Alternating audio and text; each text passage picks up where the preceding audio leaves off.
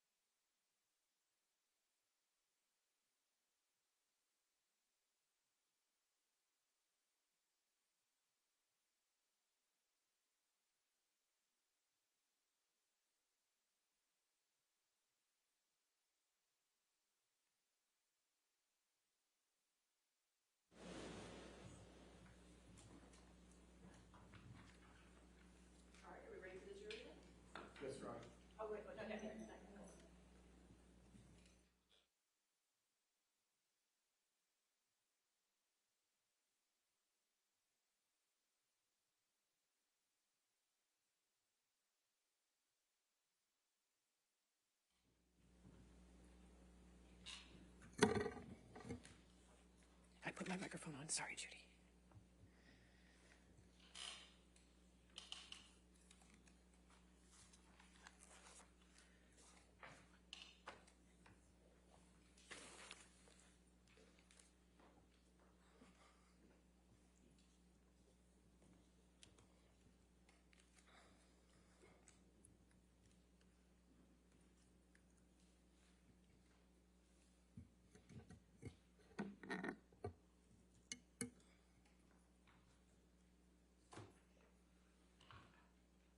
Are you ready for the jury? Yes. Okay, thank you. Appreciate it. Yes, ma'am.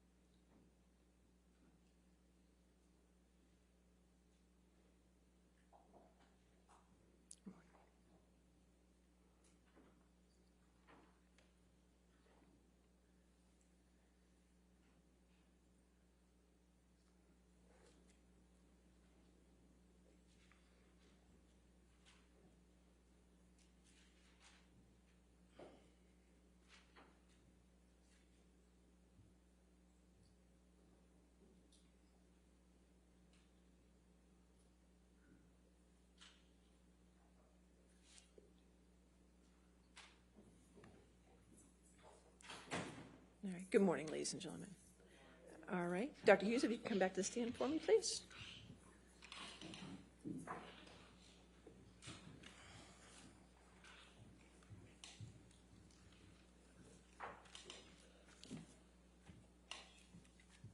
All right. Thank you. Good morning. Good morning.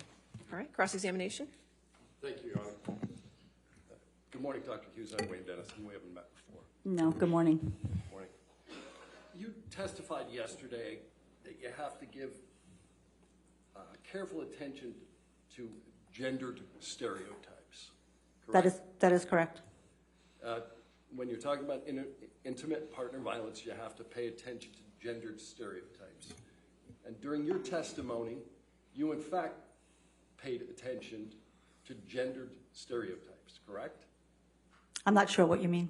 Well, you said we were going to have to pay attention to gendered stereotypes, and then you testified at length where you referenced both men and women.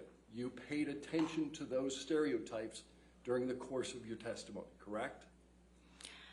What I was saying was you have to pay attention to gendered stereotypes when you're conducting these evaluations. You can't assume all the time that the male is the perpetrator and the female is the victim. You have to go into the evaluation understanding that the male also could be the victim of intimate partner violence.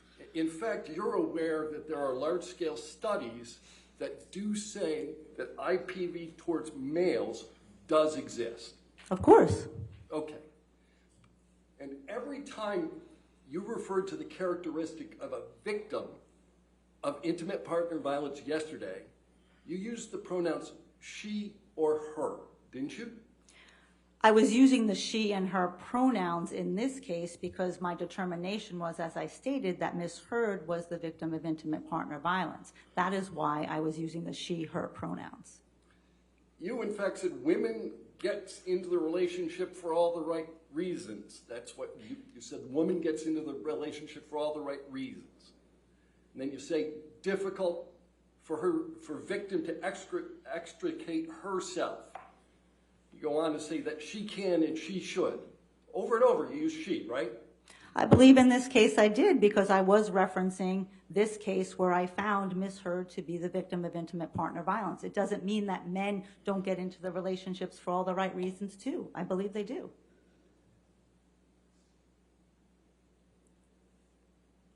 Nearly every time you referenced the perpetrator of IPV, you used he or him, didn't you?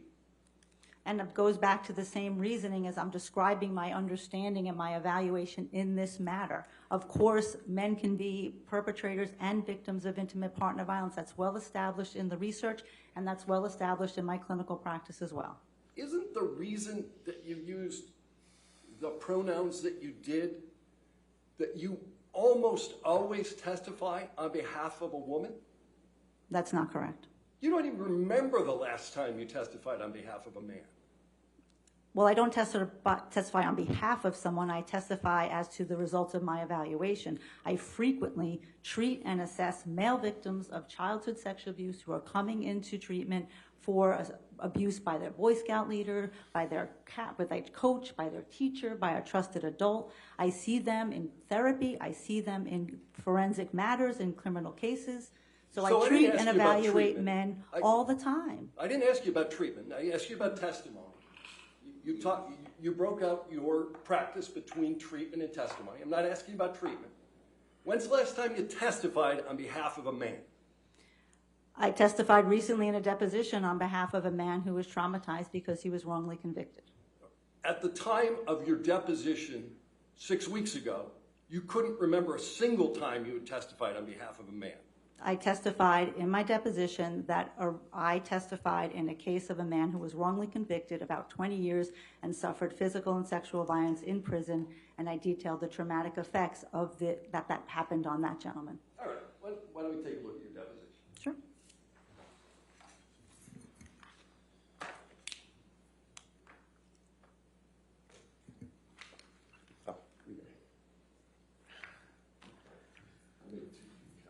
All right, thank you. Yes. Thank you.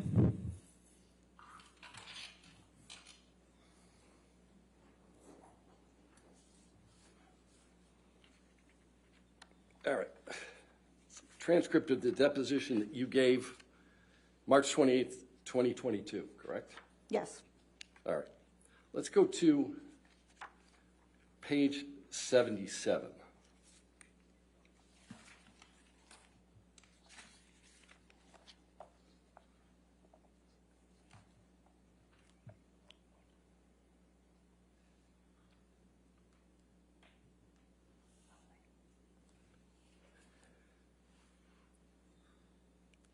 Let's look at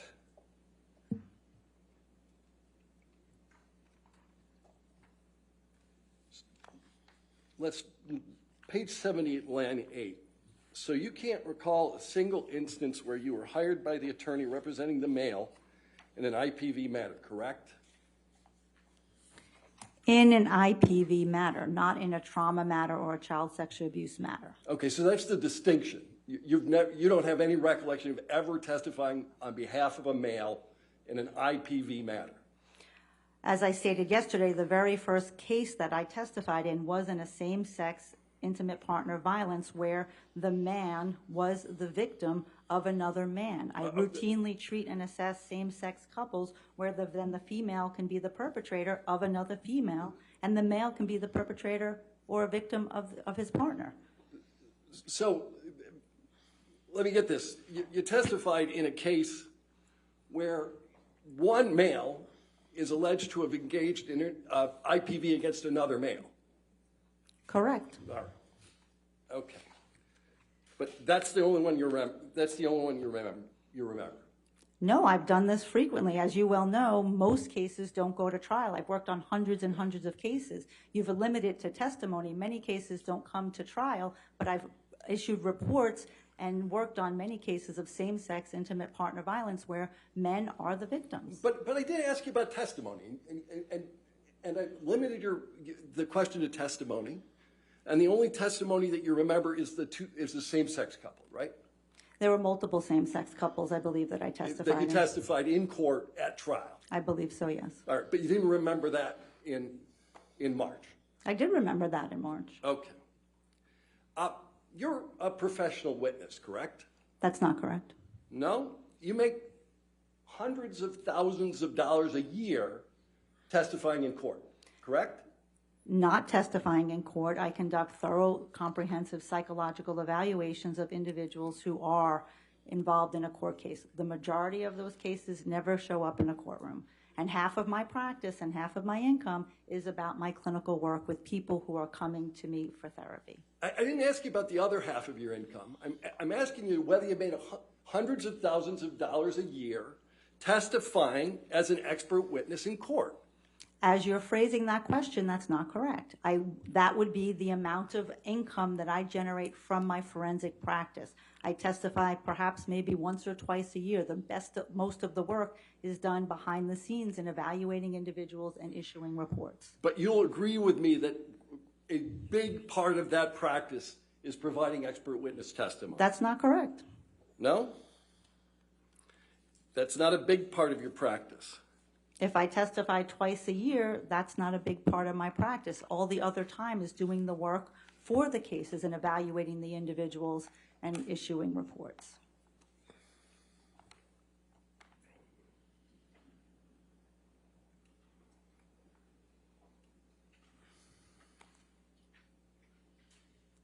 All right. What percentage of work do you devote to forensic psychology? As I stated yesterday, I say half and half clinical, half forensic, but I also have a substantial amount of time that I use in the professional activities and serving on professional boards. So what portion of your practice do you provide expert witness services? I think you're using the expert witness services synonymous with the forensic psychology part of the practice. So the forensic psychology practice, what I do here today is one part of it, and it's a smaller part as opposed to all of the evaluations and individuals that I'm assessing. Your practice is successful enough that you maintain your offices on Madison Avenue in New York, correctly? Correct. I've had that office since 2005. Right. And you're sufficiently successful at your forensic work that you're able to perform unpaid work at a hospital, correct? Correct, and I also do pro bono work as well. All right. In fact, you actually instruct others on the use of expert testimony in court cases, correct? On the use and understanding trauma and violence abuse in the courtroom and how to, for advocates and people who could not have this level of training or experience, how to come into the courtroom and talk about very difficult issues of domestic violence, yes. All right. Can we pull up PX 1241?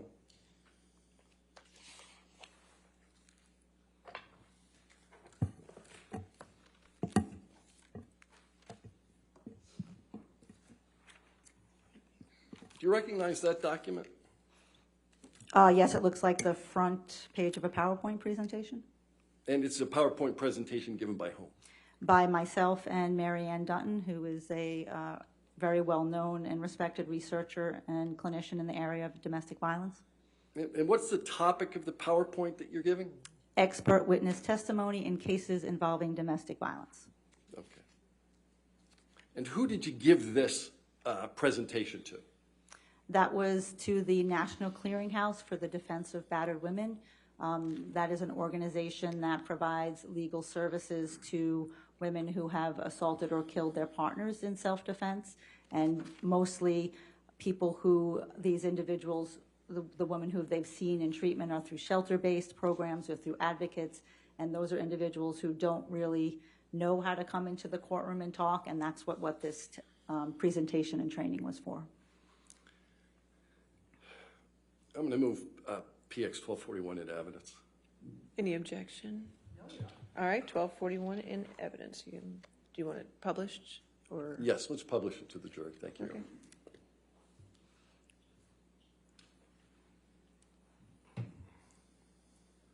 All right. Why don't we pull up PX 1242?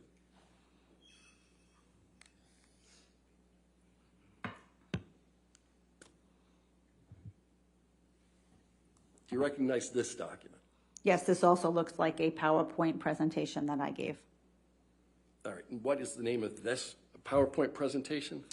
This is called The Use of Psychological Experts in Cases of Domestic Violence. It was presented to the Kings County Bar Association, which is in Brooklyn, And what this presentation talked about was some of the things that I talked to you all about yesterday, the myths and misconceptions in intimate partner violence, when women use force, what happens if they drop protective orders, how they present in court, and that's what this presentation was to attorneys at the Bar Association.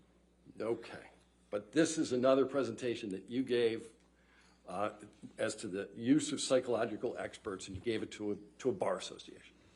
Right, they were prosecutors and defense attorneys in attendance at that bar association.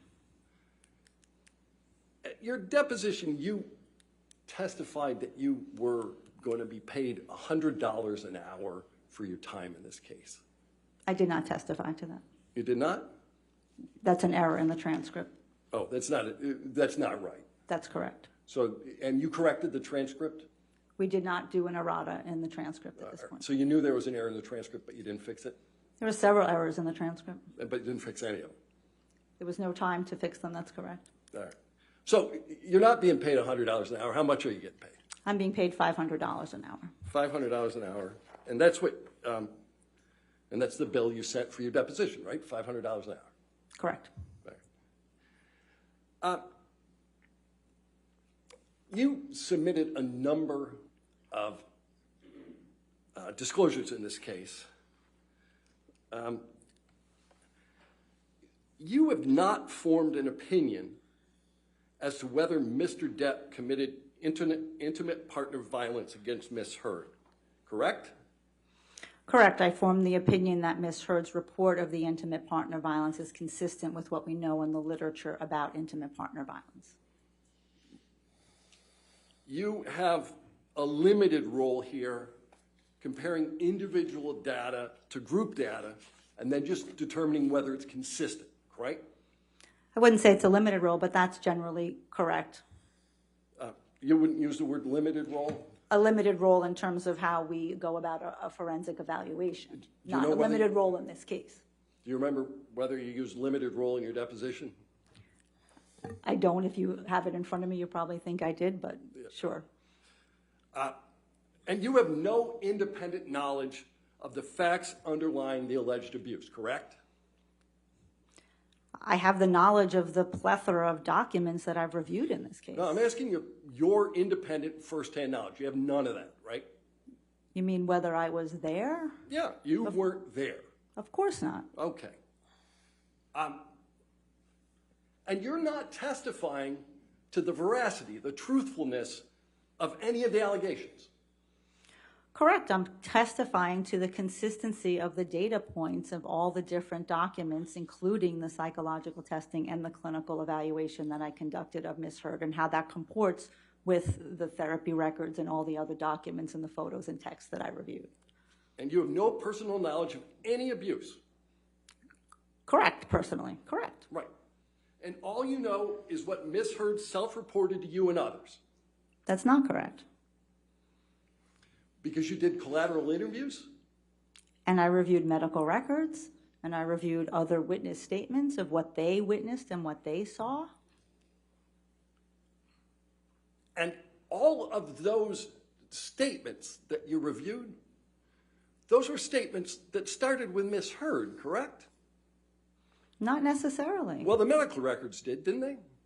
Well, the medical records, if she's self-reporting what happened to her, sure. I mean, that's what we do when we go to a physician. We say, I have a headache. We're self-reporting our difficulties. Yeah. Everything Ms. Heard reported directly to you was after she was sued by Mr. Depp in this case, correct? Correct. And you didn't meet Ms. Heard until, what, September 2019? That was the first evaluation appointment, correct. How'd you get engaged? Engaged? How'd you get hired to do this work?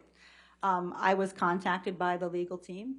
Or were you interviewed by her legal team as to whether you were going to testify here? I was not. You were not interviewed. I was not. You were contacted. Correct. Had you worked with that legal team before? I had. Yeah. So they already knew who you were, right? Correct. Right. And at any time that you were working with Ms. Heard or assessing Ms. Heard, she could have chose to fire you, correct? I suppose her legal team could have chose to fire her. I was not her. She is not my client. The legal team is the one who hires me. I am responsible to the legal team, not Ms. Heard. And the legal team that hired you already knew who you were because you worked together previously. And clearly they knew of my expertise in this area of intimate partner violence and traumatic stress, which is why they contacted me to work on this matter. All right, several times yesterday you used language about assessing Ms. Heard's relationship with Mr. Depp. Do you remember talking about that? Sure. You can't assess a relationship without talking to both parties, can you? You certainly can get a lot of information from one party, absolutely. But And especially when it's buttressed by other documents, including 4 years of therapy records and couples therapy records, you can get a lot of information based on those documents and that contemporaneous reports of the relationship. Respectfully, I didn't ask whether you get a lot of information. I asked whether you can assess a relationship without talking to both parties. I believe you can. There are certainly limitations inherent in that, but you certainly can. You talked to Ms. Heard for, what, approximately 30 hours, right? Correct. How long you spent with Mr. Depp? I did not spend any time with Mr. Depp. It was my understanding that he did not sit for a psychological evaluation. Right. In fact, you never met Mr. Depp, have you? I have not. But you purport to be able to assess the relationship between Mr. Depp and Ms. Heard? But I also read Mr. Depp's transcripts of his testimony. I watched his deposition testimony. I reviewed his medical records. I reviewed his text messages. So it's not necessarily totally blind. I did have information, although I'm not making a conclusion about Mr. Depp himself. Is the standard now not necessarily totally blind? That's how you assess the relationship? If it's not necessarily totally blind, I can assess it? No, we assess as clinical psychologists relationships all the time. That's what we're trained to do. Certainly someone who's been trained in intimate partner violence to understand and look for the dynamics that happen in that relationship. And then when we have external data that supports what the individual is telling us, way before this legal case even came on the scene, that becomes very strong data to support that conclusion. Let's talk about some of that data. Sure. All right? You chose to conduct some collateral interviews. Correct. Right? And you interviewed Dr. Bonnie Jacobs. Correct. And you looked at her notes. Correct. And you know that Miss Jacobs, Dr. Jacobs, doesn't know anything about the version of what happened in Australia until Miss Heard had already been sued. Correct?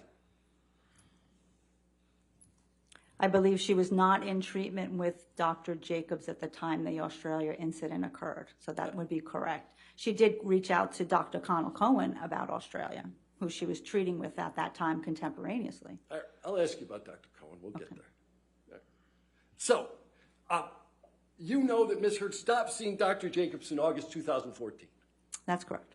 And she didn't go back until after she got sued, right? I believe that's the date. I'd have to look to make sure, but I believe that you're correct. Yeah.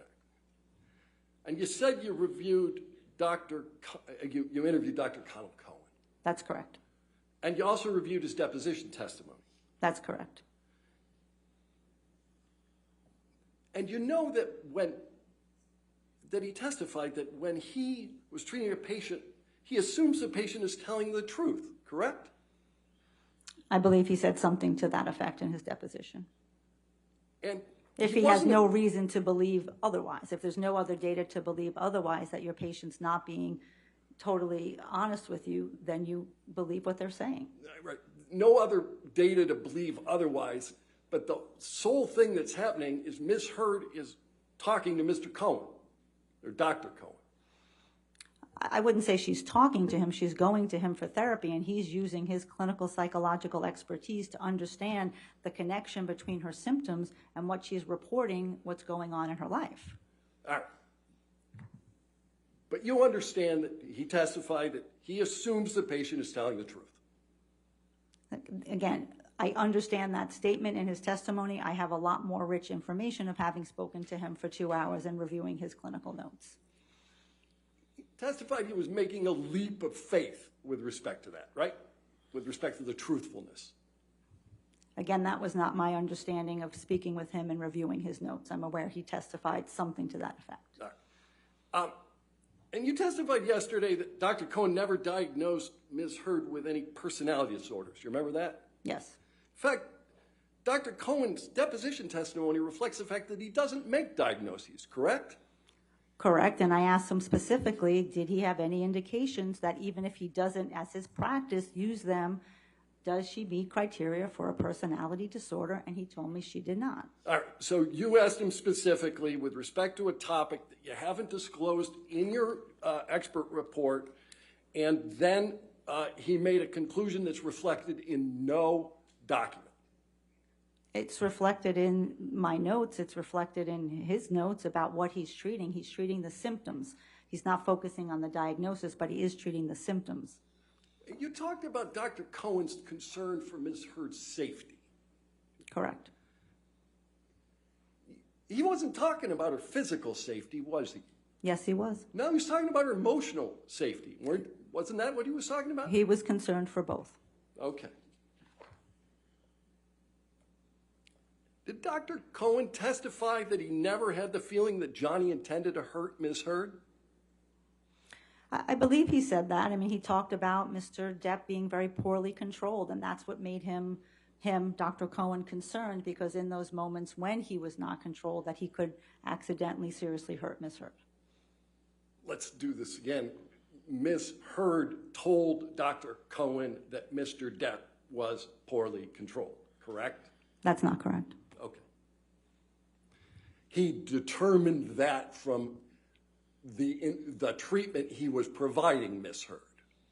And he also had a couple session with Mr. Depp, and he also had correspondence with Dr. Kipper. So he had other information as to Mr. Depp's functioning. All right, you talked about Dr. Banks. Correct. Dr. Banks was doing relationship consulting, right? Consultation and relationship. Correct. And Dr. Banks only met with them once. Correct. All right. And you did an interview, I think, with Ms. Heard's mother, Paige. That's correct. All right. You'd agree with me that a person's family member is not the most objective source of information? Sometimes you have to certainly control for that the person may be wanting to be protective of their daughter, of course. And you interviewed Ms. Paige Heard after Mr. Depp had already sued Amber Heard. Right. The entirety of my work in this case happened, obviously, after the lawsuit. Did you review, in that context, any of Paige Heard's text messages with Mr. Depp? I'm not sure if I saw them with Mr. Depp. I do believe I saw some with Ms. Heard. I mean, Miss Paige Heard, Amber Heard's mother, did talk to me about her relationship with Mr. Depp. And she told you that she loved Johnny even after Amber alleged abuse, correct? She did. All right. Now, you testified that you approach a forensic evaluation with, I think you said it again today, a healthy degree of skepticism. Correct. All right. This skepticism didn't cause you to conduct interviews with, for instance, Laurel Anderson. Right, I did not speak to Dr. Laurel Anderson. And you chose not to speak to Dr. Laurel Anderson because you disagreed with Dr. Laurel Anderson? That's not correct. All right. What did Dr. Laurel Anderson do on behalf of Ms. Heard and Mr. Depp? She was a couples therapist that they sought. They had 4 couples sessions. As I stated yesterday, one of them in which Mr. Depp stormed out of. She did have a long, I guess, evaluation or interview with Mr. Depp individually and with Ms. Heard individually. And then she saw them intermittently after the May 21st, 2016 incident, and when they were filing for divorce. So you didn't interview Laura Anderson, but you know what she did. How'd you figure that out? Because we had her redacted notes and her deposition. All right. And you understood from her deposition that Dr. Anderson didn't believe Ms. Heard to be a victim of spousal abuse? I believe those were her words, yes. And you also understood from her deposition that Mr. Depp had not had a very long history of being violent with any of his wife or women. That she said that as well. Yeah. But that's something about Ms. Heard significantly triggered him. She talked about that as well. And Dr. Anderson thought that Mr. Depp had been, her words, well controlled, I think for almost 20 or 30 years, correct? Up until this point, I believe she said. Right. I know that you testified that you reviewed medical records. Yes. All right. So, you know Ms. Heard had a personal nurse. Correct. Erin Filati. Correct. You didn't interview Ms. Filati either. I did not. You know she spent time with Ms. Heard on a regular basis during her relationship with Mr. Depp.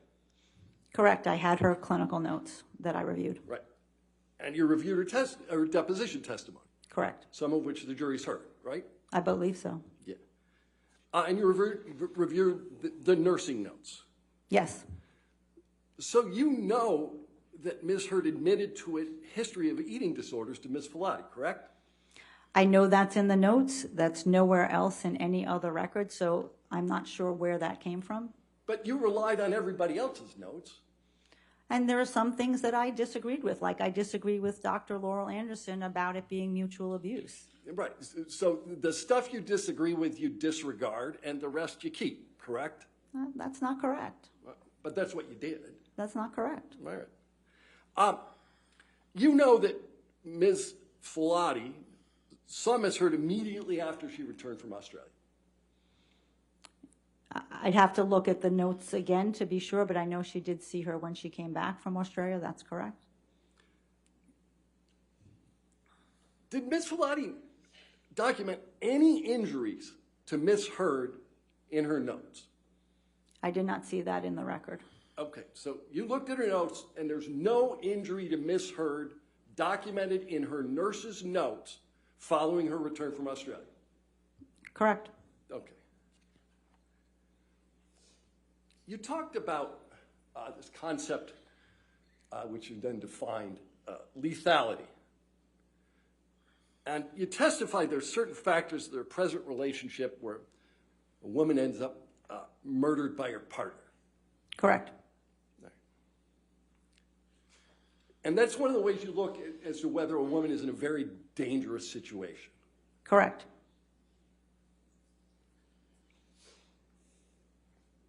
Can we pull up PX92?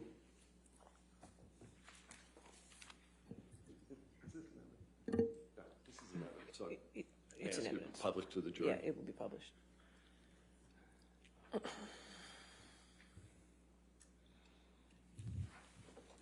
you know what this is? I believe this is the knife that Miss Heard gave to Mr. Depp as a gift. All right. And you speak Spanish? Un poquito? Do you know what it says? Yes, it says hasta la muerta, until death. So a woman you suggest has characteristics of being afraid for her life, gives her intimate partner a large knife, which she has inscribed until death. That's your testimony? Well, there's context. Okay. We can do that later. So we talked about, you talked a little bit about Mr. Depp purporting to demonstrate jealousy with Ms. Heard. Do you recall that? Yes, I do. And you specifically talked about Mr. Depp displaying jealousy regarding the actor James Franco. Correct. Yeah. Now, the very first time you met with Ms. Heard, she talked to you about Ms. Franco, Mr. Franco, James Franco, correct? I don't know if it was the first time, but I did ask about some other relationships. Okay, so why don't we do this? Let's go PX 1246. I just want to go to the first page.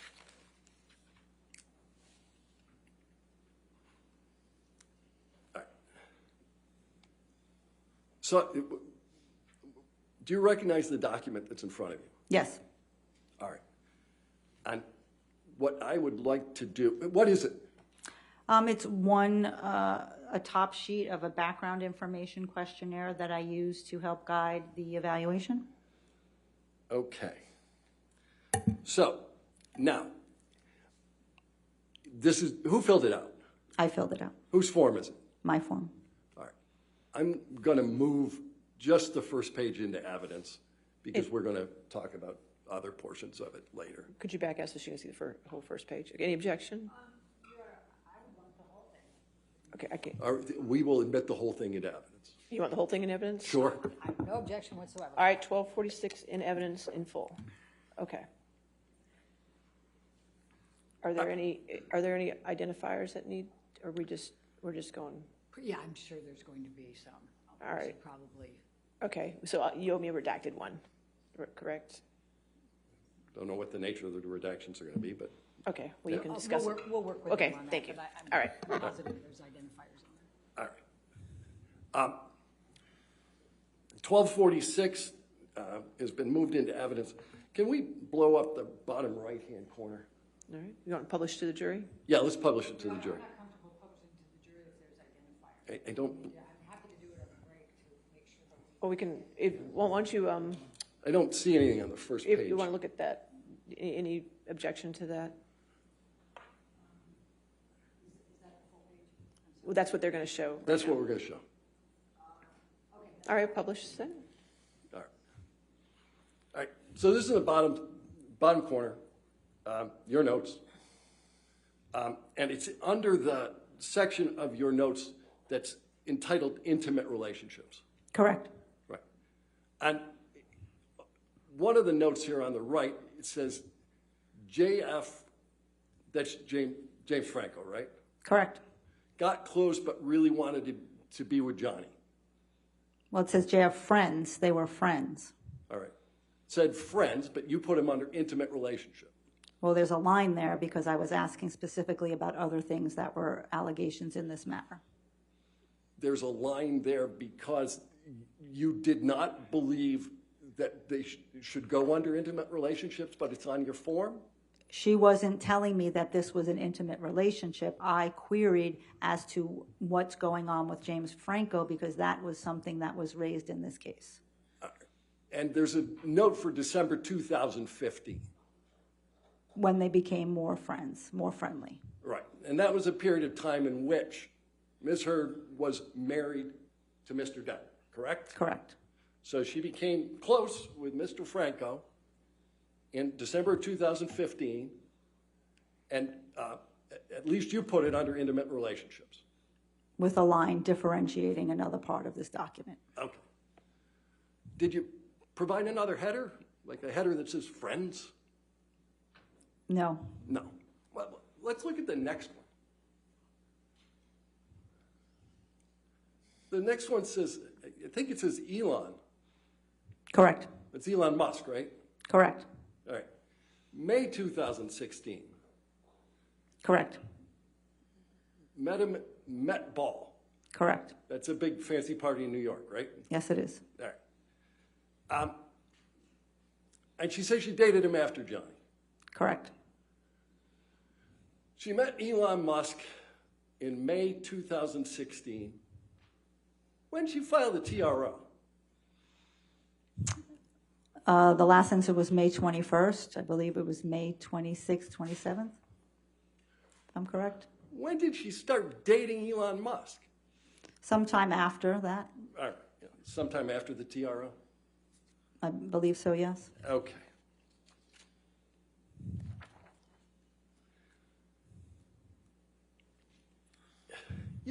we can take that down. You talked quite a lot yesterday about this concept of reactive violence. Yes. Yeah. Just so I understand your position on this, is it your position that if Miss Heard was abused, she gets to hit Mr. Depp? That's not my opinion. But you know she hits him, right? And I testified to that. Right. And how many times do you believe that she told you that she hit him? Do I believe that she told me, or how many instances were there? Well, I don't know. How would you know other than her telling you? You weren't there, right? I was not there, that's correct. All right. How many times did she admit to hitting him? She indicated a number of times in a number of instances.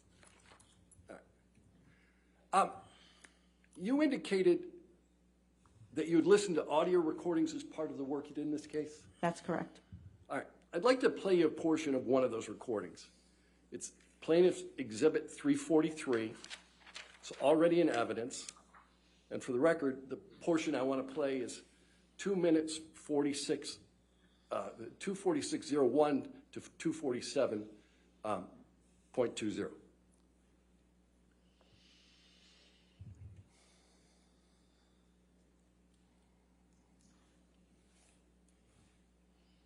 I said to Travis, I said to you, hey, tell Travis what just happened. Oh, you told me to do it. You told me to. You said, go do that. I said, no, tell him what just happened. And I lied. And that you punched me in You're the right. fucking thing. And You figured in it the out. face. And you said, no, I didn't. What the fuck are you talking about? And I didn't watched punch you lie. And then I didn't punch you, and by then the way. I'm sorry that I didn't hit you across the face in a proper slap, but I was hitting you. It was not punching you. Babe, you're not punched. Don't tell me what it feels like to be punched. You know, you've been in a lot of fights. You've been around a long time. I know. Yeah. No, when you fucking have a close You face. didn't get punched. You got hit. I'm sorry I hit you like this, but I did not punch you. I did not fucking deck you. I fucking was hitting you. I don't know what the motion of my actual hand was, but you're fine. I did not hurt you. I did not punch you. I was hitting you. How are you talking? What am I supposed to do? Do this? I'm not sitting here bitching about it, am I? You are. That's the difference between me and you. You're a fucking baby. Because you started. You are such a baby. Grow the fuck up, Because you Johnny. started physical fights. I did start a physical fight. Yeah, you did. So I had Because- to get the fuck out of there. Yes, you did. So you did the right thing, the big thing. You know what? You are admirable. You agree with Ms. Heard that it's admirable to retreat from a fight? Is it admirable? It is admirable to retreat from a fight. Yeah. Anything about this tape suggest to you that it's characteristic of reactive violence? In this instance, if true, if she said she hit him first, then that would not be reactive violence. All right. You testified that Ms. Heard reported to you that she engaged in low levels of violence, correct? Well, I don't think she said that. I think that was the characterization of knowing the types of minor and severe levels of violence. Okay, I got it wrong. You consider low levels of violence. Well, I considered what the literature and the research talks about low levels of violence as opposed to severe levels of violence. And I think you suggested that Ms. Heard sustained more severe injuries, correct? I think I said more frequent injuries. More frequent, but not more severe. Well, certainly the incidents in Australia and the sexual violence and the incidents on December 15th, 2015 were quite severe. You said you reviewed medical records in rendering your opinion. Correct. And you reviewed photographs. Correct. Now, other than the reports to her therapists, which you call medical records, right? Yeah, I would call those medical records, Right. sure. Other than the reports to her therapist, there's not a single medical record that reflects any injury to Ms. Heard, is there? That's not correct. No. There is not other than what doctor reflected injuries to Ms. Heard? The note by Erin Borum, her married name, I'm not recalling her married name, indicated that she was headbutted by Mr. Depp and that she went for a concussion check and she had a busted lip, and then she went to Dr. Kipper's office in order to get checked. What? And there's a medical record other than that note that reflects it?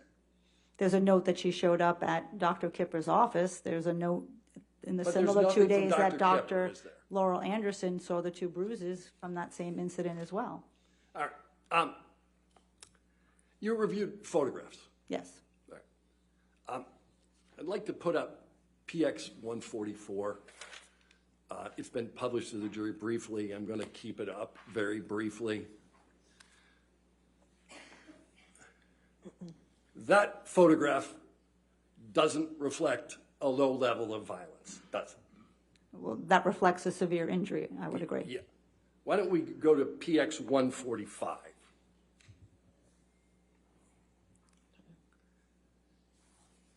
That's a severe injury that ended up with Mr. Depp on a gurney, correct? That is a severe injury, correct. Yeah. All right.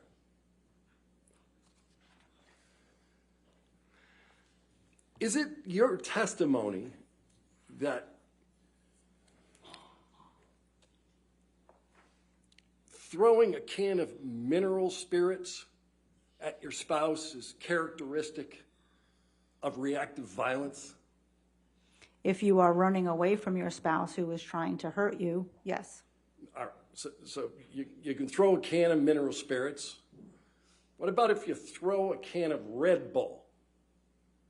Again, it depends on the incident I think that you're referring to. That was not necessarily reactive violence. That was in a state of frustration or anger. All right. So when you throw a can of Red Bull in a state of frustration or anger, that's not reactive violence? No. All right. What about if you throw a bottle of vodka because your husband fell off the wagon?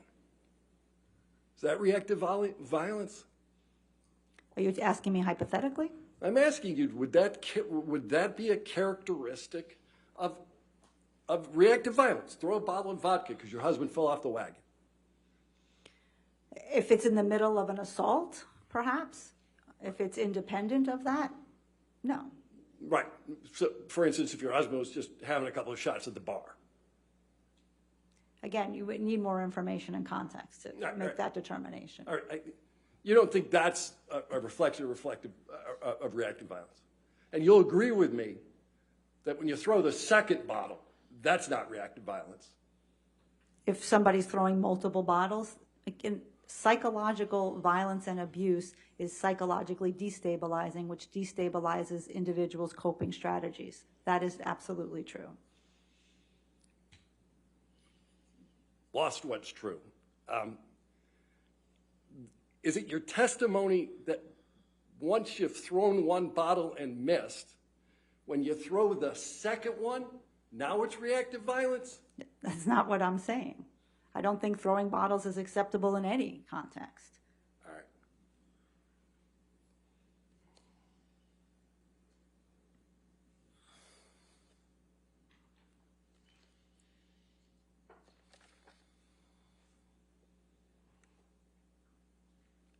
All right. I'm going to ask you about some of the testing that you did.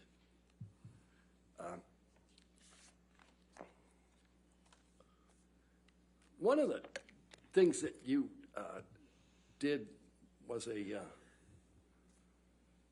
form looked like called a CTS2 relationship behaviors form. The conflict tactics scale, correct. So CTS2 stands for conflict tactics scale. That's correct. And this is one of the documents that you had with you on the stand yesterday. I had all my testing with me and all my clinical notes from my evaluation with Ms. Hurd. And you gave me a copy of it because you looked at it during your testimony. Because you asked me, so I gave it to you, yes. Right. All right. But you have a good recollection of what that test is about, the CTS2 test. I have a very good memory and a very good recollection. I want to give the jury the most accurate and thorough information of having done 12 tests with so many questions, I wanted to just be as accurate as possible. I'm sure my memory would miss some things that might be relevant. All right, so let's talk about the CTS-2. It's dated 9/26/2019. Correct. All right, 9/26/2019. And it goes through and it asks a whole series of questions about what you've done and what your partner has done. That's correct. There's tons of these questions. Correct. And every single one of those questions is preceded by the same question, right? How often did this happen in the past year? Correct. You knew that as of 9/26/2019, not a single one of the things that Ms. Heard identified happened to her in the last year. Correct. Right. She was oriented to a different time frame to get a checklist of those behaviors. And one of the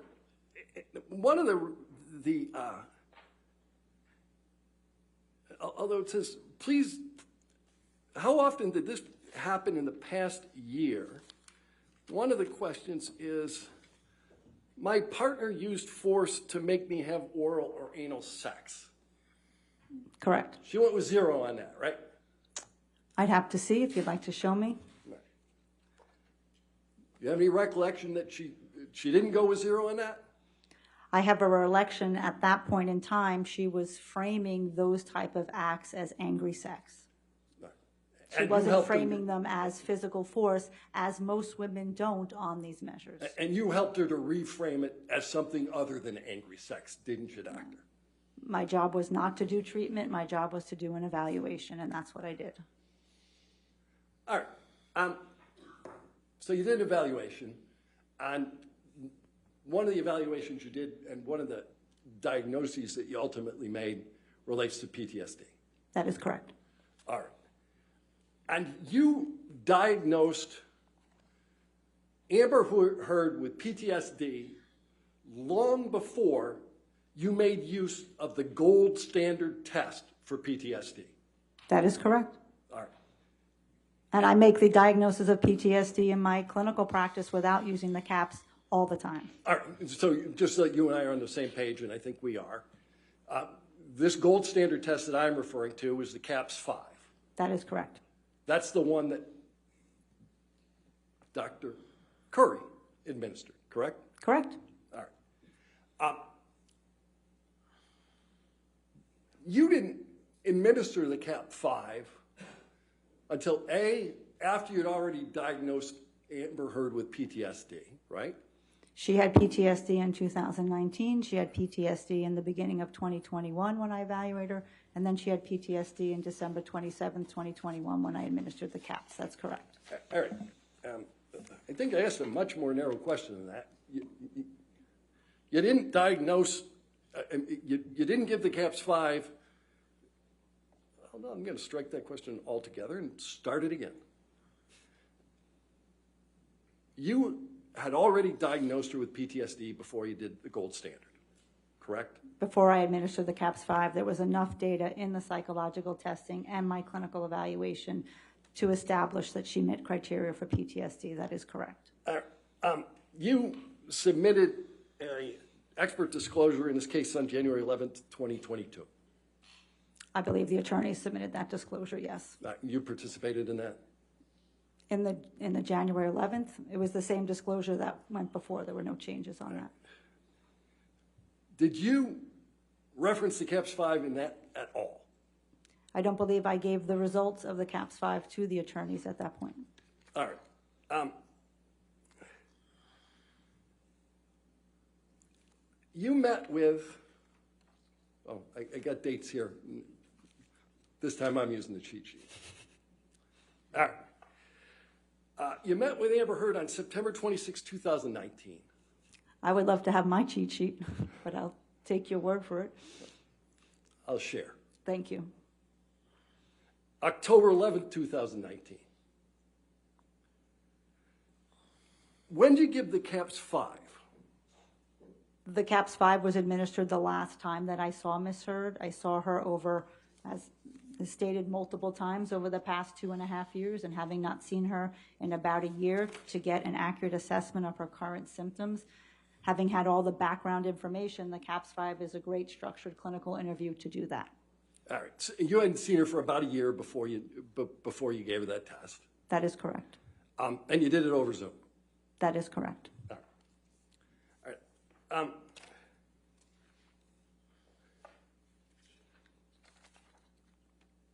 Why don't we pull up PX 1247?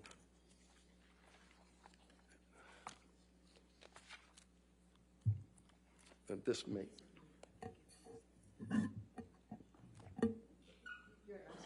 is a new one, so we don't have it. I just need to know.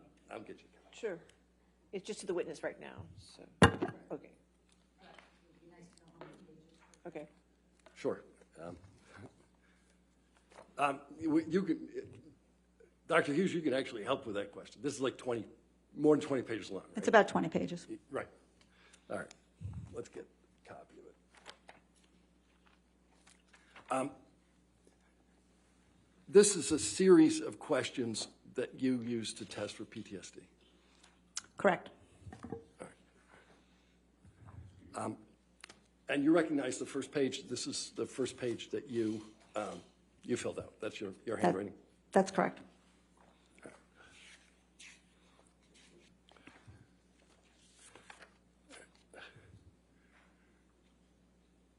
I'd like to publish the first page to the jury. Do you wish to have it in evidence? Are you moving it into evidence? Yes, I am. I'd like to have a copy of it before I. He's just publishing the first page. Any objection to the first? Okay, first page in evidence. I think in the future, they should, at a minimum, give us a copy of whatever they're putting in. I don't have the ability. Could you put your microphone on? I'm just having, I don't have the ability to scroll down, so I can't see the rest of this, and it's a brand-new I'm exhibit. sure they'll get you a copy of it. Thank you. That's fine. I'd like to go to the second page.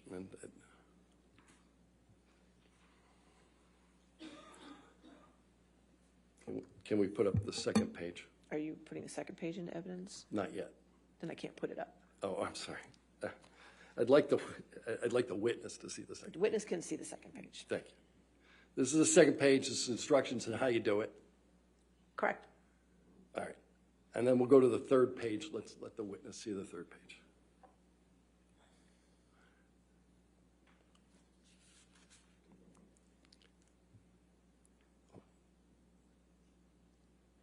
Now, this is entitled scoring. Correct. So when you score, you look at two things, right? You look at frequency and intensity. Correct. All right. Those are the two factors you use to score. Correct. All right. Can we go to the fourth page of this document and just show it to the witness? All right. So,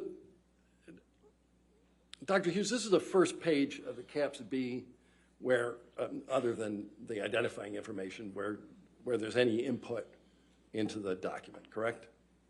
The CAPS-5, you said the CAPS-B? Yeah, I misspoke. Okay. Yes. This is the criterion A, which means that in order to, as I said yesterday, to obtain a diagnosis of PTSD, you have to have sustained a very specific traumatic event. That's the first gate to get through the door. All right. So,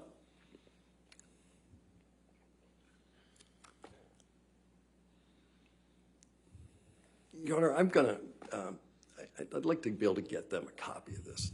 Is it too early to take the break, or? In a little bit, if you All can. right, I can do something. Okay. Yeah. All right. All right. So, do you recognize the first page or the fourth page of this document? Yes, I do. And the handwriting on the fourth page is yours? It's all my handwriting. All right. The entirety of it is yours. I'm going to move this document into evidence along with the first page. And that one is what number? I think it is You're still on 1247. 1247, Okay, so you want to move the entirety of 1247 in. yes. Do you have a copy of 1247? It's Exhibit 1247? Your Honor, I don't have the whole page in front of me. Well, I mean, do you have plaintiff's exhibits 1247?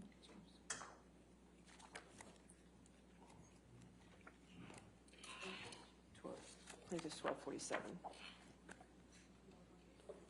Yeah, okay. I don't have it either. Oh, it's defendants 1435. 1435. Defendants 1435. I'll try to go as quickly as possible, then. Take your time.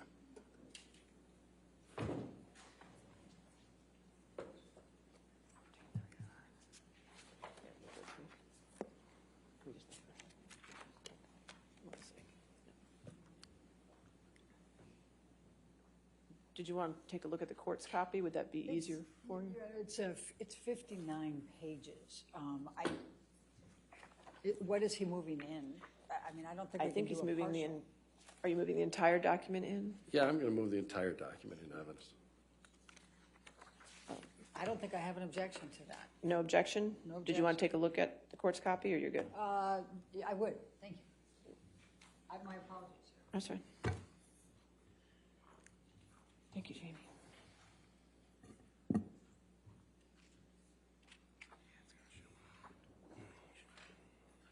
It's going to show the evaluation too, right? No objection, no. All right, so even though I pulled it from defendants 1435, we want to make this 1247 plaintiffs, correct? Yes, Your Honor. Thank you. Okay. Does Your Honor want to back up? I kind of need it. All right. Thank you. We'll just change the number on it. All right. So it's 1247. Okay, 1247 in evidence. Plaintiff's 1247 in evidence, and now it can be published to the jury. Thank you. Why don't we publish the fourth page where we're talking about? All right. So what this references is the event you said was the worst, and what you have filled in here is 3 words. IPV by Johnny, right? Correct. All right. And then what happened is the next box, and you've not written a single thing in the box, right? Because I've already spent 20 some odd hours with Ms. Hurd, I know what goes in that box. If you look at the top, it says administer the life check checklist or an other structured trauma screen. That screen had already been conducted. Right, but there's a box on the gold standard test that asks what happened, and it says, how old were you? How were you involved? Who else was involved? Was anyone seriously injured or killed? Was anyone in life danger? And none of that information you provide in your analysis on the CAPS 5. Your Honor, I hesitate to object, but that's very compound. It is. Okay, I'll sustain the objection if you want to rephrase. We can do it Okay. the slow way. The first question is, how old were you? All of the information that would go in that box is contained in my 80-plus clinical notes of my evaluation of Ms. Hurd up until this point. It would have been incredibly redundant to do that again here. But you knew other people would review this, didn't you? And I knew that they would have my clinical notes as well. Oh, so they're supposed to parse through your clinical notes so that they can figure out what you chose to be the anchoring event. I didn't choose to be the anchor. The client chooses to the anchor to identify what the worst event is for them. You wrote IPV by Johnny. That's what you determined to be the anchoring event. When I asked Ms. Hurd, once again, of the traumatic events that she experienced in her life, which one is the worst, this is what she indicated. Okay. But you provided no details with respect to it. There are a plethora of details in my 80-page handwritten, single-spaced clinical notes. Right. All right. Let's go to the next page.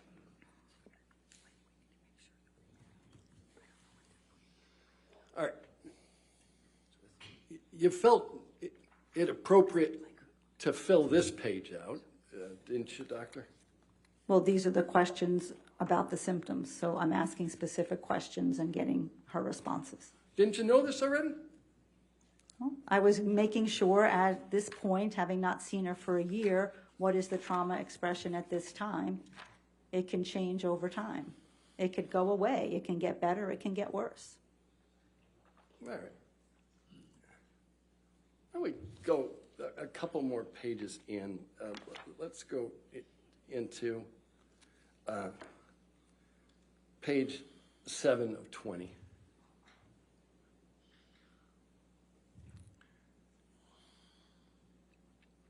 Now, there are a couple of boxes that you filled in on this.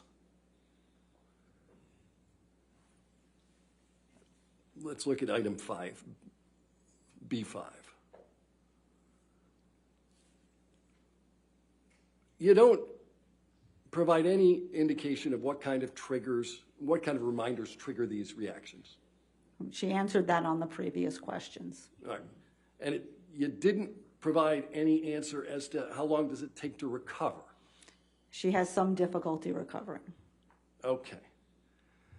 And then there's this question that says, how often has this happened in the past month? Number of times. Correct.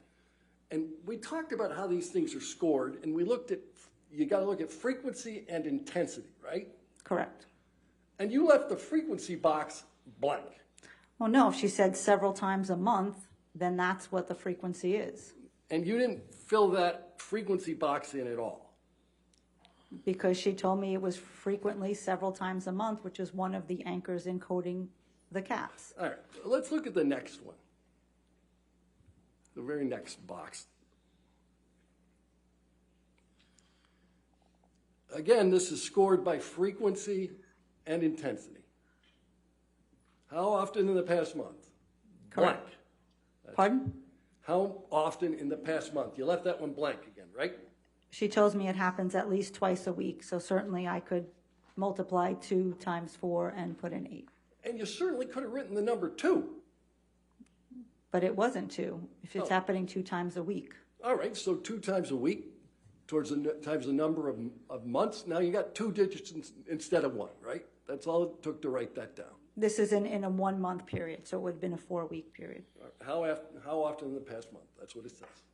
Correct. You You said chose months. not to answer that question. Let's look at the next page.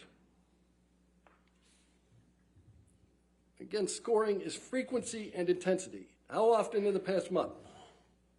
Again, you left it blank. If you look on the right-hand box, that is where we are indicating the frequency and the severity. If you can see where I circled moderates happening more than twice a month, that's where I am indicating the frequency of the symptom expression. Okay, but aren't you skipping a step? You're supposed to do intensity and frequency. And when somebody says it's happening more than twice a month, that is a frequency indicator. All right. Let's go to the next box. Again, we have, in the past month, how many of the important parts of event have you difficulty remembering? Number of important aspects. Didn't fill it up. Well, I listed 2 specific incidents of where she indicates she has important aspects that are missing. But all you had to do was put a number in here. You know you knew how to score this thing. Well, this measure actually doesn't get scored by the frequency. All right, you know something, you're right. Let's look at the next one. I know.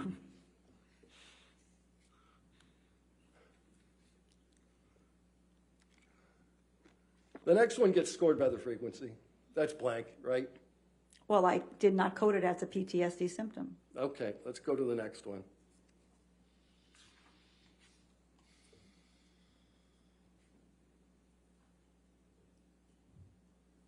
How much of the time in the past month have you felt that way as a percentage? Right? So as you can see, I circled 20 to 30% of the time. Right. But It's you just didn't as I'm putting it on the right side in the box where I'm coding the instrument. We're going to talk about the right side in a minute. You took issue with the way that Dr. Curry did this test, didn't you? Correct. All right. But your test, in every instance where you're asked the number of times and to fill in the blank, you leave it blank. They're on the right side of the document. All right. You want to talk about the right side of the document? Let's do that.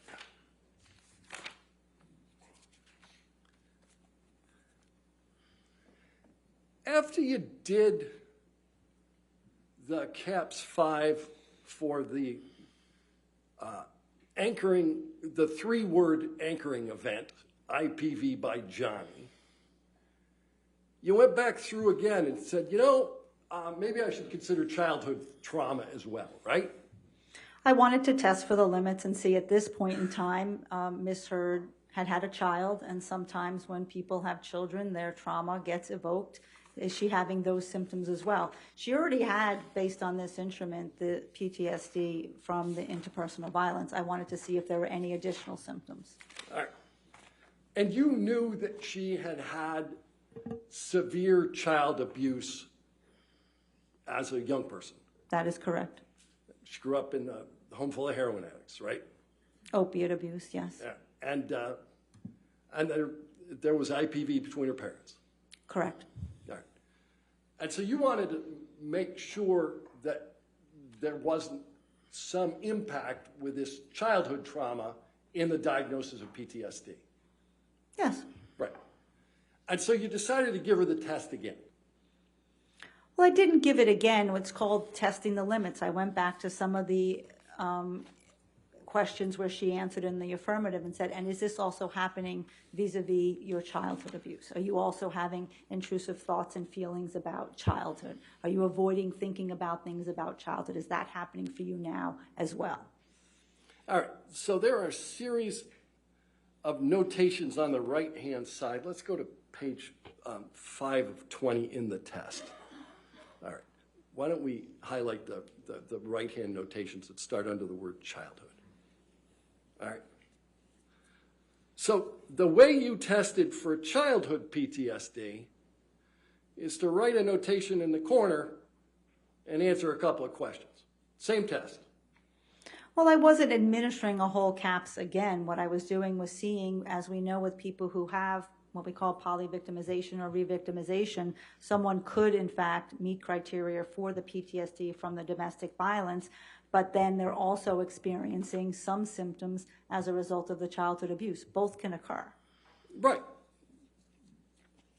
But Mr. Depp isn't responsible for her childhood abuse. That is correct. Right. And the way you tested this childhood abuse PTSD is you made notations on the in the right-hand column of a form that you partially filled out for the IPV by Johnny, right? Well, I disagree with the partially filled out. The frequency was clearly filled out in the box where we score the CAPS. But yes, I did write about the childhood to the right of that box. Okay.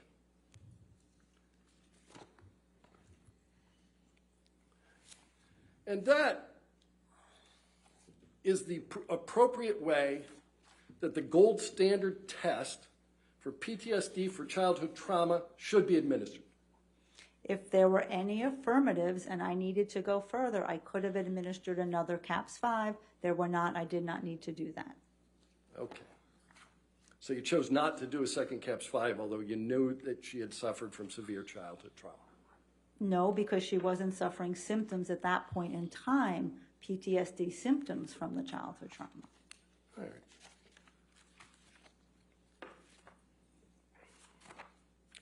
Mr. Dennison, are you moving to a different topic now? I am. Okay, all right, this might be a great time to take our morning break then. All right, ladies and gentlemen, we'll take our 15-minute break. Please do not discuss this case with anybody. Don't do any outside research, okay? Thank you.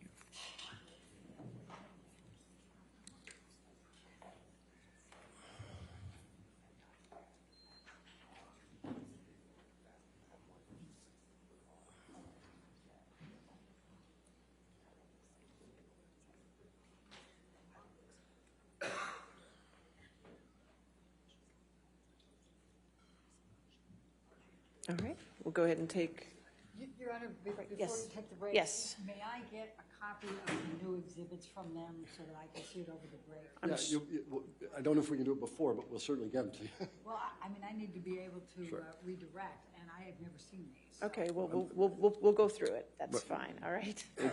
Although it's in your exhibit list. So that's Well, fine. if it's in my exhibit list, if they just tell me. To tell you the that's exhibit fine. numbers, that's fine. We'll work through it, okay? Let's take a recess of 11:40 then, okay? Thank you, All right, Your Honor. back at 11:40.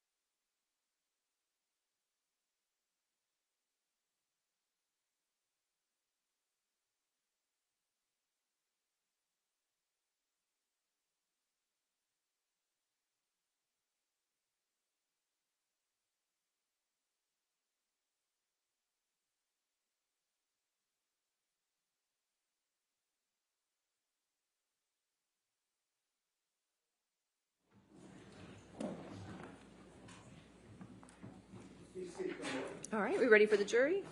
Okay.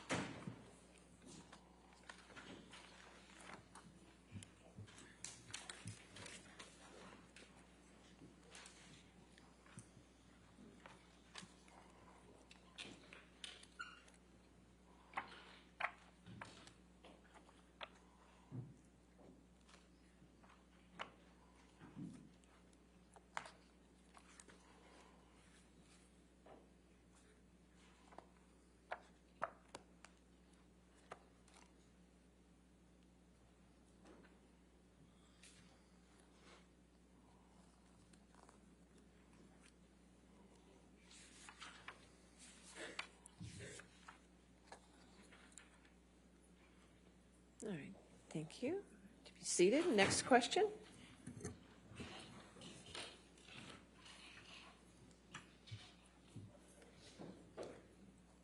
Why don't we put it back up, plaintiff's 1247.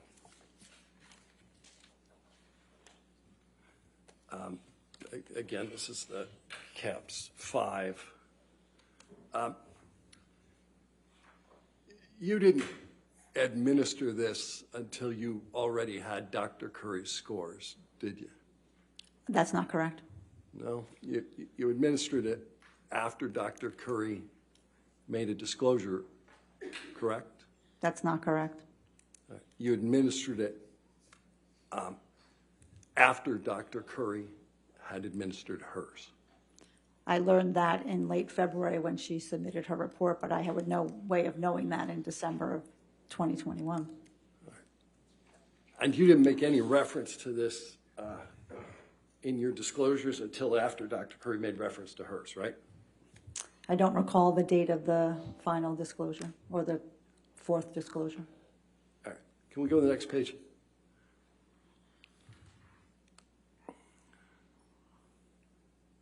Let's go to the top of the page. We'll blow that up.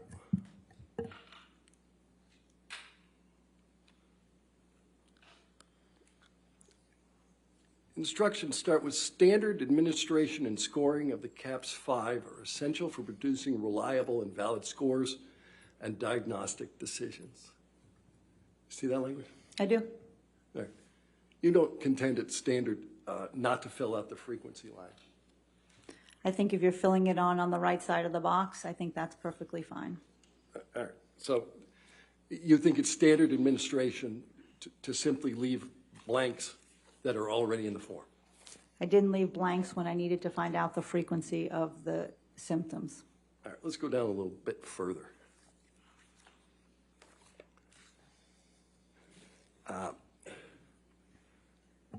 Let's go to administration. It says, number 2, read prompts verbatim, one at a time, and in the order presented, and then has a variety of exceptions. With respect to the childhood trauma notations you made in the margin of the CAPS 5, you didn't read the prompts verbatim, did you? I read the first prompt. If there was a yes, then I would have made a decision, do I need to administer a whole nother CAPS? Right. And you ultimately didn't do that. You just simply wrote in the margin of the last one. Because she wasn't endorsing those symptoms. Okay. You talked about endorsement of symptoms. Ultimately, what you're looking for with respect to PTSD is functional deficiencies. It's one of the things you look for, right? Well, with any DSM diagnosis, you're looking for what are the functional impairments as a result of the symptoms that the individual is experiencing. Okay. So, in fact, if you go to all the way to the end of the form, one of the things that we deal with is impairment in occupational functioning, right? Correct. All right.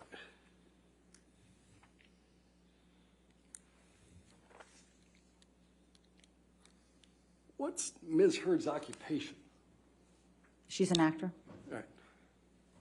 And she had just wrapped a major motion picture, correct? That's correct.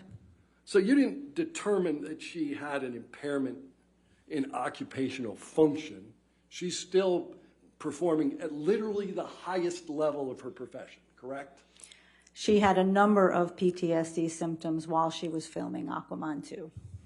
Right. That interfered with her ability to really organize a lot of resources for herself in order to go forward and film that. I asked you whether Production. she was performing at the highest level of her profession. Yes or no? I don't know if I'm qualified to answer that. Okay. But did she report to you that she loves to cook?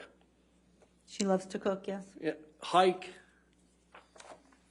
I don't recall hiking, but read, yep. spend time with friends? If she can, that has been significantly diminished as a result of her PTSD symptoms as a result of this case. She just had a baby, She did, right?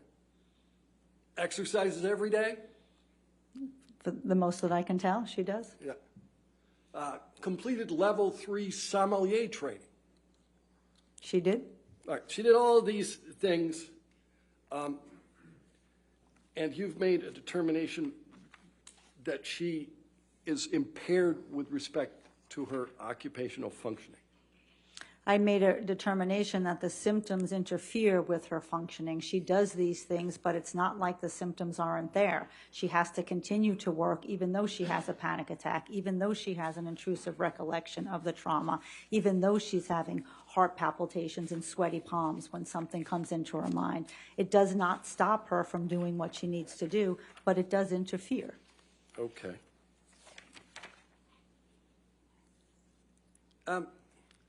So I'm going to ask you about another test that you administered, and that one's called the PAI. Do you know that one?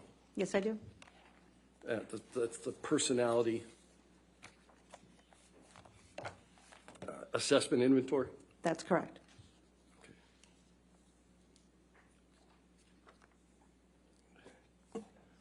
Why don't we put in front of the witness the PX 1244? All right, 1244. Thank you.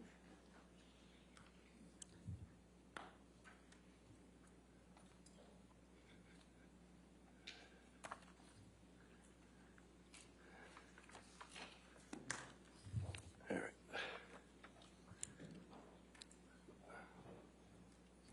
So, Dr. Hughes, do you recognize PX 1244? Yes, And it's a list of critical item endorsements, correct. and that's derived from the PAI? Correct. And this is the PAI that you gave 9/26/2019. I don't have the cover sheet in front of me, so Why don't we scroll down to the bottom, Tom?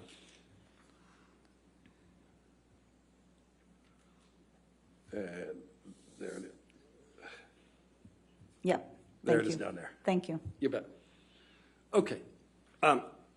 Now, critical item, I'm going to move this document, PX 1244, into evidence. Your Honor, I would request that the entire document be put in there, not piece on a piece. I'm only going to ask her about this piece. I still would ask for the. Well, it's his exhibit. Do you have any objection to his exhibit, which is just the first page? No.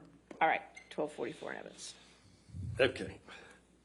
So critical item endorsement, this starts a total of 27 PAI items reflecting serious pathology have very low endorsement rates in normal samples. These items have been termed critical items. You're familiar with that concept? Yes, I am. All right. And I just want to ask you about a couple of the critical items. The first one is potential for aggression. This was deemed, under your PAI, a critical item. And it says, sometimes my temper explodes and I completely lose control.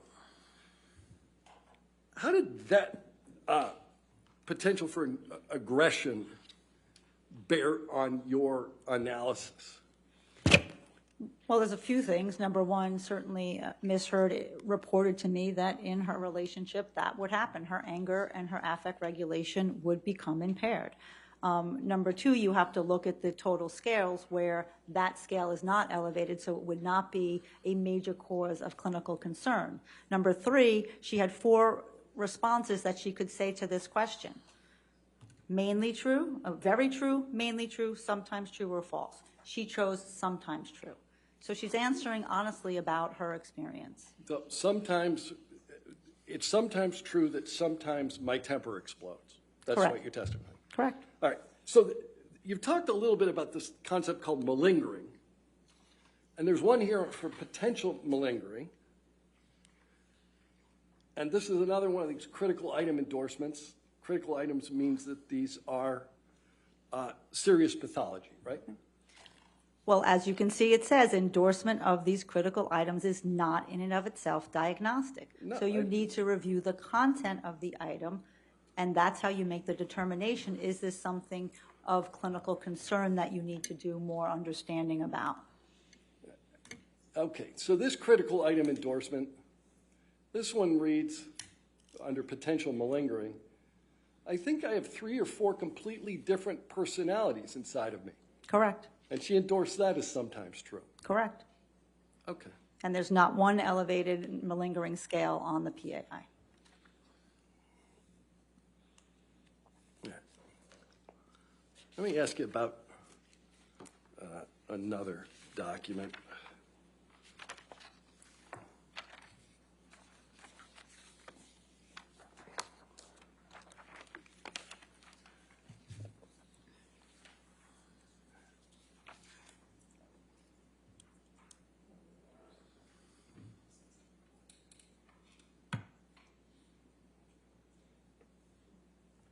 I'm going to mark the document as PX 1248. Sure. 1248. 1248. All right, yes, sir. Okay.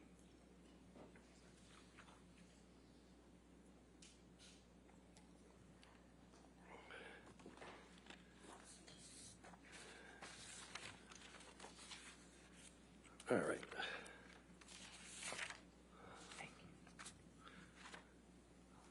Can you put up PX 1248 just for the witness?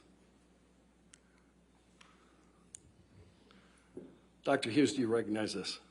Yes. All right. And these are critical items that were deduced on the TSI-2 critical items list. Correct. And what's a 0 mean? Means that she scored a 0 on that item. She said it's not something that's relevant for her at the time frame that the test was administered. And these are all self-reports, right? Correct.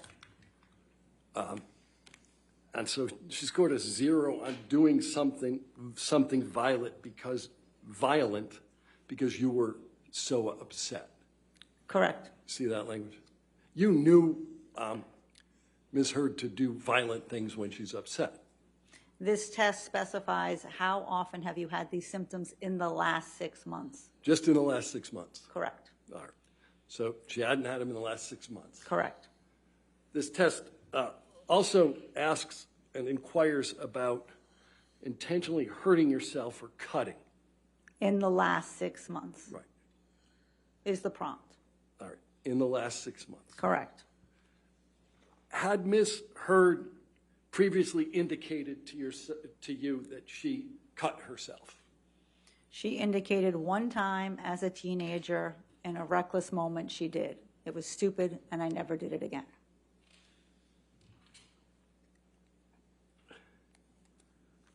All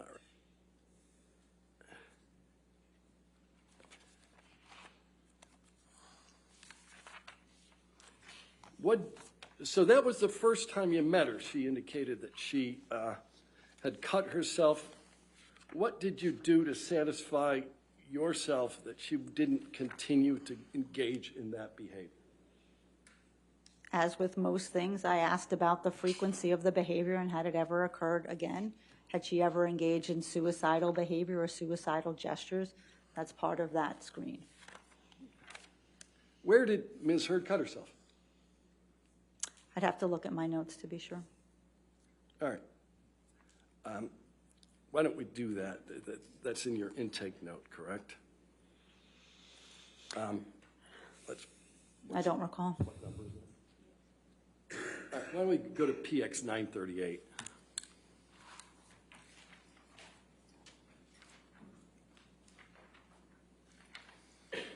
And if you'd put it up for the witness. All right, that's not it. Let's go to the next page.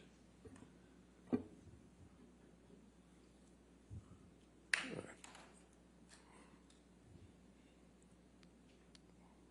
There we go. All right. PX 938, we're on the third page. This background information sheet has already been admitted into evidence. And there's a discussion here we talked about earlier about intimate relationships. I'm sorry, the question? Yeah, let's go back to the first page.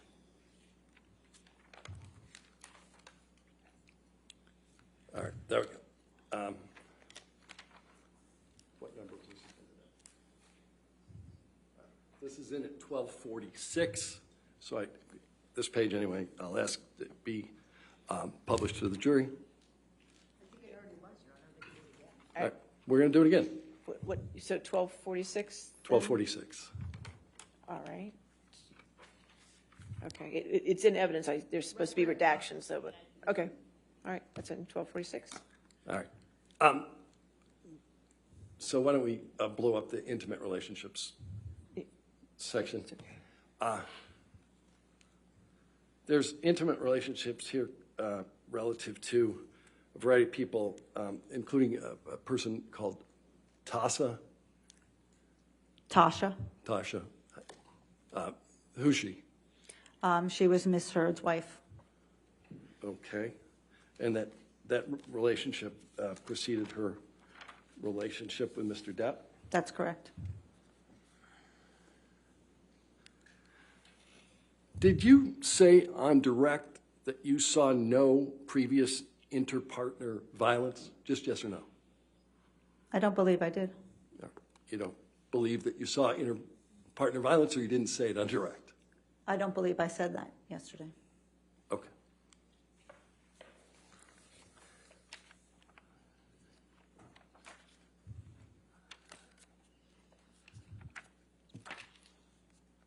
Your Honor, can we approach? All right, yes, sir.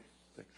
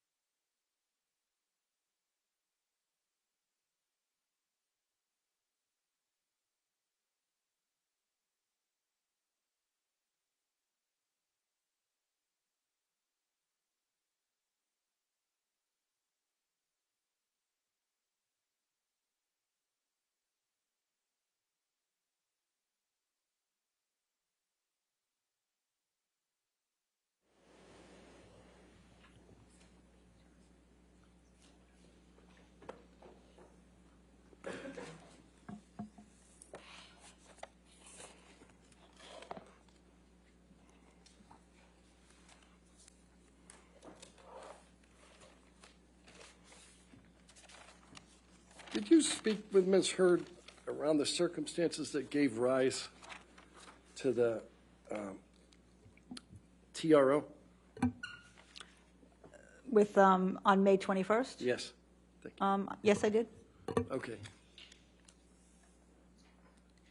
Did Ms. Heard ever tell you that James Franco spent the night with her at the ECB between May 21 and May 27? I recall, I mean, again, it would be helpful to have my notes so I can tell you exactly what, but I do recall that she did see him at some point. I do not know if he spent the night. Do you know if Elon Musk spent the night during that period? I don't know. All right.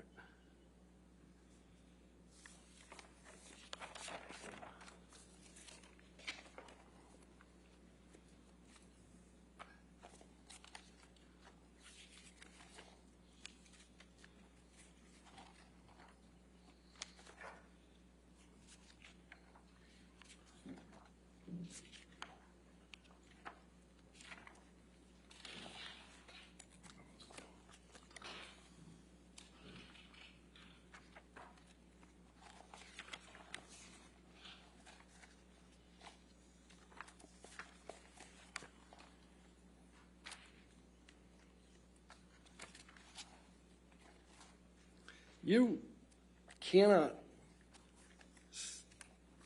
testify that Johnny Depp was not abused, can you? I can testify that he had physical acts of violence perpetrated on him as well as psychological aggressive acts perpetrated upon him. No further questions. All right, redirect.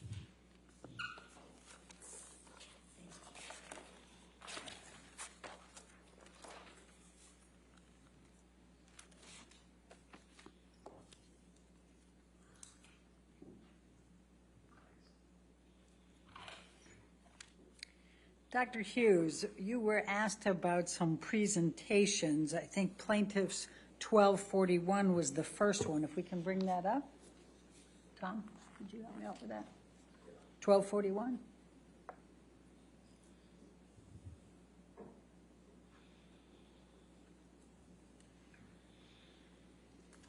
Yes. And if you can scroll down, what was the significance of this presentation? And can you give her control, or do you have to have control of the document? It's just one page? Oh, it's not the entire presentation. Okay. Can you please tell the jury what you provided in this presentation? To the best of my recollection, it was what I spoke to you about before of how people who are not trained in forensic psychology but who are working with victims of domestic violence can go into court and navigate with the court system and present and talk about domestic violence in a legal setting. Okay, thank you. And that's been moved into admission, that's been moved in, correct? Yes. Okay, well, let's go to the one that I don't think was 1242, please. Tom, if you could bring that up. All right, and is that just one page too? How many pages is that one? Okay. Do you recall this presentation, Dr. Hughes? Yes, I do. Okay.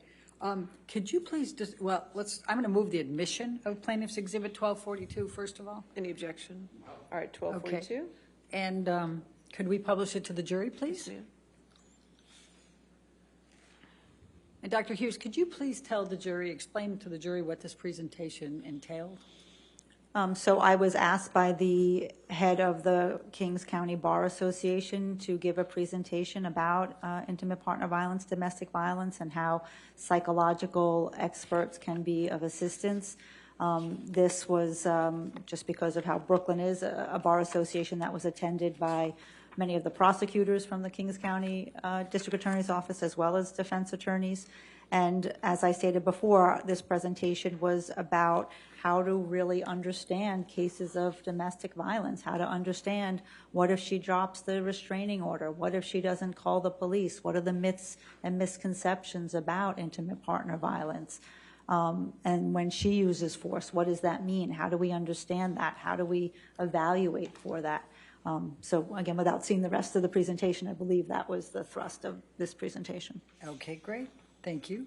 Now, you testified about the notes you took and the notes you reviewed, and you were asked about some limited questions on testing. I'm going to ask for Defendant's Exhibit 1434.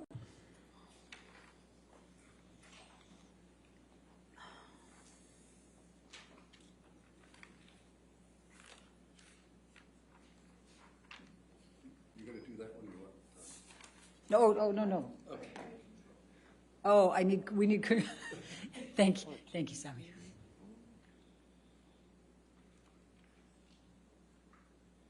But you were doing a fine job, Tom. I didn't mean to take it away from you.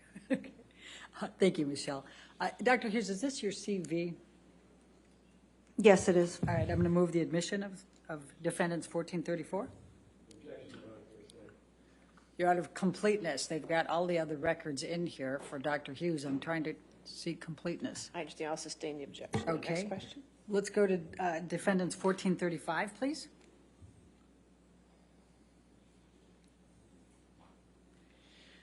Now, Dr. Hughes, you've testified about the different testings that you administered, and this is one of the ones that I believe you testified to earlier, correct? That's correct. And this is the DSM-5? This is the clinician-administered PTSD scale for the DSM-5. Okay. I'm going to move the admission of 1435. Any objection?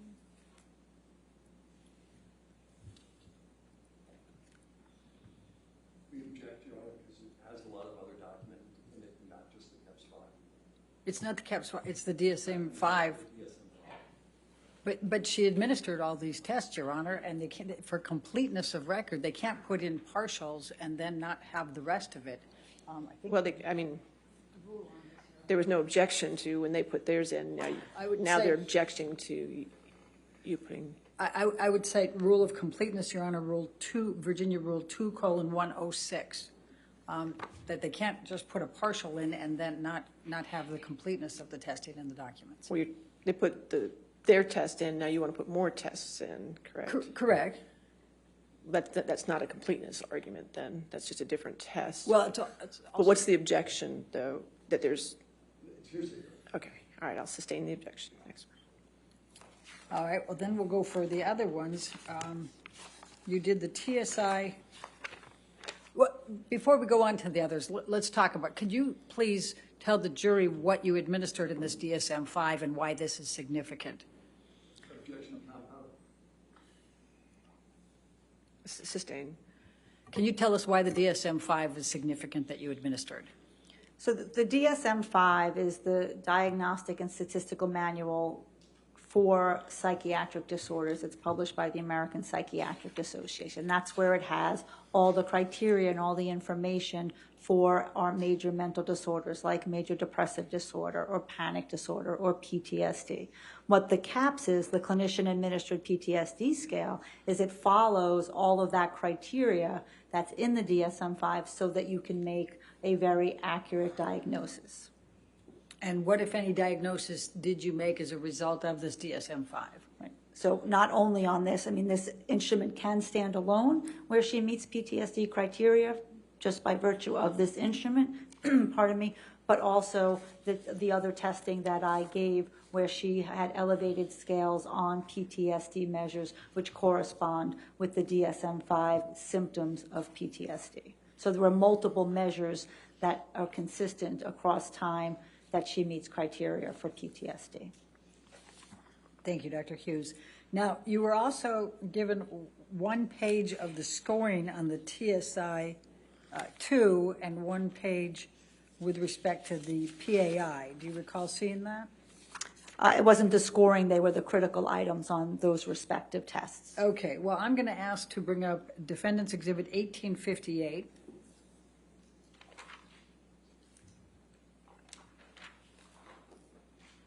Which is the full PAI. And was this the actual testing and scoring? Yes, this is the profile, the scores that are generated from the 344 questions that Ms. Hurd answered on this test. And what were the results? What did you determine based on the testing of this PAI? Well, that the results were valid and reportable. There was no evidence of exaggeration or malingering on this test, and there were significant symptoms that correspond with traumatic stress and post-traumatic stress disorder symptomatology. And I believe you said again that there was no elevated scores. Can you explain to the jury what you meant by that? Objection leading. Overruled. Go ahead. So elevated scores are a way that we get to know where a cutoff is to say that something is clinically significant, and that follows very standard statistical principles. So when a scale is elevated, it means that we have sort of greater confidence that this individual endorsed a lot of different symptoms that make this scale relevant, and then we want to figure out why that person is having an elevated score on something like depression or anxiety. It gives us greater confidence that, this person's maybe reporting depressive symptoms like people who are depressed. Okay. And what would constitute an elevated score? Well, on different tests, it's different things. Certainly on the PAI, it doesn't follow linear T-scores. It's a little different statistically, so you have to look at it differently. But certainly, it's usually about a T-score of a 65, and on some it's a T-score of a 70, which is a T-score is a normative curve, is a way of allowing us to compare people's scores, comparing your scores to the normative group of scores. Okay. And would it be at all helpful to have the entire test as opposed to a one piece of paper or one page? Well, certainly you cannot tell the entirety of how the symptoms that Ms. Hurd endorsed and the scales were elevated just by the critical items. All right, I'm going to move the admission of Defendant's Exhibit 1858. Objection hearsay. And this is the completeness, Your Honor. I'll sustain the objection. Next question. Let's bring up 1859.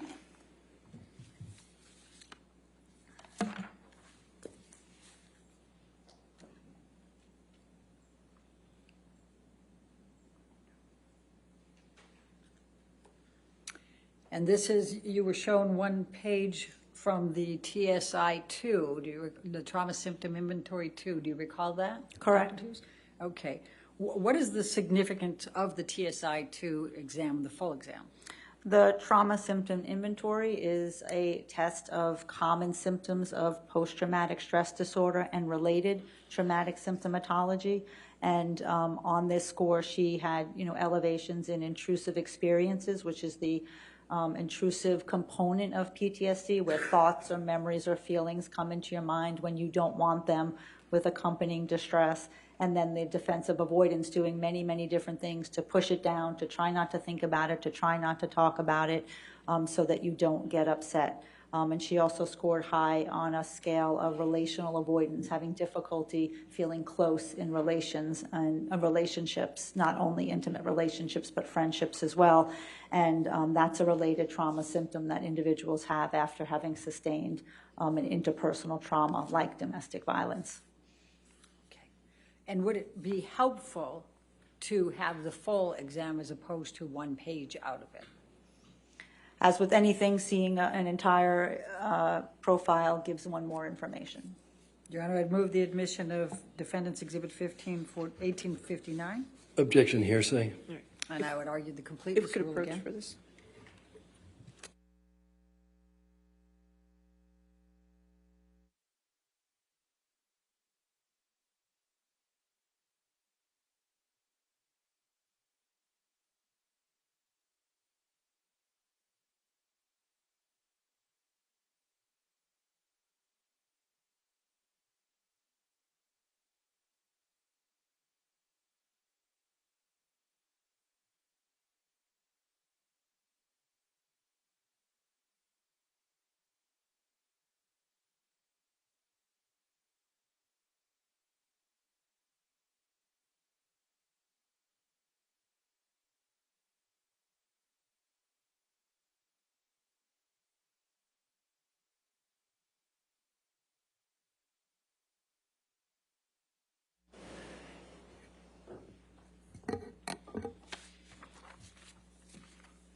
Now, Dr. Hughes, you were asked,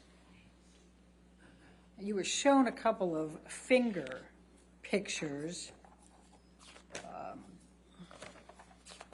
of Mr. Depp. And I believe you indicated those were shown to you, and I think you were asked if these were severe injuries, correct? Correct. All right. Did you have any understanding of the cause of those injuries by Mr. Depp? I do understand that there's competing accounts of what happened, for sure. All right. Let's bring up Defendant's Exhibits 373.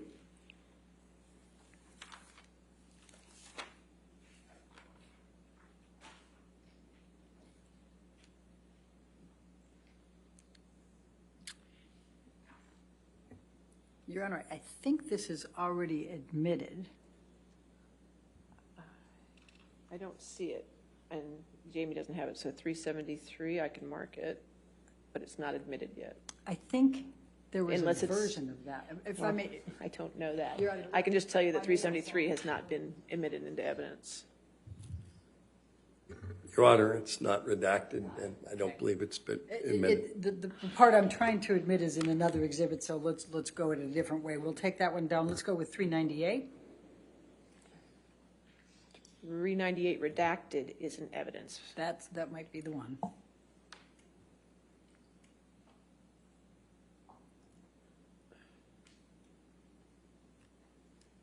All right. If you could blow that up.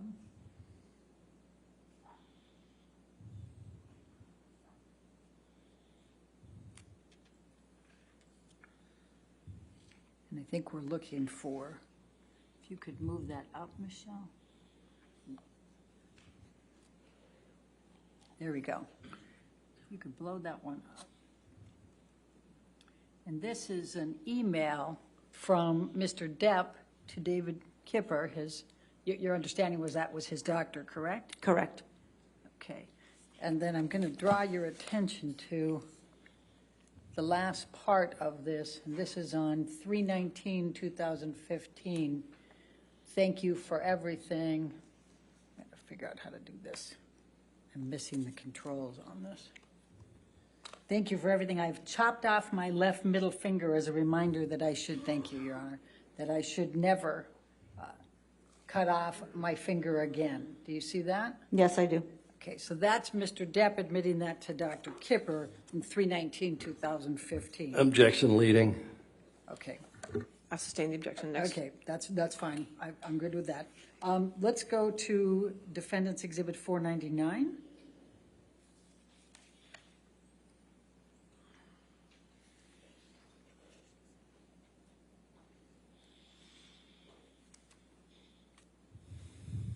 And, Your Honor, I believe this one is in as well, or is it a redacted? It's a redacted one.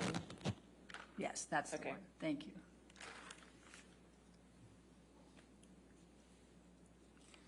And then if I could draw your attention, this is a text message from Mr. Depp to Erin Falati. We talked about her earlier on 10/31/2015. And it says, this is the second time he's held off giving me my meds by blackmailing me into seeing him. The first time I had just chopped my finger off. Do you recall seeing that as part of the documents that you reviewed? I believe I did. Okay, thank you. We can take that down. Now, you were also asked to listen to an audio tape, and it's Plaintiff's 343. I'm going to, and do you recall listening to that audio tape at some point as part of your review? Yes, I do. Okay, I'm going to now pull up that same audio tape from the same date, and I believe that's June 2016. And if we could go to, and we're going to have a few different ones, so hold in there with us. We're going to start with 2 minutes 40 seconds 00, going to 2 minutes 40 seconds and 21.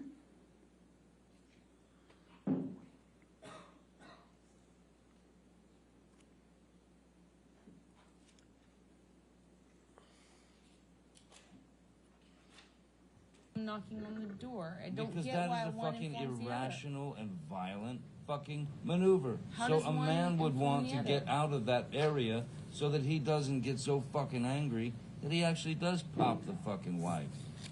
How does one inform the other? Oh, man. Go home and listen to the tape. Now, that was just before the punching, hitting that was played. Do you recall that? Objection leading.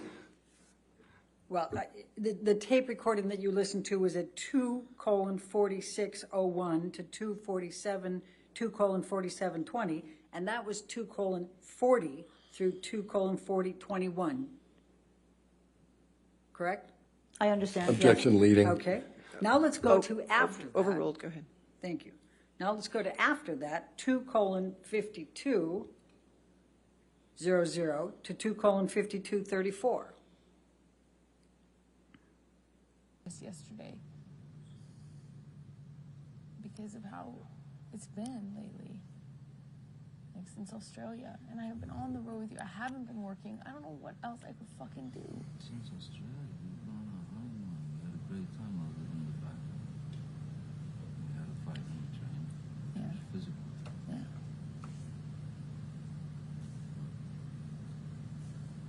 Then we had a fight in San Francisco. But I thought everything else was great. You're saying longer in this since Australia. No. And then let's go to 3:20:00 to 3:21:37.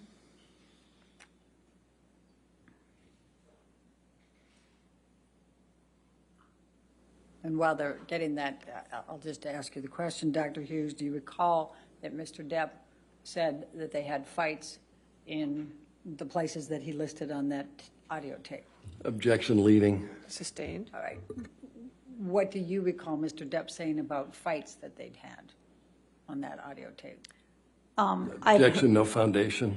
She just listened to it. Overruled, okay. Yeah, I think it was hard to hear in this one. I had listened to it previously, just acknowledging that there are fights previously. Okay, thank you.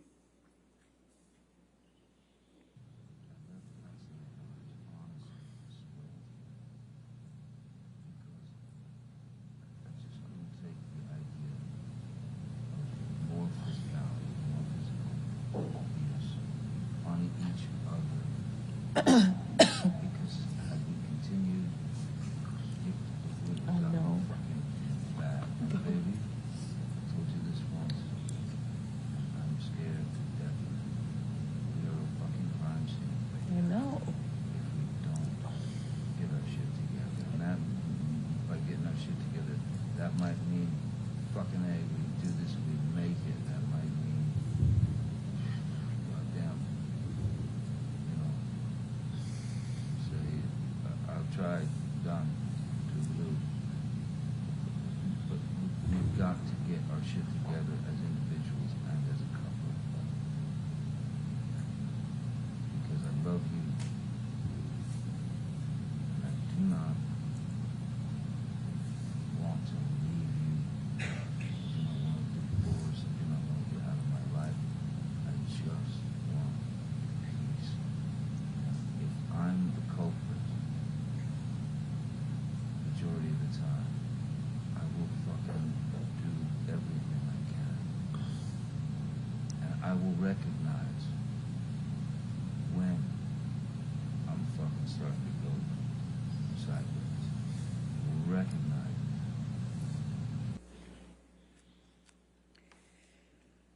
Do you recall listening to that part of the tape, the audio tape? Yes, I do. And what do you recall from that portion? Again, I know it's hard to hear, but It's hard to hear, but what I recall from hearing that was the negotiation that the couple is trying to do and trying to say, you know, I'm going to do my part, I'm going to do better. okay. Is it possible to turn that up anymore, or is it, I have one more? I'm just.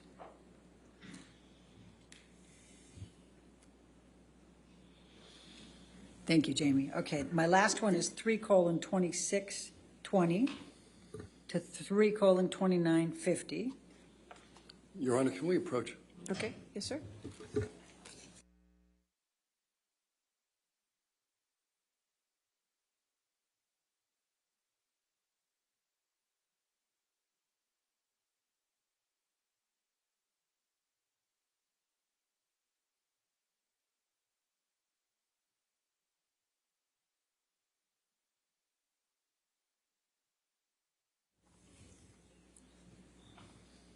When you're ready. What are we going to do different in the moment when you're mad and you go fuck it and In the you decide moment. all bets are off? Moment. Well, look what I did in Australia. Look what I accomplished. I put the fucker away. I told myself every fucking day, no, he's gone. No, he's gonna fucking put him away. Put him away. And by a list of the things that I feel that fuck you over or make you feel shitty or anything like that, I fucking, when we're in the moment, I remember it. I remember what I put on my list. I remember it. And I try to bring it down notches, many notches.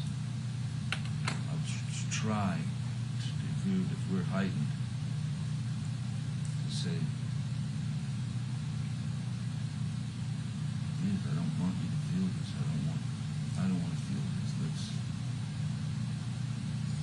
this. I need to know what we need to do different. I need to It's know. got to be done with your mind and your heart. What do we do different if I have a problem? You Tell need me. to tell me how to tell you different if I'm hurting you.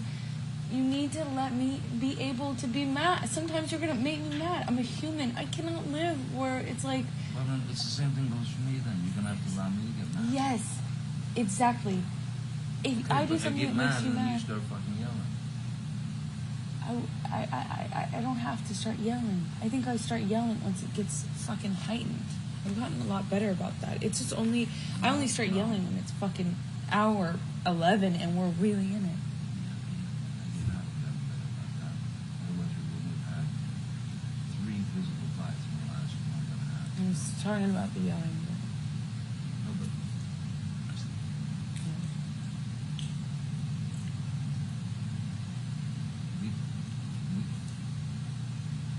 you witnessed it. You're the one that brought it up. Australia was fucking great. We just argued. Let's go back there. Let's go back there in our fucking heads and in our hearts. Let's go back there. And know on your Is list. the monster gone? Did you put him away? It's been so, when you get on that train, you get angry, you stay on it for so long and you won't come down, you won't talk to the person that is you. That's not always. It doesn't have to always be the monster, but what is it? Can you put that away? Can you remember the bigger picture? You don't want to spend your life. I've asked you this so many times in fights. You want to spend your time like this. No, you don't. But I ask you because this is something you're choosing. I'm saying to you, olive branch. And you don't take my olive branches. You made me feel humiliated for offering them. You asked me to stay in Australia. I stayed, and then you walk out on me all the time. You've got to take some olive branches from me. You've got to offer them too. You've got to be bigger than what you feel at that moment. And so do I. So do I. But if I call you on it, will you hear it? Will you call me out on it if I'm doing it?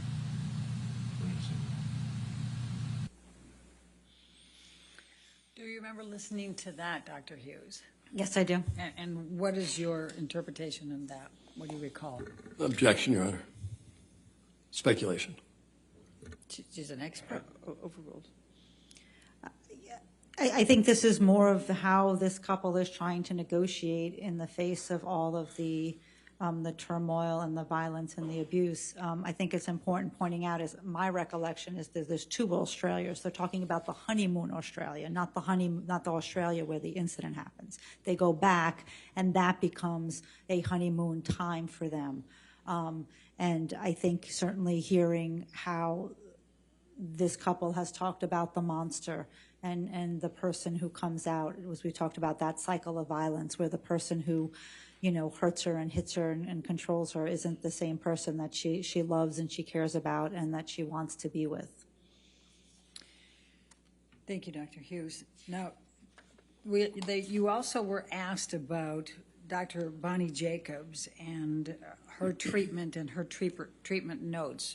And did you review those treatment notes from Bonnie Jacobs? Yes, I did. I'm going to ask you to turn to, can we bring up defendants 1059?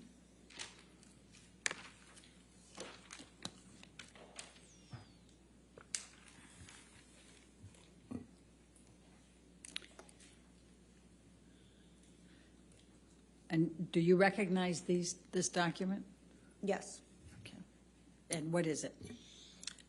This looks like the first of Dr. Bonnie Jacobs' treatment notes starting in October 17th, 2011. Okay. And do you recall whether Ms. Heard was already in a relationship with Mr. Depp at that time? Yes, she was. Okay. And you testified quite extensively yesterday about Bonnie Jacobs' notes and entries there. Were those reflected in these notes? These were the notes that I... Objection leading, Your Honor. I'm sorry.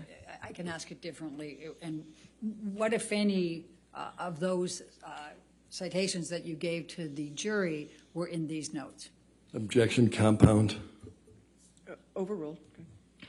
These were the notes that I was referring to yesterday.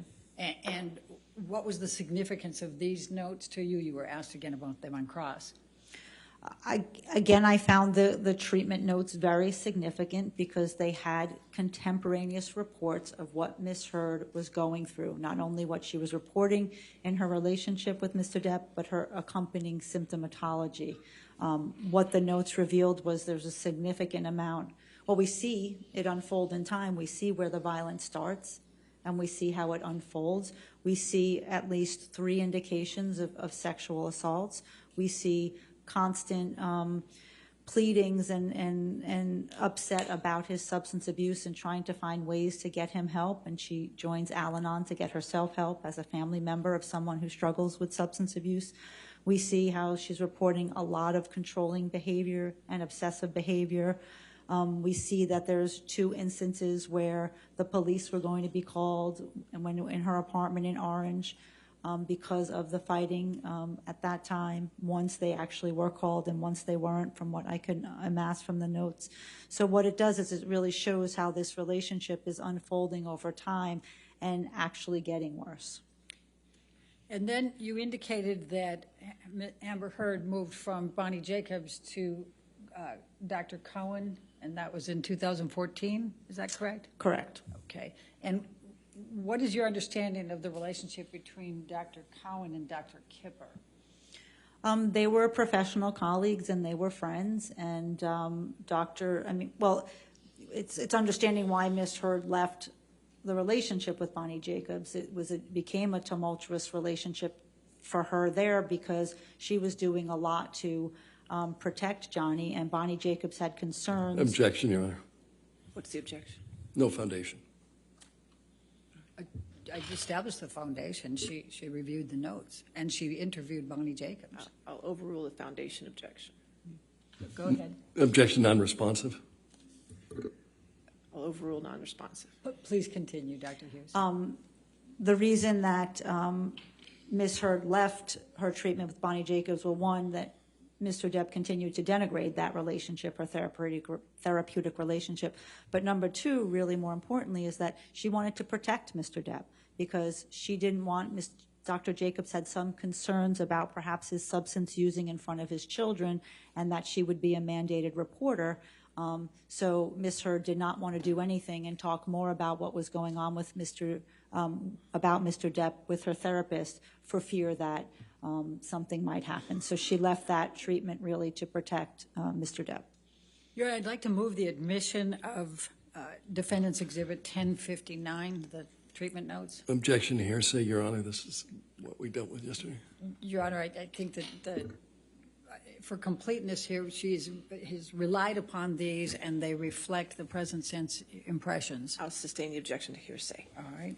Let's go to Defendant's Exhibit 1057, please.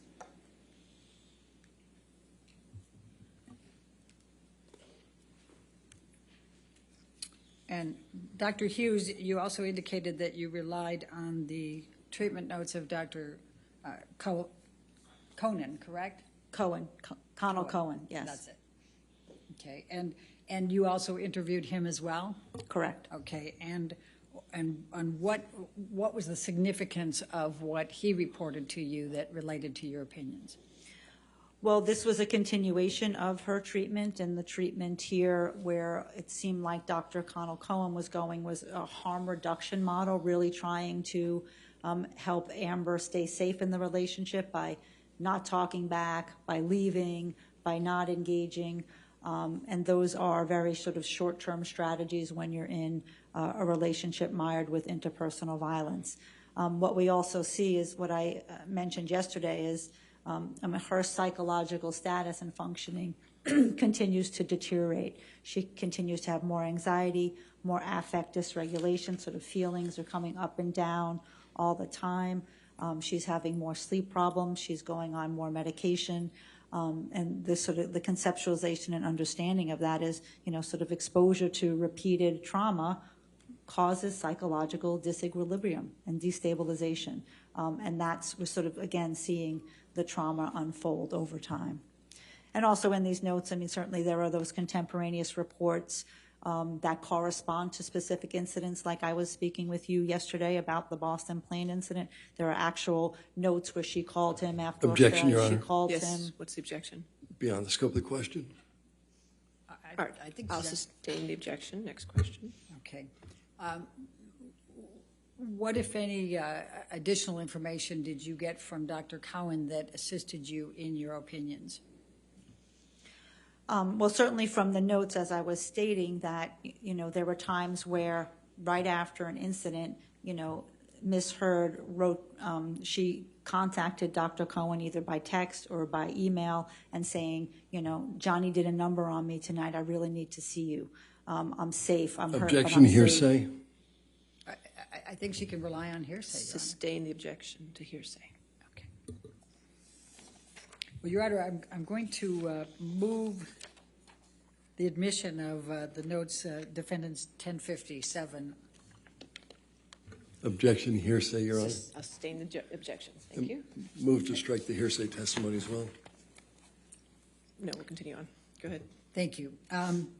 You were asked about a knife. You were shown Plaintiff's Exhibit 92 and a knife that's, I think, is till death. What is your understanding of the significance of that knife and that phrase as it related to Amber Heard? Objection, Your Honor. No foundation. He showed it in cross-examination. I'm able to ask about it and what her understanding was. He cut her off when she was trying to talk. I'm just letting her go back in.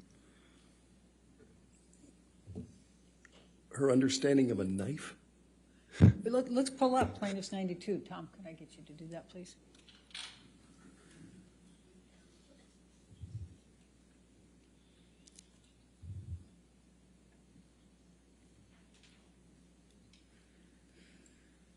I believe you in response to the questions asked by counsel for Mr. Depp, you said it depends upon what the context is. What did you mean by that? Well, first I believe that this is the knife that has a turquoise end, and this was a time when Mr. Depp was filming The Lone Ranger, and he was in a turquoise phase, and she purchased him that because she thought it would be a kind gift. The phraseology is that Mr. Depp told her the only way out of this relationship is death. Okay. And Objection, hearsay. I don't understand the objection. I think she was entitled to be able to speak to that. But Yeah, it's Mr. Depp's statement, a party opponent I'll admission. overrule the objection. Thank you. Okay. And what is your opinion? What do you think of that as a clinical psychologist in specializing in IPV and trauma? Objection, Your Honor. Can we approach? Sure.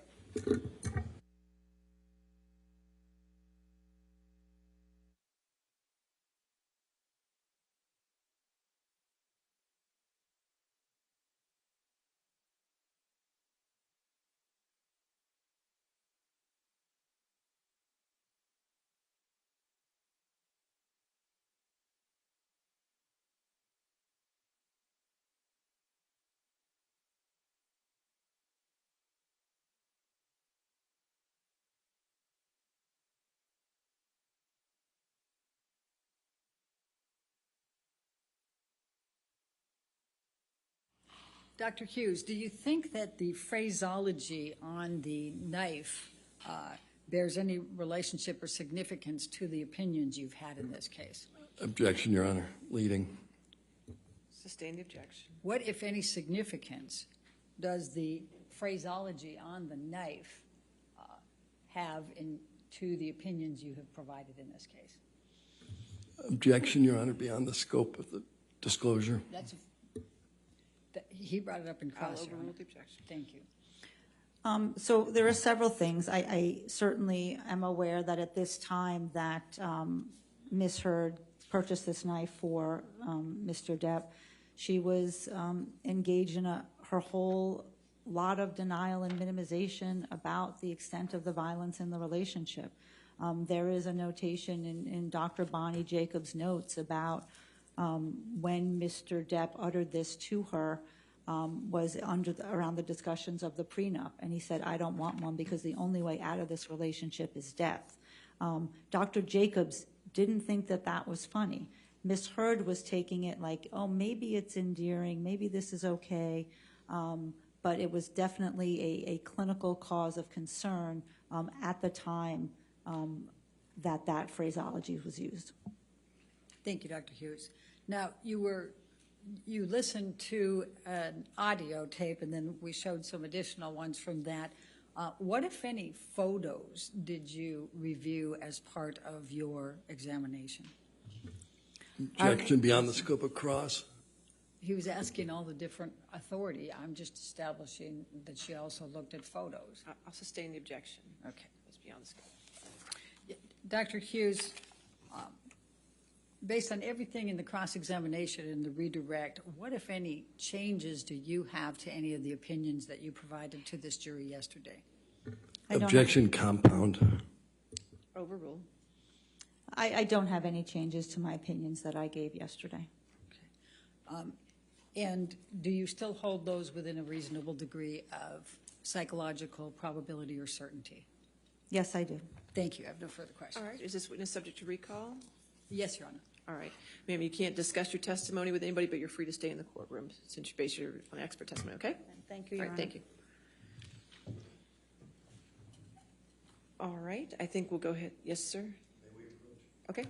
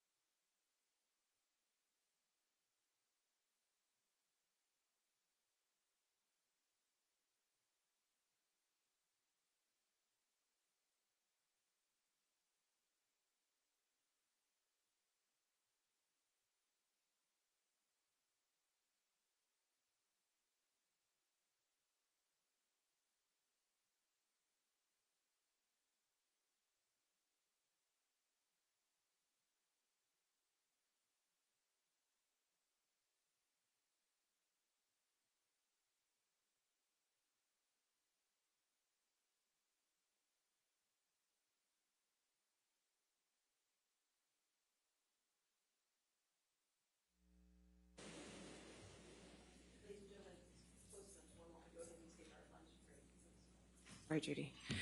Let's go ahead and take our lunch break now. Just do not do any outside research and don't talk to anybody about the case, okay? We'll see you back here too, okay?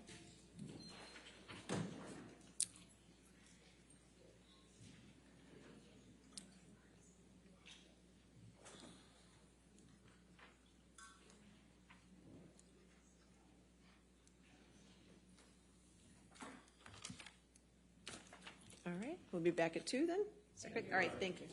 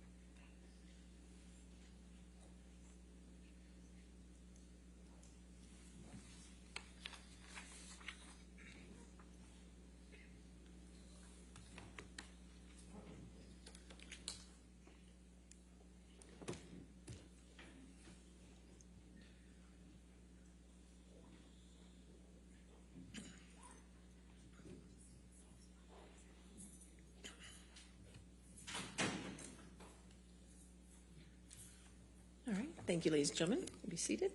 All right, your next witness. Your Honor, we'd like to call Laura Amber Heard to the stand. All right. Amber Laura.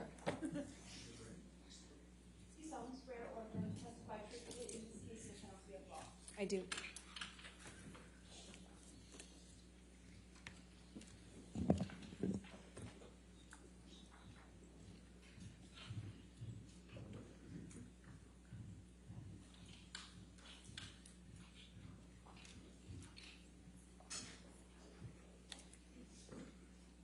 All right, thank you. All right. Thank you, Your Honor. Will you please state your name Yes, it's Amber Laura Heard. and what is your address? I live in Yucca Valley, California. And how old are you, Amber? I am 36. I just celebrated. Okay. And do you have a daughter? I do. She also celebrated her birthday recently. She's 1. Okay. And what is your profession? I am an actor, mostly. Okay. Now, why are you here? I am here because my ex-husband is suing me for an op-ed I wrote. And how do you feel about that? I struggle to have the words. I struggle to find the words to describe how painful this is. This is horrible for me to sit here for weeks and relive everything. Hear people that I knew, some well, some not. My ex-husband, with whom I shared a life,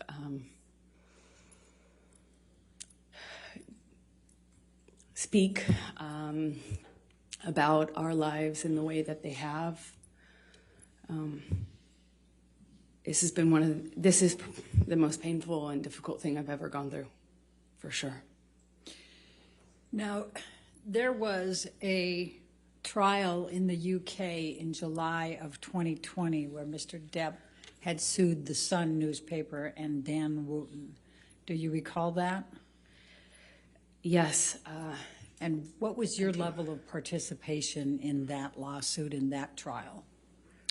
Well, I was not party to that lawsuit. I was a witness, I suppose the primary witness, since it dealt with the truth of the relationship that I shared with Johnny. And what, if any, role did you have to play with respect to, for example, witness statements and testifying? Objection, compound. I said, for example. Overruled. I had to write, I think I gave 7 witness statements under oath testimony. I sat on the stand for 4 days under mostly cross-examination. And up until this point, it was the hardest thing I had ever had to do. Thank you, Amber. I'm going to take you back, and if you can just tell the jury a little bit about your background. Tell us where you grew up. I come from Austin, Texas, a small town outside of Austin that you probably haven't heard of. No one has. It's called Manor. And I was raised by my mother and my father, and I grew up with a little sister, although I have a big sister as well. And your little sister's name is? Her name is Whit Heard. And how much of an age difference is there between the two of you? Whitney and I are about 1 year, I think we're 16 months apart, so right next to each other. And what did your father do for a living? My father broke horses and did construction, he painted houses, and hunted and fished, but that was for fun. And what did your mom do? She worked for the state of Texas. Let me just, since you talked about the breaking horses, can you just tell the jury what your role is in assisting your dad on that and what is involved in breaking horses? Objection, leading. Can you just tell me about? Overruled, good. You just got to stay on, basically. I would help him. I was more of a crash test dummy. You know, when you train a horse, it's a wild animal. It doesn't necessarily like to be ridden. And there are people out there who are crazy enough, like my dad, to pick that as a profession, I guess. And he was really good with horses, and I was the son he never had, so it was my job to, you know, stay on. And what, if anything, did you learn from your father about how to react to the horses?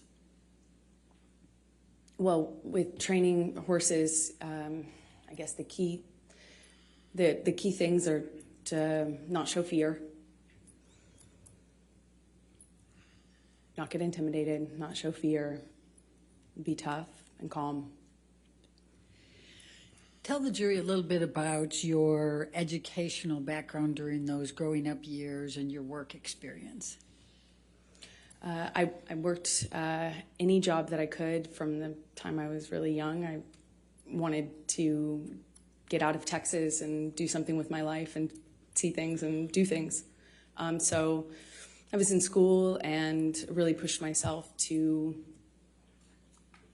I just always pushed myself to be able to accelerate the process. I wanted to, you know, get out of school as fast as I could, and I wanted to do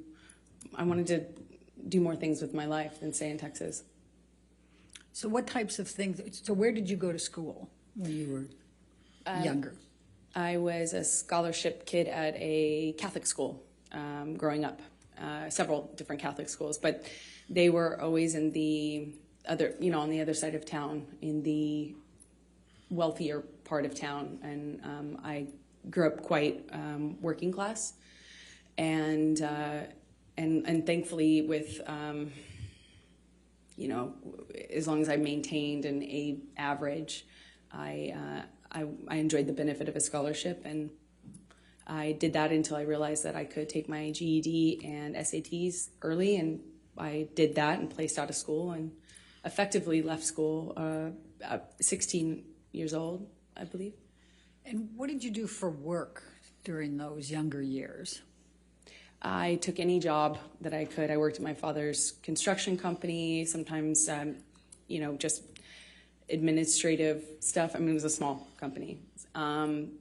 But I answered phones, and I worked at a modeling agency that was also, you know, offered photography classes, makeup classes, hair and makeup classes for people that were pursuing a career in entertainment. And I started taking classes that I paid for by working there, effectively as a trade. And I eventually worked there long enough to be able to pay for my headshots, which are the pictures that you use in the industry to promote yourself, you know, in whatever, acting, modeling, or both. Okay. And what, if any, charitable work did you do when you were still young? It started off as a requirement for the school I went to, and then I liked it so much, I think, because it meant I wasn't at home, and that was important to me, is just to not spend time at home. And I really loved meeting people, so I worked at the soup kitchen every morning before school, during the school year, for about 4 years. I didn't go on weekends, but on weekends I would do various things. Worked at children's museums, typically, because they would work with younger volunteers, and mostly soup kitchens and things involving children. I worked at with deaf kids for a while, and yeah, I love it. And when you worked with deaf kids, what, if anything, did you do to learn to be able to work with them? Objection leading and 404. And relevance, Your Honor. Overruled. Well, I taught myself how to sign basic sign language, and then I I pursued it. I audited a course at the community college, which I ended up going to get out of high school early later on. But I would audit classes. The teachers never wanted to kick the, random 12-year-old out of their class, I suppose. So I remarkably was able to audit, I think, the majority of 2 semesters, and that's also helped me learn. So how did you end up in Los Angeles? I did a small job in Texas where I played a part in a movie, and the actor in the movie that I was playing opposite had an agent visiting him from LA, and I met her on set, and she said that she had heard about me from another bit part I did. I was taking jobs in Austin for really anything, to be an extra, to apply I did makeup once. Nothing, no job was too small or, for me. So I put myself out there, and she had heard about me, and she said, I have heard about you in this town, and I'd love to meet you in LA if you're ever out in LA. And I was like, when can I come? And she made an appointment with me for the following week, and I used all but $180 or something to get out there, and I landed. I didn't know anyone. I was 17. And I've effectively been there ever since, I suppose. So when you arrived in Hollywood, please tell the jury what you did to get moving there, get going. I went to every audition, every casting, every meeting, every appointment that I could. I put myself out there. I didn't have a car because those were expensive, so I took the bus around LA. It was before smartphones. I had a Thomas guide in my bag and a change of tank tops. Not that it mattered, but I went to about 10 auditions sometimes a day, and would change clothes if I needed to in the back of the bus I was taking, and I just hustled from one audition to the other. And I got a bit part on one thing, and then I got a bit part on another thing, and then eventually my roles kind of became more important or bigger, and it's been a slow progression, I guess, since then, of doing either tiny bit parts in bigger movies or doing, larger roles in movies that no one would see. And I guess, it still is kind of like that.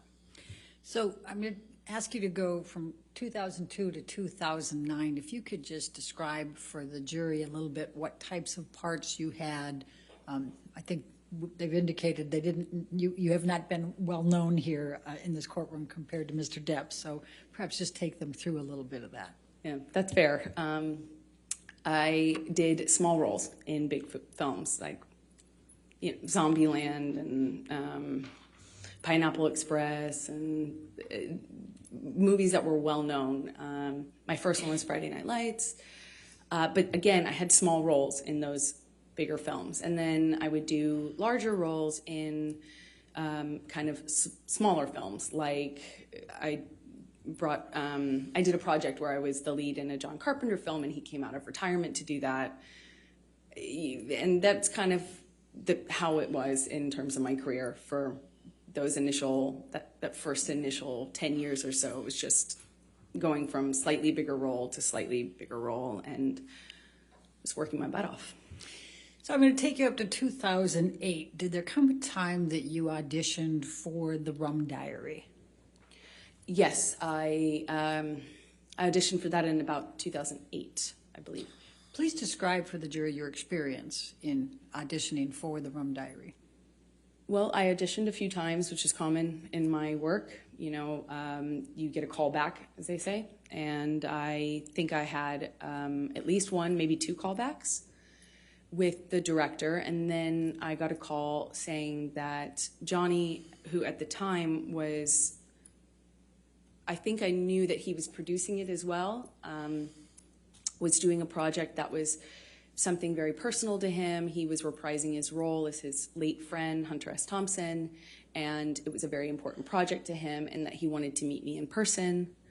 I thought I would be going for maybe an audition, but it was just a meeting. I went to his office and met with him for a few hours.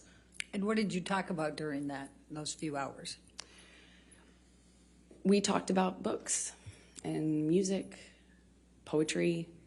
We liked a lot of the same stuff, obscure writers and, interesting books and pieces of poetry that I haven't heard anybody else reference or know or like. And he was very well read and charismatic, and I think I left the office with a few books that he gave me, and we spent the whole time just talking about things that we care about. And I was so surprised that somebody, I knew who he was. I wasn't familiar, I wasn't a fan of his work. I wasn't familiar with him, but I knew who he was. He's one of the most famous people in the world. So it was already a weird thing to go and get called into his office. And, I'm a no-name actor. I was 22, I think. And I thought it was unusual. It was weird because he was twice my age, and he's this world-famous actor. And here we are getting along about obscure books and weird, old blues. And I thought it was remarkable. I thought it was unusual and remarkable. I left there just feeling like, wow. So did there come a time that you learned that you were going to be cast for the role in the Rum Diary? Yes, a few days later, my agent said that Johnny's going to call you. We gave him your phone number. I was like, oh, okay. And shortly after, my phone rings, I pick it up, and I hear, this like deep voice on the other line, and he said, "You got you're it, kid. You're the dream. Hunter wrote this part, and you're the dream. You're it, kid." I was like, and amazed. Please describe for the jury what that means. What was the Rum Diary and this Hunter Thompson? What was the concept here, and what role were you playing? Well, it was my understanding that he was bringing to life his late friend. And what he told me was that this character is supposed to be the dream woman, like the dream, American dream. And so I knew what he meant. He indicated to me when he told me I got the role that I was that, that I was the dream kid. That's what he said. So did there come a time that you started filming the Rum Diary? Yes, I'm not quite sure how much. I think we started filming in maybe March of 2009. And where did you film the Rum Diary? We shot it in Puerto Rico. And describe, if you can, the events of the filming and your interactions with Mr. Depp during that time. It was a bit surreal, filming in a place like Puerto Rico. It was beautiful. It takes place in the 50s, so everything really looked beautiful, cars and clothing, the music. It was a very colorful shoot in general.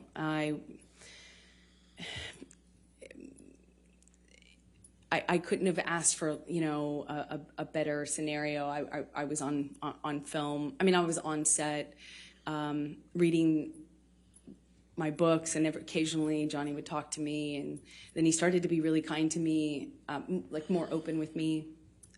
When we'd have hot days filming, there'd be this big SUV pull up, and a security guard would kind of usher me into this car, and it would have the AC blasting, and I'd be sitting in the back of the SUV just thinking what a strange experience the whole thing was. And, we didn't really have a whole lot of interaction on set until we did a scene that involved kissing. We had a kissing scene, and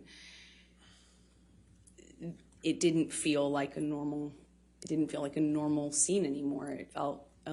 It felt more real. There are certain things that you do in the job to be professional, like when you have to do that sort of scene, and you don't you don't use your tongue if you can avoid it. There's certain things that you do to just maintain a certain line, and it just felt like those lines were blurred. I mean, he grabbed my face and pulled me into him and really kissed me. But we were filming a scene. Did he use his tongue? Yes. Okay. Did you celebrate your birthday while you were in Puerto Rico? I did. I celebrated, I think, maybe my 23rd birthday there. And what, if anything, did Mr. Depp do for your birthday? Well, we were already kind of talking about books and poetry and things like that. He gave me a few really beautiful poetry books. And he gave me a bicycle, like a vintage bicycle, because at the time I was riding around on a bike, and I had a lot of time off since I was a smaller role in the movie. And yeah, I think that was it. Okay. Now, did there come a time that you ended up visiting him in his trailer? Yes, I think there was we would hang out if, after or in between scenes or in between setups. We often were, talking about things and would continue the conversation into the trailer, often with the director. Bruce Robinson was his name. And then at one point, we talk about wine. It's another thing that Johnny and I shared in common, a love for wine, red wine. And we were talking about a kind of wine that I enjoyed, and I was, going on about how great this bargain wine was. And I didn't understand, how much more sophisticated Johnny's taste in wine was. So I was going on about the virtues of Malbec or something, and I brought him a bottle of this wine, and I set it down. And at some point, I'm going back to get back to set, and he kind of kicked his foot up in the air and basically kind of lifted the back of my bathrobe up. And can I just stop you there? Why were you wearing a bathrobe? Because I was doing a scene. It was a period film, so it took place in the 50s. And so I had all of this old undergarments that are for that time era on. And the scene involved me changing. So I had all the costume on. And he kind of picked up the back of my robe with his boot. And I kind of turned around and laughed, giggled, I didn't know what to make of it at the time, and I just kind of giggled and batted it away playfully, and he kind of playfully kind of pushed me down on this bed sofa that was in his trailer, just playful and flirtatious, and he said, "Yum," and he kind of lifted up his eyebrows like that, and I just giggled, laughed it off, kind of batted him away, and, moved on, went back to set. And were you in a relationship at that time? I was. Okay. And was Mr. Depp in a relationship at that time? That was my understanding, yeah. Okay. And did anything else of significant happen during that time period while you were filming with Mr. Depp, other than what you've told us? We just had this, it was a friendship, a flirtatious thing. I felt chemistry. I felt this other thing that went beyond the pale of my job, for sure. Johnny clearly felt that way about me, had indicated to me that that's how he felt in many different ways. But at the same time, we were both in relationships, and it is a job, and, it was intimidating, and I just remember feeling kind of intimidated and a little nervous about that. And I also was in a relationship, so we went our separate ways, and I didn't hear from him for a long time. And that's, so approximately how long were you filming in Puerto Rico for the Rum Diary? A few months is my best All guess. right, and when you left Puerto Rico in the filming, when is the next time that you had any contact from Mr. Depp? And contact could include anything, communications, written communications, as well as telephone or otherwise. We had no contact until Johnny called me on the phone one day, and I was driving, and he invited me over to his home in California, in Beverly Hills, and I it was out of the blue. I didn't even have his phone number, so it was quite unexpected. He called me a second time, but I don't think we actually connected, or we didn't stay on the phone because we didn't really speak. But the first time was the only time I actually spoke to him, and he invited me over to his house under kind of he said that, we could get Bruce, who was the director, to come over, something about the movie, but it was clearly not about the movie, if you know what I mean. It was, so I said, I said my friends are in town, and I'm busy with that, and kind of hung up, feeling really startled, that didn't know what else to do. What, if any, gifts did Mr. Depp send you during that time period after you filmed the Rum Diary? He sent me several gifts. He sent me a beautiful dress, one that I wore in the movie, with a beautiful handwritten note, said happy wrapping, and made a reference to the dress being wrapping paper. He sent me a few gorgeous, expensive, what I can only assume are expensive, collectible books, items. And then when I was away filming on a different job, he he did send me some guitars.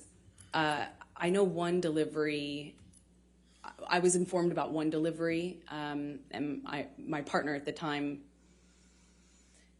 intercepted the attempt to deliver and called me immediately and said, "What should I do?" And I said, "Send it back." And she did, and she indicated that there was another one that had already previously attempted delivery, and it was also rejected. I sent it back because I wasn't there, and I wouldn't have accepted it anyway. Okay. Did there come a time that you ended up having to go on a press tour for the Rum Diary? I got a call for the Rum Diary press tour in the fall of 2011. So that's close to two and a half years after you filmed? I'm an actress, not a mathematician for a reason. Roughly, yes. Okay. And could you please describe for the jury what a press tour is? Just explain it to them. Well, you take a movie once it's completed, and if it doesn't have distribution, as part of the promotion of that movie, you go to these various places, normally cities like London or New York, and you do press events in those cities to kind of promote the film, and you go to place talking about the film. And so you were then called to participate in the press tour for the Rum Diary? Yes, I had just finished going through the process of separation with my former partner, and I was moving and going through that, and I got a phone call saying, "Remember that movie you did in Puerto Rico? Well, they want you for the press tour." And I said, well, perfect timing. And we did that, I think late October 2011. Okay. So describe for the jury your interactions with Mr. Depp during the press tour.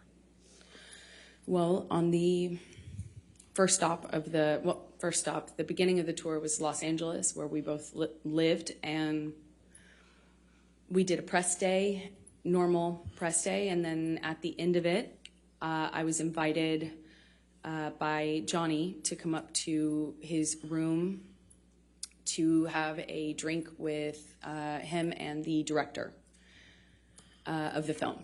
And I went up to the room to see both him and Bruce, but as soon as I got there, Johnny said Bruce wasn't going to make it. So I stayed. Johnny and I started talking.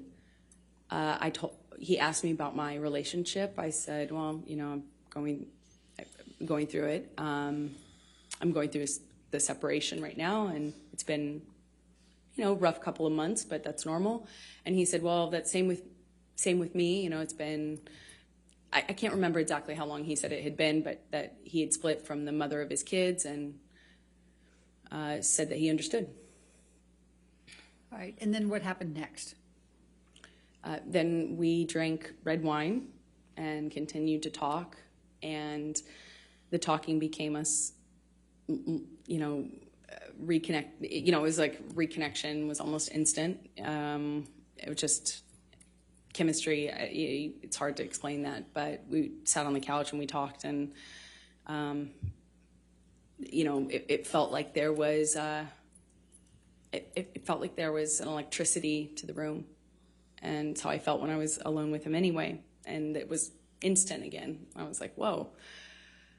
So on the couch, we talked, finished some wine, and then I got up and left. And as I went to leave, he grabbed both sides of my face, similar to what he did in Puerto Rico when we were filming that scene. And he kissed me, and I kissed him back. And what happened next with respect to any relationship with Mr. Depp? Well, then we fell in love. We went on this press tour, and we went. It was a beautiful and strange time. You know, we were flying from one, not together, but you know, going from one city to the next, Europe, New York, Los Angeles, as I said, and we're just traveling around talking about this movie that we did together, that we participated in together, and we were falling in love. I mean, it was just, you know, at the first dinner in London, he sat me next to me. You know, he produced the film and was a part of controlling the film and was responsible for different things than I was as an actor having a small part in it. And we went on this press tour, and I think in London he had me sat next to him at a dinner, and then we ended up spending the night together in my hotel room. And for the rest of the press tour, it was on. I'll put it that way. All right. And how long approximately did the press tour go?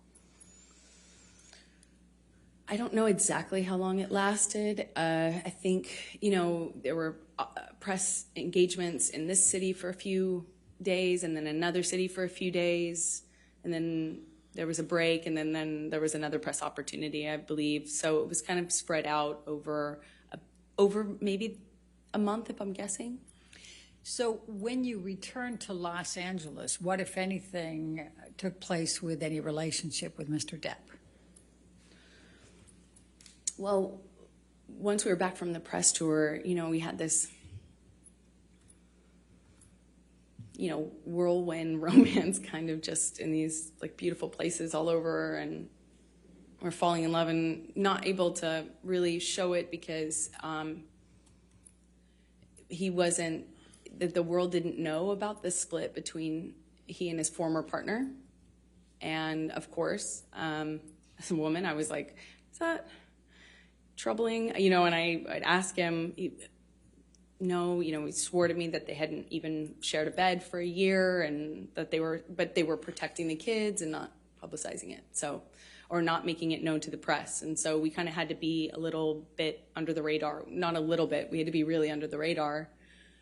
Because as Johnny pointed out, that the world would blame me and call me a homewrecker, even though I had nothing to do with it.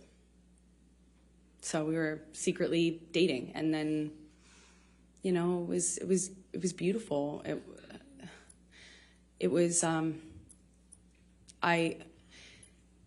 felt like this man knew me and saw me in a way that no one else had. I felt he understood me. I felt he understood where I came from. I felt that, like, when I was around Johnny, I felt like the most beautiful person in the whole world. You know, it made me feel seen, made me feel like $1 million. And that kind of feeling where, you know, he's just lavish gifts and lavish expressions of love, and how he had never met a woman like me. I mean, I remember he took the foil off of this bottle and put it on my ring finger, and I had only been with him like days, you know, or maybe it was weeks at the time. Yeah, it was probably about a few weeks, but it just felt very intense. But we weren't doing normal life stuff. We weren't like stuck in traffic with each other. We weren't going to the grocery store and doing life. We were like hiding in these places around the world. He has so many homes. And so we'd be in one of those homes, or my home at the time, and it would be like a bubble, like we were in this little bubble of secrecy, and it felt like a warm glow, as we would say. Just music and the kind of books that we both loved, and poetry that we both knew by heart, and it felt like a dream. It felt like absolute magic. So while you're dating, I take it you're dating at this point, right? Yeah, sorry, while you're falling in love, you're also dating, right? Okay. Yes. Did there come a time early on that you ended up going to his Bahamas island? Yes. So shortly after, you know, I think started dating October of 2011, and you know, as I mentioned, this bubble, you know, where he'd come over to my house and not leave for like 3 or 4 days, you know, just smoking cigarettes and playing music and reading poetry to me or painting me, or, you know, just talking. And then he would disappear. And there'd be just no way to get a hold of him, no way to contact him. At first, I didn't really think anything about it, but he disappeared at one point, and then came back and said he was dealing with some health issue, and would I join him in the Bahamas? And I think that's when I learned he had an island, and I was on a trip with a friend of mine in Spain, and it was for the holidays, and I kind of rerouted my trip so I could come and land in LA landing in Miami instead of LA, so I could go and meet him on the island. And he had Keenan come and meet me on that trip, like in Miami. I get off one plane, get onto another, and go and join him on his private island. And I noticed he was drinking Beck's and tea, but like lots of tea. And I didn't foolishly think anything of it. I just, you know, thought the man really, seriously, I missed it before, but really, really loves tea.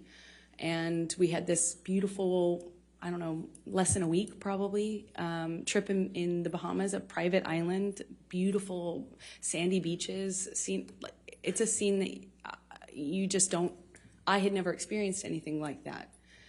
It was a beautiful place, a beautiful time, and I fell head over heels in love with this man. So after the Bahamas, I assume you came back, and are we talking now early 2012? Yes, that's correct. Okay. So what were you doing work-wise while you were dating him in this early stage? What I always do, I would be taking job to job to job, going from one movie to the next, mostly not filming in LA. So weirdly, you live in LA to go shoot on location in other places. So when I was in town, we would go back to this bubble, like insular bubble with beautiful, blaringly loud music and no one else and nothing else. And then, you know, I'd go off to work. And so would he. Well, eventually, yeah, he left to shoot Lone Ranger, I believe. Okay. Now, we've heard a little bit about Lone Ranger, and that's about mid-2012, is that right, when he was shooting that? That sounds right, mid-2012, yeah. And were you shooting anything at that time? I was shooting...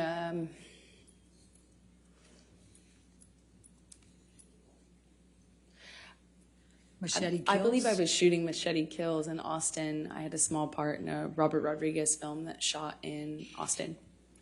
But, you know, I think Johnny was shooting and then having some time off, and there was just a lot of travel, a lot of movement, so. And so what, if any, visiting did you do with Johnny while he was on his set for Lone Ranger, and where was he? Well, he was filming all over the Southwest, and at some point I came to visit him and on one of his locations, and I would stay in the house because I couldn't really, you know, occasionally I would leave with his security guards, but I didn't really have anything to do but visit him for a few days. So I'd cook and kind of stay at home and paint or whatever and wait for him to come home and have dinner ready. And we would have these little bubbles, but kind of scattered throughout the Southwest and as he was filming. And at the time, Johnny had, you know, when I first arrived at one of these locations, it was the first time that Johnny told me that he had a health issue, something with his liver, and that he wasn't, that's why he was not drinking. He was drinking a lot of tea, like a lot of tea.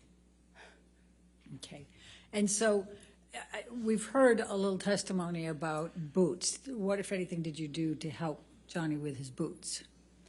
Well, I mean, I suppose that I took off his boots and it made an impression on him, and I was happy to, you know, anything I can do to show love. Certainly how I felt about him. But if he wanted to take off his own boots, he certainly could. Did you buy Mr. Depp any knives during that time period? Objection leading. Sustained. What, if anything, did you do with respect to knives during the time period you were with him in the Lone Ranger? Objection leading. What, if anything? Overruled. Johnny had a thing for turquoise, and that eventually, you know, being in the Southwest, it can happen really quickly. I also too really love turquoise, and he has he loved knives. He loves a lot of things. When Johnny loves things, he does it a lot, and lots of it. So he had these daggers that he had given me that they were beautiful in design. And they're, you know, long, curved daggers. And he just talked a lot about knives, had a knife and gun collection, and was quite proud of it. And at some point, I don't really remember exactly when it was, but at some point I picked up what I thought was a really beautiful turquoise-handled knife. And I had it engraved with a saying that Johnny would say to me all the time, which I, you know, thought was romantic, as funny as that is to say now. And what was the expression, the saying? Until death, hasta la muerte in Spanish. Now, by the time that you're visiting Mr. Depp during his shooting of Lone Ranger in the June through August 2012 timeframe, what, if any, relationship has he developed with your family? Oh, well, starting really early on, Johnny was so kind, so generous to my family, but especially my mom and dad. He met my dad, and my dad's a big personality. He's a rowdy guy, and Johnny just all of a sudden, I had never noticed, you know, Johnny have a southern, all of a sudden Johnny had this southern accent and was really like buddies with him, and they really seemed to get along very well. There, you know, just like instantly he was giving my dad gifts. He gave him guns. He gave him knives. They had this, I mean, Johnny just really just showered my dad. And my dad's a working man, you know, salt of the earth guy. And he was just like, you know, floored. He's getting all these amazing gifts and being invited to come on to these locations. And, you know, Johnny's this big movie star. And my dad was just like, you know, I think my dad would have married him himself, not if I hadn't. And he just instantly, he gave my mom jewelry, brought her out to come and see me while I was visiting Johnny on Lone Ranger in some part of the Southwest. I think it was Colorado. He gave her this beautiful turquoise necklace, and I mean, they were definitely taken by him. And what, if any, relationship had Mr. Depp forged with Whitney by this time, your sister? I believe the relationship came a little bit later as they got to know each other, but he did the same thing with my sister and just really found a bond with them that, you know, was you know, he tried to do anything and everything he could to make them feel like special, and they did. You know, my mom, my dad, and my sister. And what, if any, relationships did Mr. Depp form with your friends? Well, Johnny's so generous and can be this really, like, overly generous almost, you know, like showering you with gifts and compliments and just, I mean, like, you know, and he has access and means to really, you know, we're not talking about giving you a card. We're like talking about just these like extravagant trips or these extravagant gestures, and it's a lot. And he did that with my close friends. I relied heavily on my friends and had a pretty strong support network with them, and he really just showered them with generosity and love and light, and invited them to come to these exotic places and flew people here and there. I mean, he's incredibly generous. So going back to the filming of The Lone Ranger, what, if anything, did Mr. Depp do with respect to a horse? Objection leading. What, if anything? Overruled. Johnny at one point insisted on buying me a horse, and I, of course, said that's extravagant. There's no way I could accept that. That's how will I take care of that horse? You know, it's so extravagant. So I said no, of course. Eventually, he got a hold of my dad and worked it out with my dad, like what kind of horse to buy, and then showed me a picture of this horse and said, "It's yours. It's coming here." I think it was being transported, and he said, you know, that he had my dad's help on it, picking out. And you know, I grew up on my dad's horses. You know, I grew up riding with my dad, so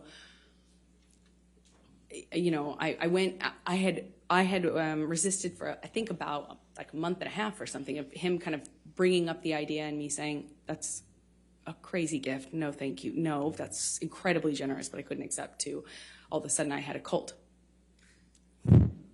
So let's take you through 2012 and your relationship. Could you just describe for the jury a little bit about how that relationship evolved through 2012?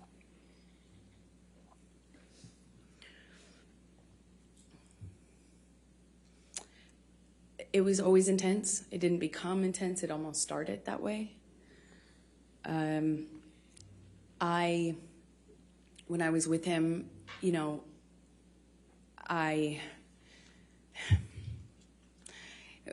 felt that electricity in my body. I felt like butterflies. I couldn't, you know, I couldn't see straight practically. It was just, you know, I was head over heels in love, and he felt like that to me. He felt like he was also in love. I didn't feel like he was faking it. I felt like what we had, it felt like to me at the time, there wasn't any love like that, you know? I mean,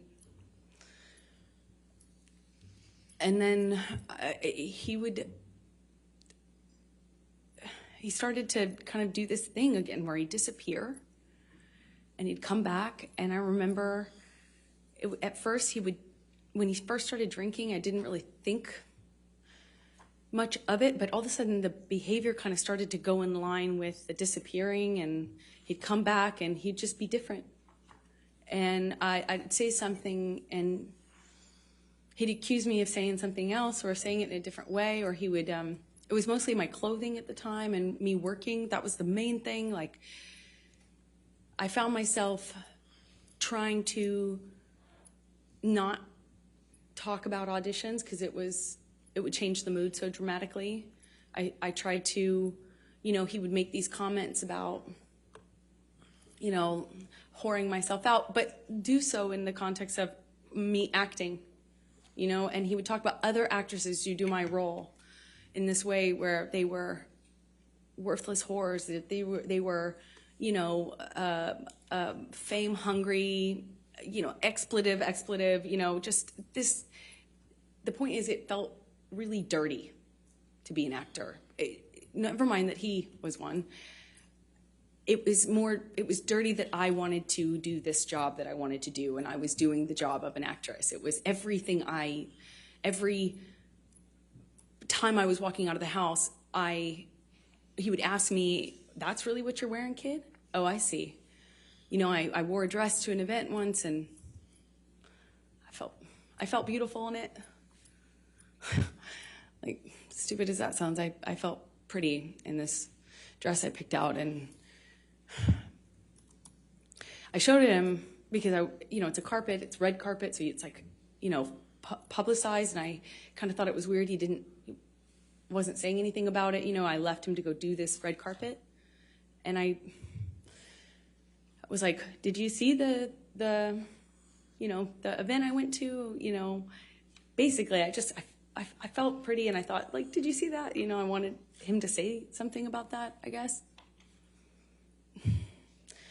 And he said, well, this is after he stopped talking to me for some time, didn't tell me why. When he came back in my life, he wouldn't explain why he was acting different. He just kind of acted mad at me, didn't know what I had done wrong.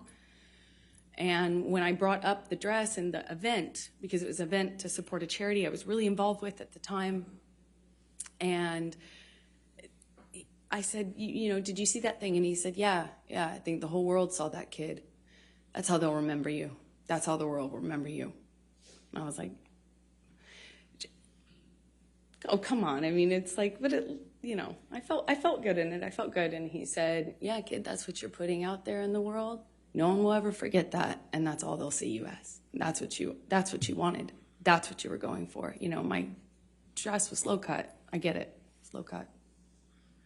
But I felt, you know, I felt really embarrassed and horrible that I wore that. I felt like, how could I have made that choice? Of course, you know, he's right. You know, you start to believe it. I started to believe that made a lot of sense, of course. But it didn't stop with that. It was clothing in general. And when I walked out of the house, it wasn't just like, hey, you're not allowed to wear that. It was like, oh, really? That's what you're wearing. No wonder you get cast in those roles. No wonder you that's what you are. That's what you're making it. And it continued. And then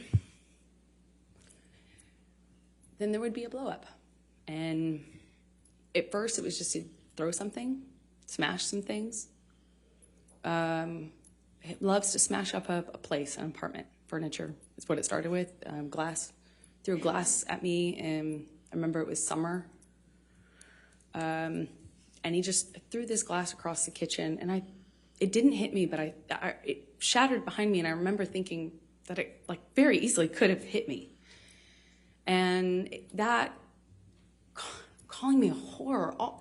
It didn't start with using the whore word. It was just comments. until it would escalate. And then I started to notice the pattern of escalation where he'd throw glass or turn over a table. Then he would hit the wall, and then he'd hit the wall really close to my head. You know, like when I'm standing there, you know, just hit the wall, screaming at me.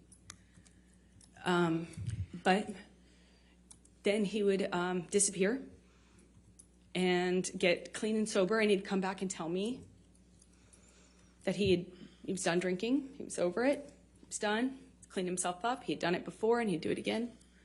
And then he would go back to this, like, wonderful, like, almost like just unreal, like, but real, you know, but unbelievably nice, sensitive, kind, warm, generous, interesting, funny man that I loved. And he would make me feel so loved, like I would feel so distant from that thing that was so scary that I would not even recognize it too. And that was how, you know, our relationship kind of started to develop in that first year. Do you remember the first time that he physically hit you? Yes. Please tell the jury about it. It was so, it's seemingly so stupid, so insignificant. I will never forget it. It changed my life. I was sitting on the couch, and we were talking. We were having a normal conversation, you know, just, there was no fighting, no argument, nothing. And he was drinking, and I didn't realize at the time, but I think he was using cocaine because it was like there was a jar of cocaine out on the table. I realize that sounds weird, but it was like an actual vintage jar of it. But I didn't see him use it at the time, so I didn't really factor that in. I just, you know, he's drinking and we're talking, and there's music playing, and he's smoking cigarettes, and we're sitting next to each other on the couch. And I asked him about the tattoo he has on his arm. And to me, it just looked like black marks. I didn't know what it said. It just looked like muddled, faded tattoo that was hard to read. And I said, what does it say? And he said it says wino.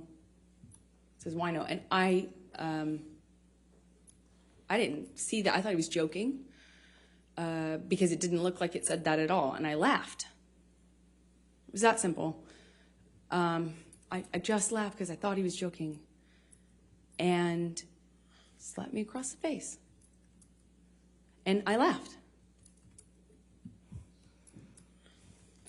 I laughed because I didn't know what else to do. I thought, this must be a joke.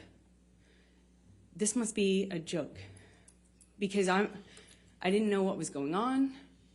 I just stared at him, kind of laughing still, thinking that he was going to start laughing too to tell me it was a joke. But he didn't. He said, you think it's so funny? You think it's funny, bitch. You think you're a funny bitch.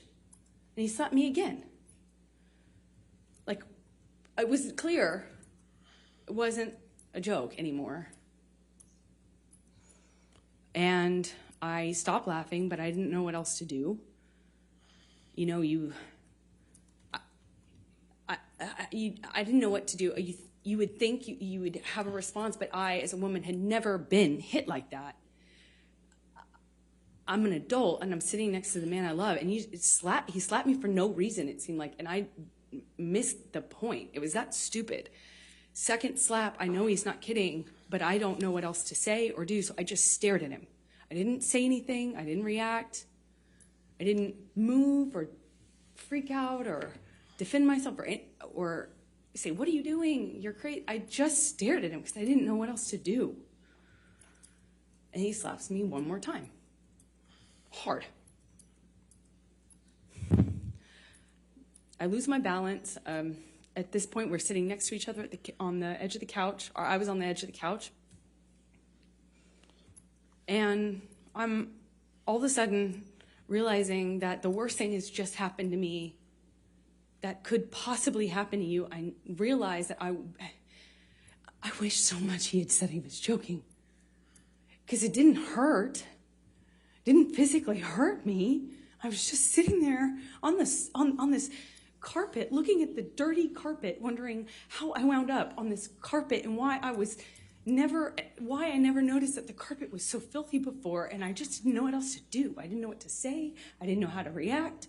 I just sat there thinking, how much time do I have till I figure out what I need to do? Because, God, did he just hit me? No, I didn't want to leave him. I didn't want this to be the reality. I didn't want to have the man I was in love with. I know you don't come back from that. You know, I'm not dumb. I know you can't hit a woman. You can't hit a man. You can't hit anyone. You can't just hit somebody because I knew it was wrong, and I knew that I had to leave him. And that's what broke my heart, because I didn't want to leave him. I thought if I got up out of that room, I'd leave the best thing that ever happened to me. And I wish I could sit here and say I stood up and I walked out of that house and I drew a line and I stood up for myself. But I was just looking at the dirty carpet, trying to will myself to get up, to walk out of the door, because I knew I needed to. And I really slowly, I stood up, and I remember looking at him in the eye and just looking at him, frankly, because I didn't know what else to do. And before I know it, he starts crying. And, you know, like, I had never seen an adult man cry. I didn't even really see my dad cry at my grandma's funeral. You know, it's weird. And he's crying. Tears, just falling out of his eyes. He gets down on his knees and he grabs my hands and he's touching my hands and he's saying to me, I will never do that again. I'm so sorry, baby. I put the fucker away. I thought I killed it and it's done. I thought I put the monster away and I've done it before. It's done. But on his knees. And I didn't have words. I didn't know what to say. I just remember thinking that it was just, he was crying. He seemed so sorry, but I knew I couldn't just forgive him because right? That means it will happen again, no? You know, like I've seen the health class videos, like everyone else. And I got up in my car. I walked to the car. I didn't say anything. I made a point to not say, oh, it's okay, or anything like that. I just didn't say anything. I got up, I went to the car, I sat in my car, and I felt like I sat there forever. I didn't want to turn the key. I just leaned my head up against the window, and I remember just seeing my breath on the windshield, you know, on the glass of the window of the door, just seeing my breath and trying to will myself to have the strength to know what I should do in this moment, because I was heartbroken. And I sat there for a long time, and I eventually turned the key and drove home.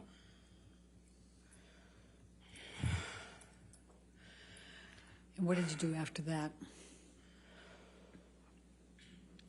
I don't know. I don't remember what I did when I got home. I don't remember.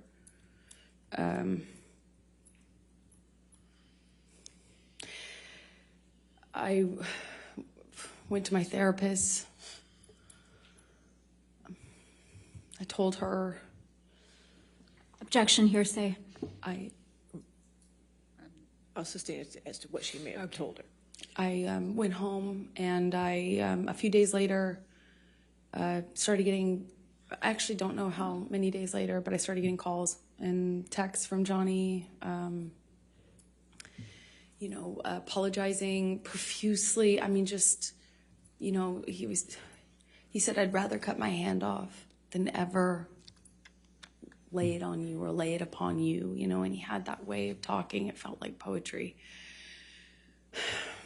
And he showed up to talk, like with the understanding that, you know, he understood I could never forgive him and it was done. So I felt kind of safe in saying, okay, let's have a talk, or, you know, yeah, we'll talk. I think I know I just wanted to see him, and he comes over, brings me gifts. He brought me a couple of cases, actually, of that Vega Sicilia wine that we've heard about, which is a really nice, expensive wine that I could never, at that time, dream of affording, you know. And we talk, and he tells me that he had put this thing away, that I could trust him, that it would never happen again. Of course, it would never happen again. That he had put this thing away. He had killed the fucker, is what he said to me over and over again. I put that fucker away. I killed that monster. I'll kill it again. It's done. I'll never lay a hand on you again. And I wanted to believe him, so I chose to. Chose to stay in the relationship?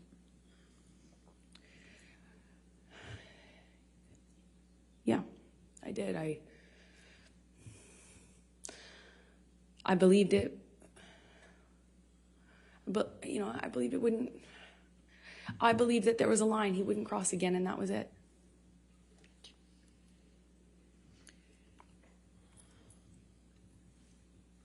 And so you stayed, correct? You stayed in the relationship?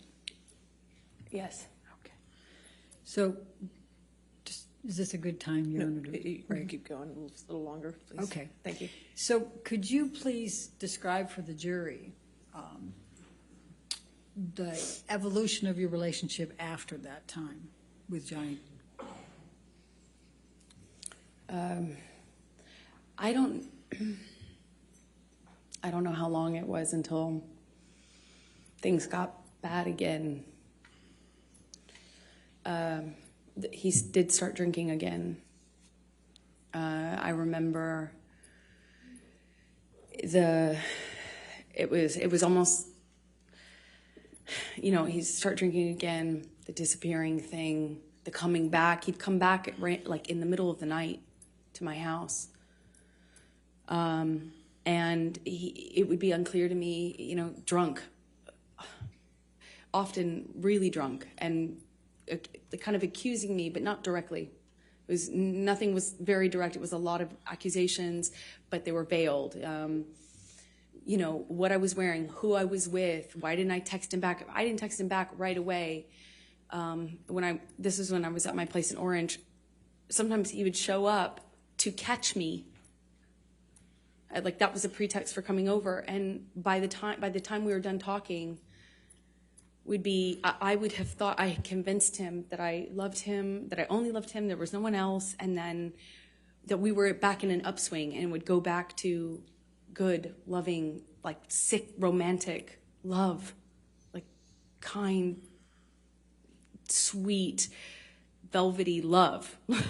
And then it would be something I said, why did you say it that way?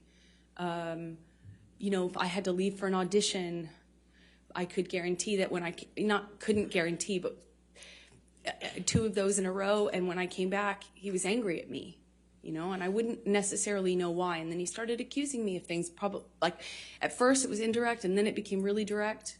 Then the punching of the walls next to my head, which is a constant at that time in 2012 when he was drinking. Eventually that became... you know, him accusing me of cheating. I'd defend myself. I'd say, you know, that's crazy. You're wrong. I would never. The normal things. And it would escalate to the point where he would push me or shove me down, and then I'd get back up. And this happened several times. That's why it's not more specific, I suppose. When I'd get back up, I'd look him in the eye. I made a point of getting up and looking him in the eye. It's my way of defending myself at that time. And I'd look at him, and he'd ask me if I wanted to go again. and shoved me back down. Eventually, he just hit me. Remember, he hit me in the face when I denied having an affair with my ex-wife, my ex-partner at the time. And he said he had proof. I denied it. And I was walking out of the bedroom, slapped me across the face. I turned to look at him. And I said, Johnny, you hit me. You just hit me. I'm going to ask you, Michelle, can you bring up 1783, please? What number again, please?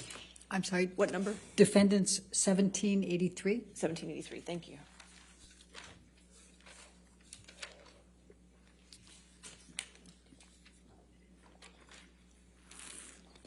Do you recognize this picture? Yes, I do. And could you tell us what it is? It's a picture of my face with a note that Johnny left for me by the coffee. Typically is where we'd leave notes like that. And does this accurately depict the scene portrayed? It was one of those scenes. As embarrassing as it sounds now, I don't know which scene this came from. There was a lot. It escalated quickly, fast, and it became... Amber, let me ask it a different way. Thank you. Is this a picture of you? Is it an accurate picture of you? Yes. Your Honor, I'm going to move the admission of 1783. Your Honor, we have an objection. May we approach? Sure.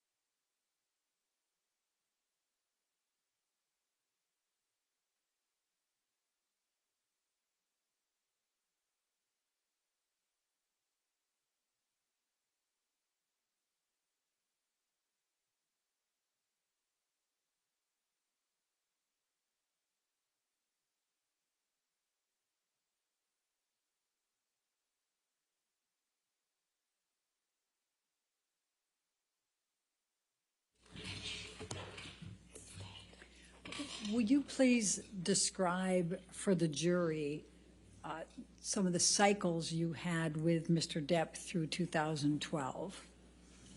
So in 2012, the violence was pretty, relative to what it became, pretty, slapping, backhanding. Well, it went from this eggshell kind of, you're walking on eggshells, nothing you're doing is kind of right, but you don't know what you're doing wrong. And then I was doing something wrong clearly, but it was unclear within the scope of an argument what I was defending myself against. So it would shift from a rumor he had heard that I was with a friend, or I had been photographed standing too close to a male person. That was a person I had had something with, and I was lying to him about, and it would be eggshells, accusations, and then he would explode. It started with throwing things, destroying the property, and screaming at me. I remember the screaming at me was the worst, because I kind of always felt like I had done, I had to defend myself. I had to tell him so he didn't think these things were true. And sometimes, he would shift accusations while I'm trying to dispel one accusation. He'd start another one, and nothing I could do to calm him down.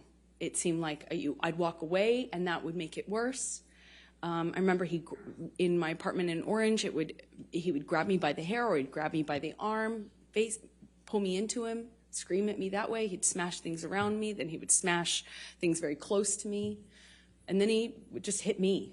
And it started with slapping, and it got to be like repetitive slaps where he'd hold me in a position and slapped me multiple times in a row, then it would be, eventually I later would either push him off of me or I'd try to hit his hands away from me. I tried to, not in 2012 so much. At that time, I was mostly, my defense was,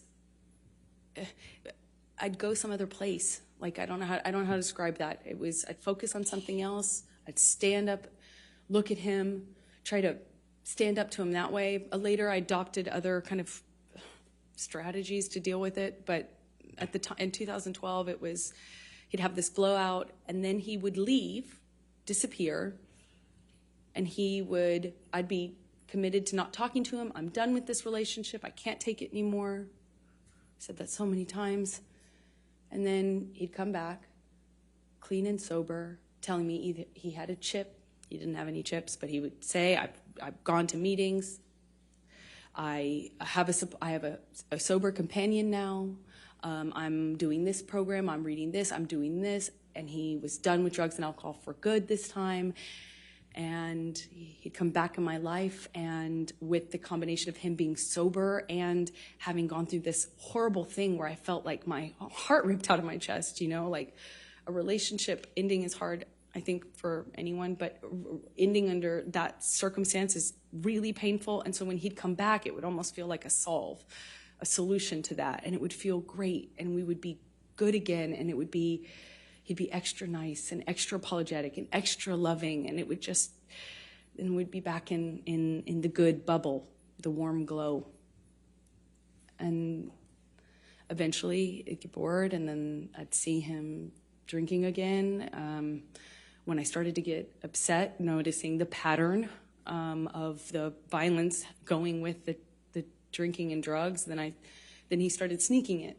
So it became less clear, and I'd have to look for clues as to what he was on. So I just knew how to react, Johnny on speed is very different from Johnny on opiates. Johnny on opiates, very different from Adderall and cocaine Johnny, which is very different from Quaaludes Johnny. But I had to get good at paying attention to the different versions of him. 2012, I was in the beginning stages of this, just learning these patterns. I was just learning that drinking kind of correlated with the violence. And did you confide in anyone about these issues you were having? I think she can Objection say hearsay? I think she can say if she told anybody. As long as she doesn't say what she said. Right, right. So did you tell anyone? Yes, I did. Who did you tell? I told my therapist. I eventually told my mom. And let's go ahead and take a look at Defendant's Exhibit 150. 150.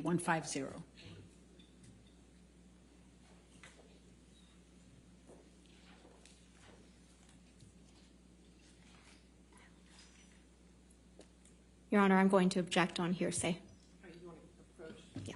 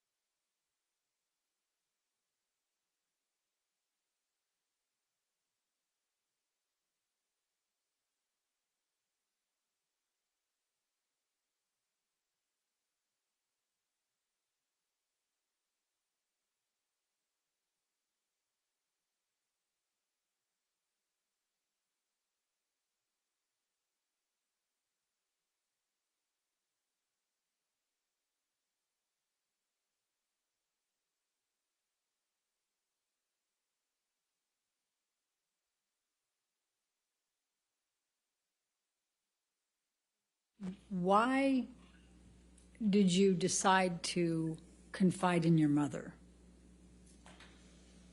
about the issues you were having with Mr. Depp?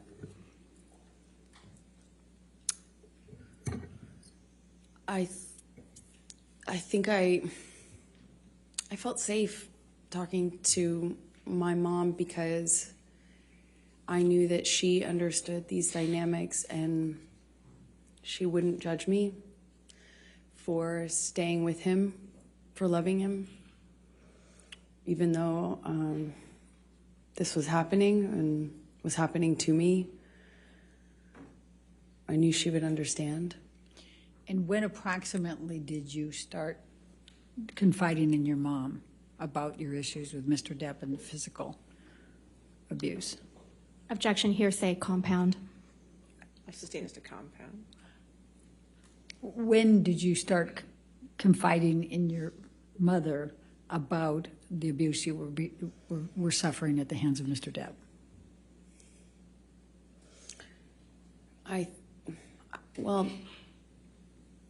I was confiding in her from the very beginning about the abuse, the psychological abuse, the kind of control, the disappearing, the not knowing where he was, then he'd come back and sometimes in the middle of the night, the constant accusations, like that sort of thing I talked to her about probably from the very beginning. The fact that I was secret, I had to hide. I couldn't tell any of my friends that I was with him for a long time because he told me everyone would blame me for the split with him and his partner, so I had to kind of sneak around and kind of get brought to his house, typically in a secretive way, and then he'd come to mine in a secretive way, and it was just all very, so very isolating. And I confided with her at the very beginning on that sort of thing, and then later opened up to her about some of the violence. I did it gently. First I just wanted to have someone to talk to about how scary it was. The rage and the uncontrolled violence, the rage that this man had, and why it was Objection, pointed Your at Honor. me. Hearsay. May we approach, please? Okay.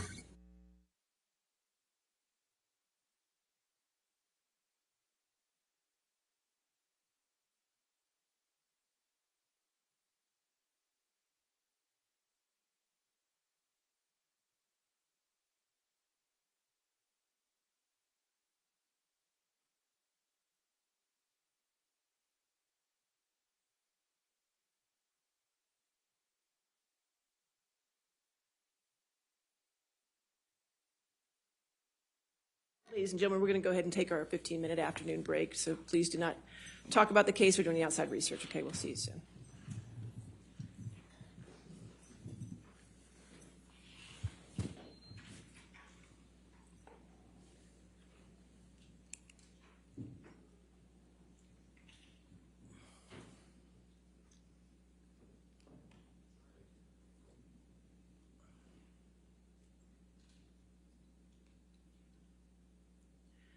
All right, and Ms. Hurd, just a reminder that now that you're on the stand, you cannot discuss your testimony with anybody to include your attorneys, okay?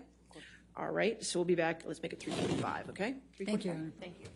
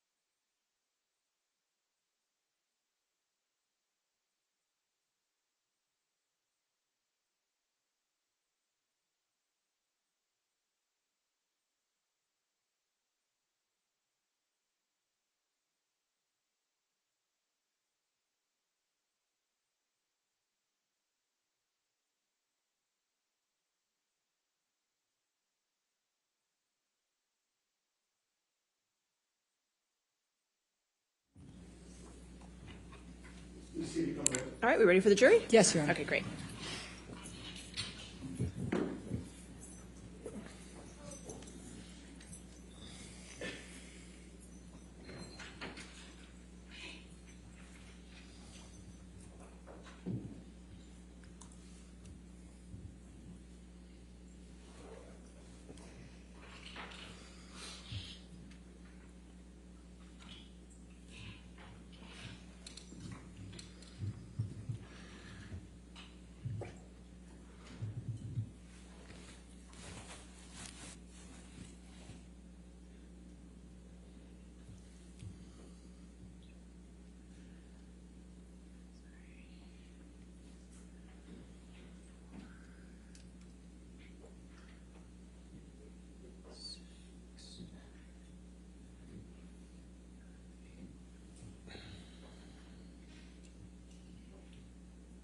All right, thank you. Please be seated. Your next question. Thank you, Your Honor. Amber, I'm going to take you up to March of 2013. Can you describe your relationship with Mr. Depp during that month? And we'll start there. I remember it was after a period of some peace, and then in sobriety. Johnny was sober, drinking Beck's, and my dad, who was struggling with alcohol and drug addiction at the time, had fallen off the wagon, and I remember he said, "Why don't we I want to send a picture to your dad of support," because my sister was upset with my dad. And so he poured a shot and kind of said, "Let's take a picture." I don't drink spirits, but I know that, I kind of held up in that picture. It's kind of eerie because I just think it's bizarre. He had broken this long period of sobriety that I thought was going to be the end of him drinking forever. It sounds foolish now, but I, held up this kind of glass with him, and we sent the picture to my dad because, I didn't know what else to do. And I remember thinking it was weird that he was drinking. And then the month got really crazy from that point on. It was a bit of a revolving door of accusations. He was accusing me of having affairs with, frankly, just one person. I had an acquaintance with somebody, and he was accusing me of being with them, and then he was accusing me of being with my friend, the one I had seen in Spain. I'm, in these kind of arguments, nothing I do is working. Walking out of the room is me leaving him, walking away from me. Hey, where are you going? I'm talking to you. That it went from that to pulling me in by my arm, still shouting about the accusations. I'm trying to diffuse the situation by trying to tell him I'm not sleeping with this person and I'm not sleeping with that person. And it was kind of, as soon as it seemed as though I had convinced him of one, there was somebody else he was sure I was sleeping with. And it was a revolving door at that time. A painting I had hanging on the wall, done by my ex, who's an artist. That was, one day he was convinced that was proof I was sleeping with her or having an affair with her. I didn't really love him, and all the while I'm madly in love with him and trying to convince him. So March started with this picture of him doing a shot, and he's kind of saying, "Let's send it to your dad to show support." And what I remember of March is just like it's almost like it was a never-ending fight. It was just, there were breaks in it. What kept me in it is because I kept waiting for the other shoe to drop, the sobriety shoe, if you will. I kept waiting for him to get to the point where it's not supportable or anymore, and he's done with it, and he's ready to get clean and sober again, because there commences a period of like pure joy. And it was one fight after the other, March. So let me start with the painting incident. Please tell the jury what happened on that particular incident with the painting. As I mentioned, the painting, which had been hanging there for months, one day he kind of stayed up doing cocaine, just drinking, doing cocaine, music, which is not in and of itself that weird in my relationship with Johnny at this point. You know, like he stays up and keeps weird hours and smokes and stuff. But he was drinking brown liquor and doing a lot of cocaine, and it was like, it became clear to me in that argument, if you will, that he wasn't making sense. He had effectively just taken, it seemed like, a turn and had decided that the painting was an offense that he could not forgive me for. It meant I was having an affair with my ex-partner, with whom I had already split, and it made no sense to me. So I'm trying to kind of quell the accusations by saying, you know, it's been there, and what are you talking about? And it's like, that doesn't mean anything. And, you know, he was demanding I take it down. He eventually takes it down and tries to burn it, but it was unsuccessful, luckily, because he was not, he wasn't, with one of those normal, what do you call them, Bic lighters, he wasn't very successful at doing it while drinking, to the extent he was. But I remember it was this kind of ridiculous fight, like didn't feel like it needed to be an argument, but it seemed like nothing I could do, nothing I could say. I tried leaving. I left the room. I left the house. I eventually came back. It was like a whole night, an evening, a night, and then a morning of this. So this morning in particular, I think it was the 22nd of March. There were several incidents in March, though.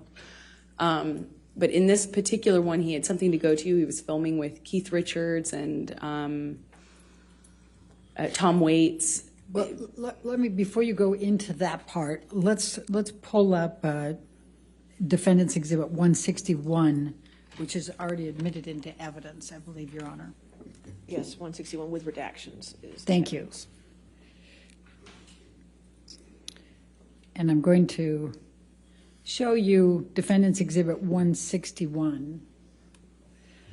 And the date on this is 3/12/2013, and it's a text exchange between you and Mr. Depp. Do you see that? I do. Okay. And the first one is from you to Mr. Depp. Just thought you should know there exists a book. Is that to you? Is it to Mr. Depp from you, or it's vice versa, isn't it? It's Johnny texting me. Just thought you should know there exists a book titled Disco Bloodbath. And then you say, we need that book. And you say, is this about last Friday night by any chance? And he says, how can you make me smile about such a hideous moment? And I'm not going to repeat the rest of it. Could you tell the jury what happened on that Friday night?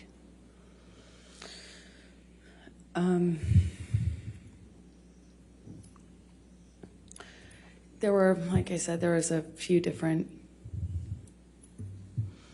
incidents in March. I believe this one happened in the Eastern Columbia building, which is one of Johnny's penthouses. They're in downtown, so a different part of Los Angeles. And we'd sometimes go there. I remember he was accusing me again of sleeping with this artist, this musician who I'd never slept with. I was denying it. I barely knew the person. And then he was accusing me of sleeping with my friend in Spain. And I remember nothing I could do. He called this person on the phone and screamed at him. He didn't speak English, so he was really confused as to what he was being yelled at by Johnny. But I remember those were the accusations. That was the fight. But it was one to the next accusation. And I remember I was kind of doing that juggling act. I was in one of these fights, I believe it's this one, in his downtown ECB, we call it, loft. And we're in the kitchen living room area, and he backhands me. And, it was, he wears a lot of rings. I remember kind of just feeling like my lip went into my teeth, and it got a little blood on the wall. Just that simple, a little bit of blood on the wall. As hard as it is to explain this,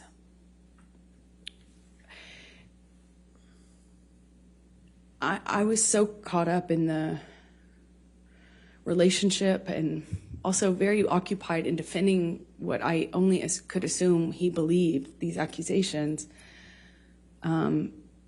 that, I didn't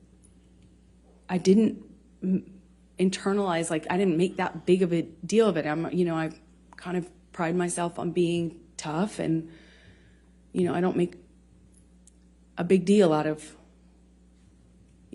smaller injuries. And I know that sounds horrible and hard maybe to understand, but my best way to cope with it is I kind of, minimize it, make sure no one, make sure he knows that I'm tough and can't knock me down, and I make a joke of it, clearly. Make light. I'm going to, Michelle, if you can take this one down and bring up 170A. Did there come a time in March, Amber, where you sent a picture to your mom? Yes, this is sometime in March 2013. I sent it to her because I had been texting about some of the craziness, and Objection, hearsay. I'll sustain as to what she may have texted. All right, next question. Without saying what you said in the text, explain why you were sending it to your mom.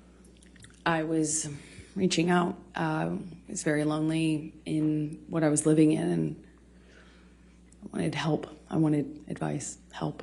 I just wanted to talk to somebody and figure out how I could make this stop.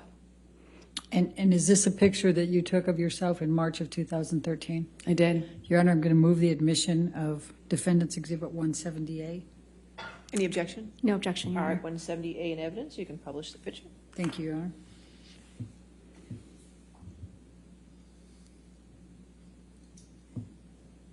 And how did you sustain that bruise, Amber? I had thrown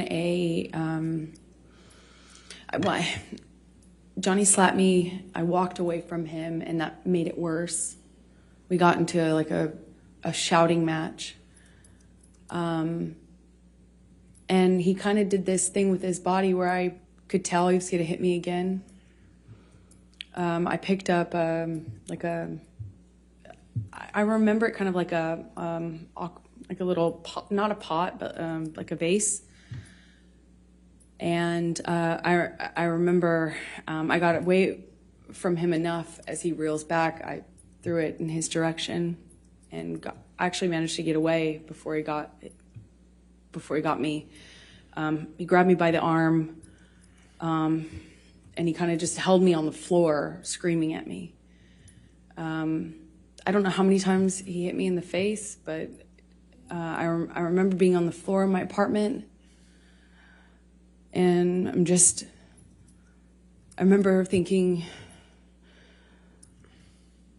how could this happen to me again? Can you bring up 170?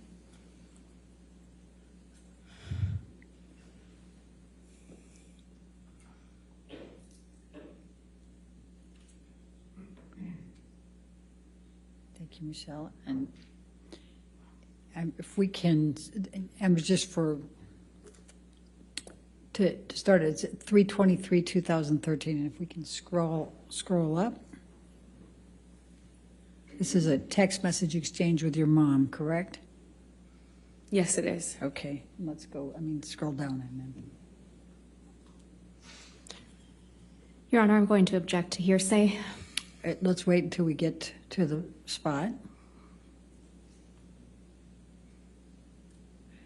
All right, and is this the picture that you sent to your mom on 3/23/2013? Yes, it is. Your Honor, I'm going to move the admission of 170, just that picture that's on the text. With Along no words? Well, it says from 2 weeks ago on it. Your Honor. I'll sustain the objection.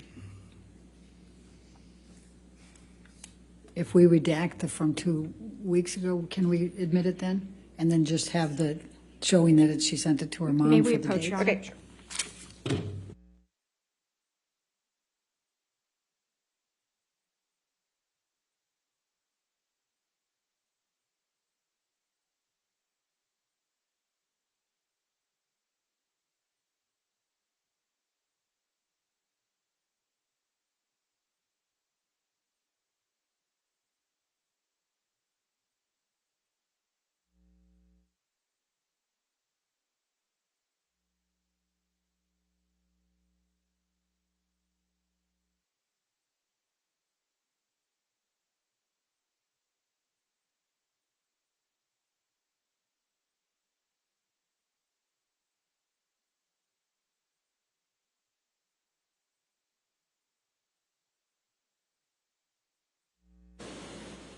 All right, 170 will be in evidence with redactions.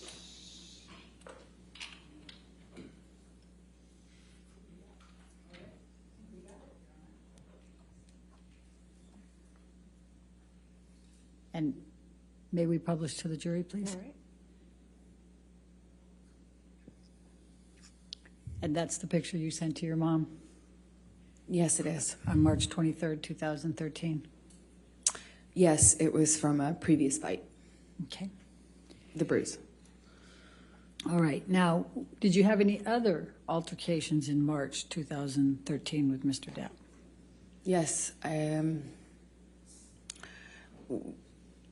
we had a couple of these fights in Orange that were around this time, one of which I started to tell you about the painting. You know, and I know I've interrupted you now twice on that, but I realize the jury doesn't. Can you tell them what you mean by orange, at Orange? Sorry, Orange was my apartment that I kept in Los Angeles at the time. And it was an apartment. What type of an apartment? I rented the top of a duplex. So it was a house with the landlord living on the bottom floor. I rented the top floor. Okay, thank you. Now, please continue with the painting. I'm sorry.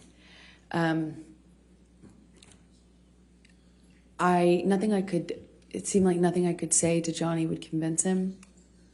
He wanted me to remove the painting.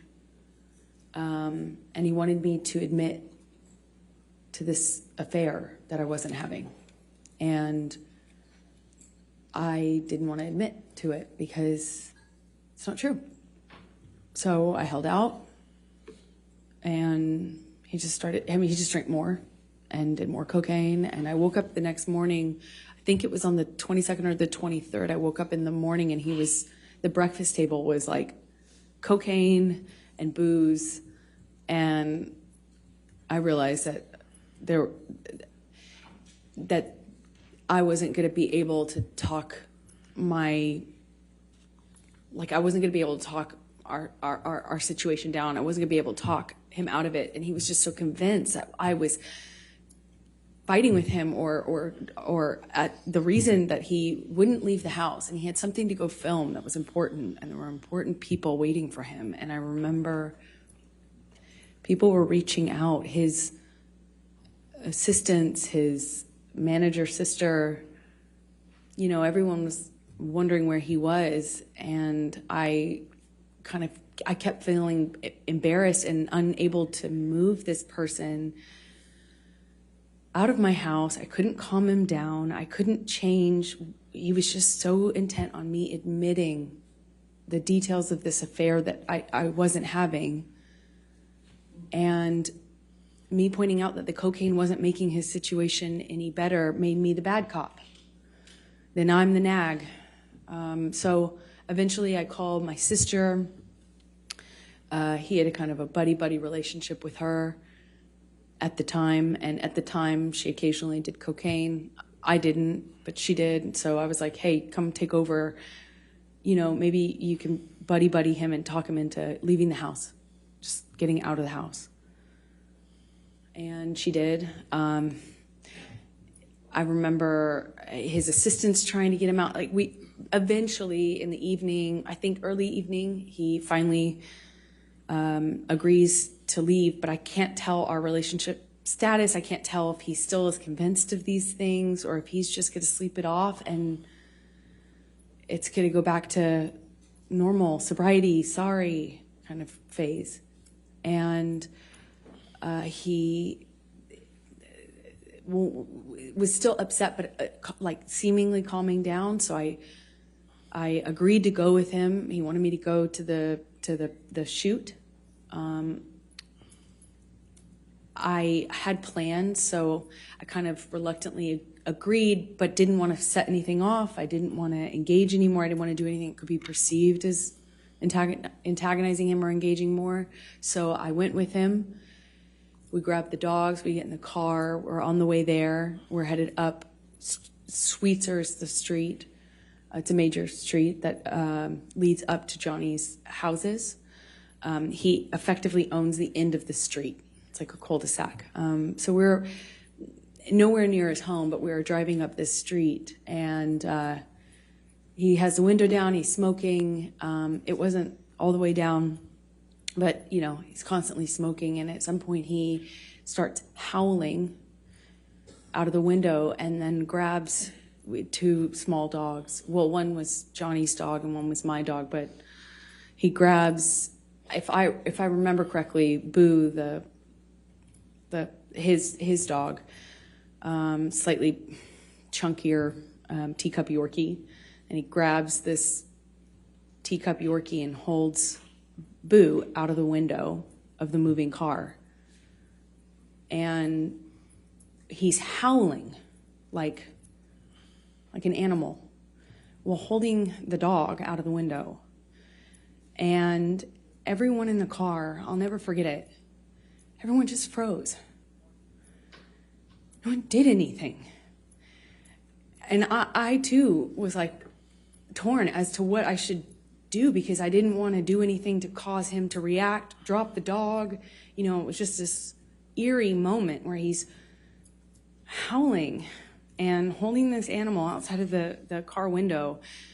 And more than that weird memory is more than that weird memory, I have a memory of everyone just kind of not really reacting to him. Like no one really kind of did anything. I eventually kind of pulled his arms gently back into the vehicle and kind of got the dog back on the seat, and we continued driving, but no one reacted. They just kind of avoided dealing with it. We get to the place, the house where he was filming this thing that he was late for, I suppose, for the day. And we walk in. Meanwhile, I've been bombarded by text messages and calls and conversations with everyone seemingly so stressed about... Objection, hearsay. All right. Just don't tell us what somebody else said, just what you observed. I understood everyone was stressed. They seemed stressed to me about the tardiness. Where is he? Let's get him there, so we get him there. And no one reacts when we get in. I mean, we walk into this house where everyone was waiting for him, and everyone smiles and says, hey, boss. Objection, hearsay. Okay. Sorry. Okay. Let's, Michelle, can we pull up 167A? I think is B the one that's in? 167B is already in, right? Oh, it's A. Okay, then go ahead and pull up A.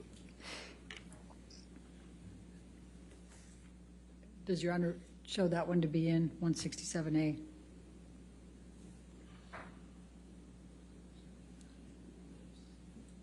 Defendants, I'm sorry. Well, yeah, this might be your 167A, but it's in evidence as a plaintiff's number, and I'm not sure which plaintiff's number it is. I don't need it in twice, so. I would agree. Do we?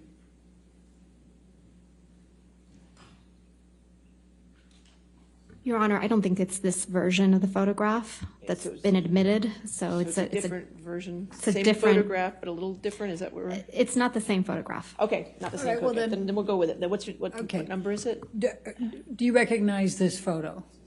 Yes, I do. Please tell the jury what it is. It's a picture I took of my breakfast table that morning. Your Honor, I'm going to move the admission of Defendant's Exhibit 167A. 167A, any objection? Your Honor, may we approach? Sure.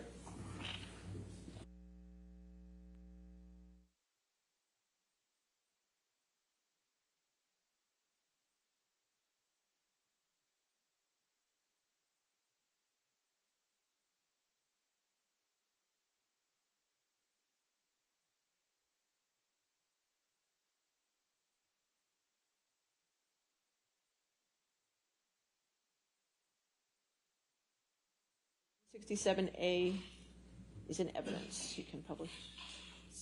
So may we publish that? Thank you, Your Honor. Okay, and Amber, you said that you took this that morning, is that Yes. correct? Could you tell the jury what the box is that has the property with the skull bones, property of JD? That's Johnny's drug box. I've seen it used for pills, but at the time it was bags of Coke, like dime bags of Coke. Okay, and what are these white lines on the table to the left of that box? That is cocaine. Okay. And do you know what is in these two glasses that have kind of a gold-colored liquor? Yes, they're different, actually. It's confusing. They're different. Different liquids. The one in the back in the larger glass is, I believe at the time I was doing these tabs, they're Barocca, that's what they're called. They're little tablets. And anyway, I remember at the time that that's what I was putting in my water because I had just come back from France where they sell them. And then the brown liquid in the shot glass is Johnny's liquor. I don't know what it's called, but we kept it in the freezer.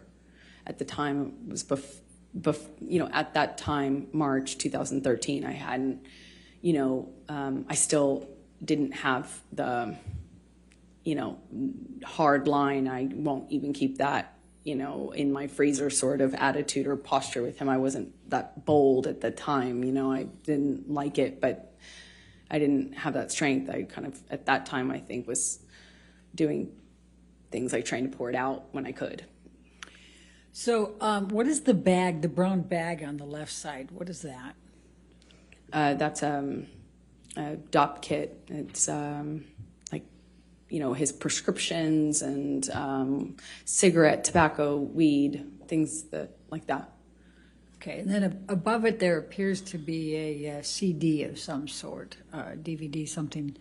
Do you recognize that? Yes, it's the single, I believe is what it's called, the single he was making at the time. I think that's the song that they were filming a video for, if I'm correct. Okay.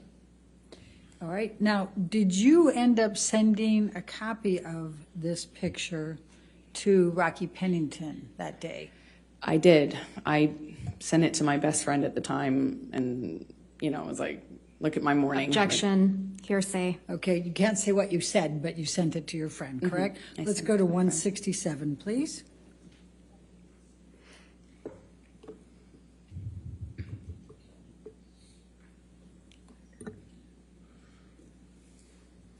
And is that the email in which you sent this picture to Rocky Pennington on 3/22? Yes. 2013?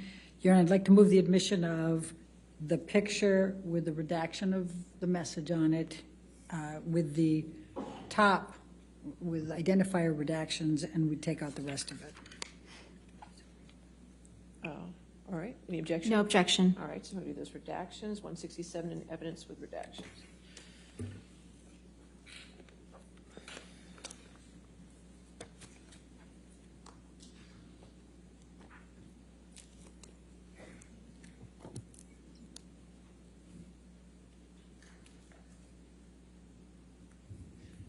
All right. And may we publish, please?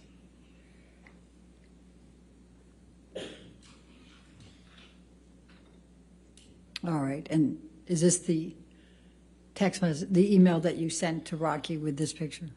Yes. Okay. Now I'm going to take you to, let's go to Hicksville. Let's tell the jury about Hicksville, May 2013. Can you tell the jury what transpired at Hicksville? It's like a fancy trailer park, like a little hotel in the middle of nowhere, set up with these little trailers, and we had made a plan to go there with friends, and we were going to do, like laughy, as we said, laughy drugs, like mushrooms, eat mushrooms, sit by a campfire. There's really not a whole lot else to do out there. It's like a getaway. We had made this plan, and it was going fine. It was like a, kind of like a party out in the desert with a few friends and campfire and music. And I don't know somebody brought MDMA. It was being passed around, and somebody who took it kind of was starting to feel the effects of it, I guess is the best way to describe. She kind of reacted in this way where when the MDMA hit her, she kind of, we were sitting around a campfire, all of us, and she kind of just leaned into me and put her, head on my shoulder and kind of grabbed my arm. I took it, to be the effects of the drug. And I think I had eaten a mushroom cap, but was not feeling anything at the time. I don't remember feeling anything because the night just kind of changed pretty dramatically before I really felt anything of the effects of that. But that was the environment we were in, and as soon as she kind of did this thing where she leaned into me, Johnny gets really activated. He gets really upset, and he starts, well, at first she thought he was kidding too. She thought he was kind of making a joke. I think we all did. Everyone kind of responded at first, that like it was a joke, but he was like, hey man, what are you doing? What do you think you're doing? And she kind of giggled and kind of leaned into me more. And I knew in my body just instantly that it wasn't a joke.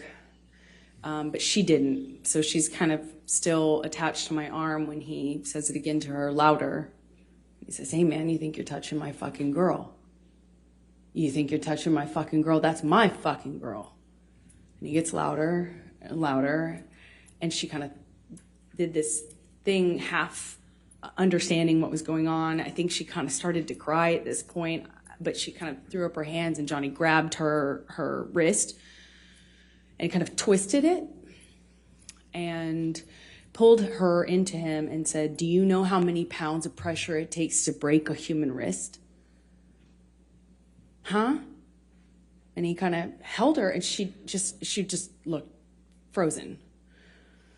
And she's crying, and was just denying understanding what was going on. I stepped in.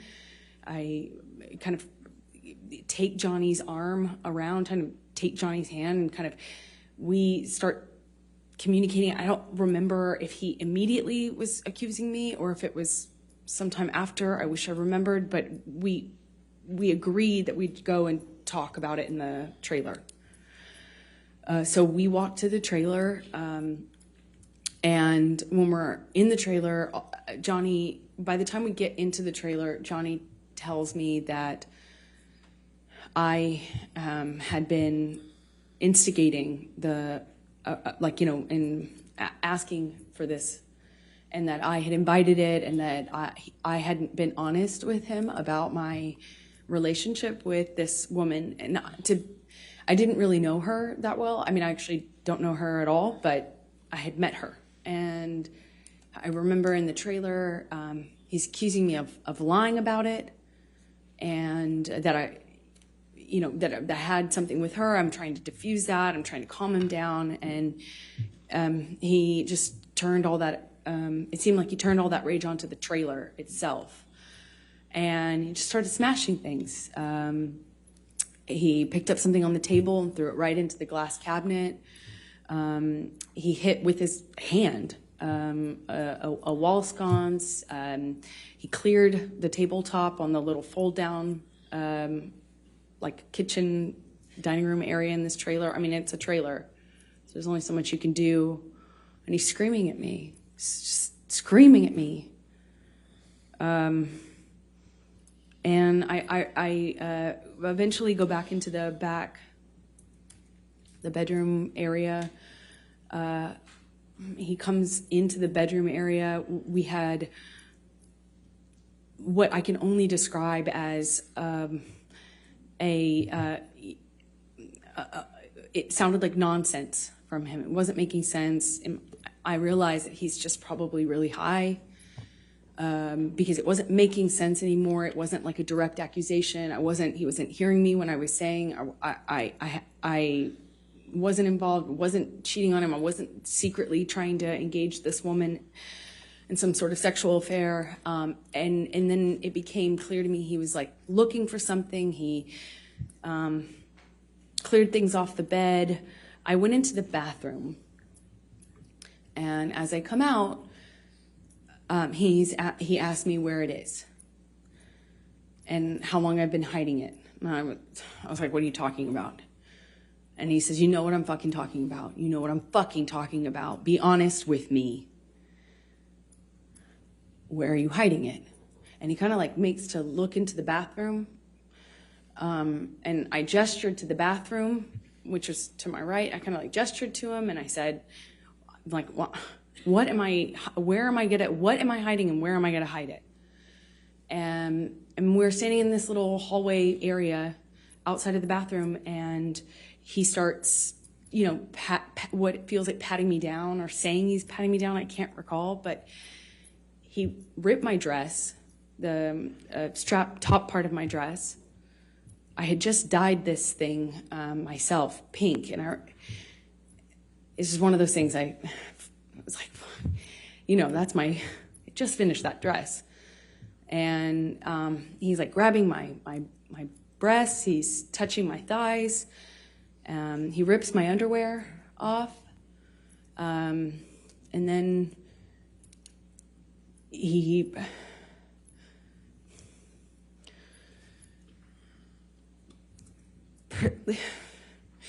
proceeds to do a cavity search.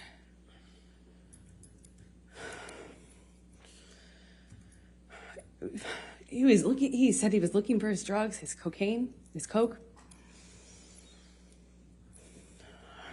I was wondering how somebody who didn't do cocaine and was against it, that was in and of itself causing problems in our relationship.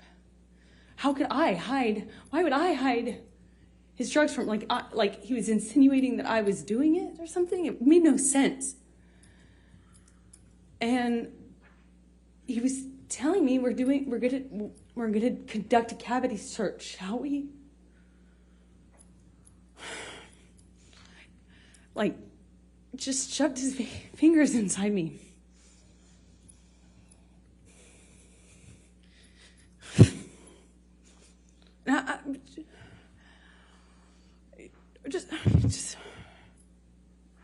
stood there staring at the stupid light.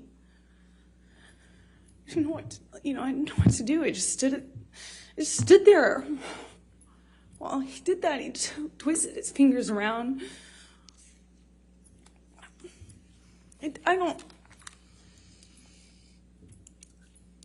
didn't say, like, stop or anything.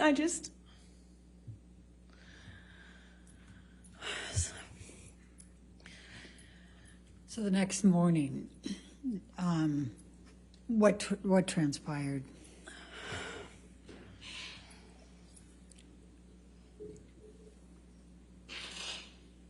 I remember thinking that Johnny would change his mind. And it would be, I thought it would end differently. I kind of froze. I don't know how we went to bed that night. I don't know how I went to bed. I don't know how I slept. I don't know how we woke up. I don't remember having a conversation with him the next day. I don't remember talking to him about it or confronting him about it. I remember wanting it to be okay. I remember just wanting whatever fucking weird trip, whatever trip that was to end, just to be over and for it to just go back to normal. And I remember my friends were out by the pool.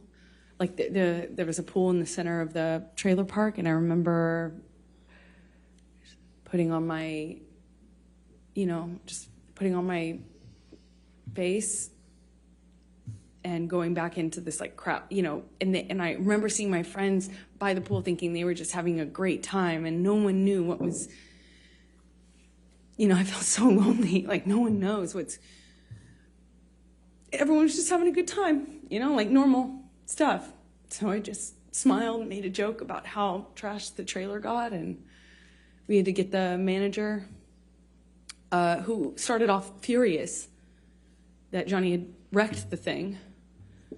And then he had this like black mesh not tank top, it was like a meshy kind of shirt on. And I remember he came into the trailer and looked around and was like, whoa, what happened here? Whoa. And Johnny had an exchange with him. And I remember watching this man be so charmed. It was just a kind of a surreal experience. And, it just went away. That just got fixed. We walked out of the trailer at some point. My dog stepped on a bee. We went to the vet and went on with our, vacation. We actually went to another location after that, and then eventually went home and went about our life. I'm going to ask you to take a look. Michelle, can you bring up Defendant's Exhibit 176?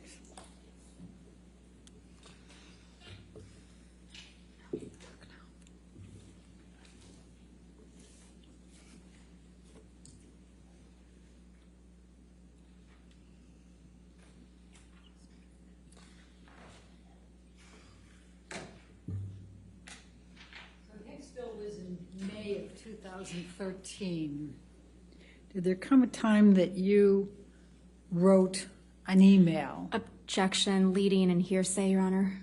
May we approach? All right.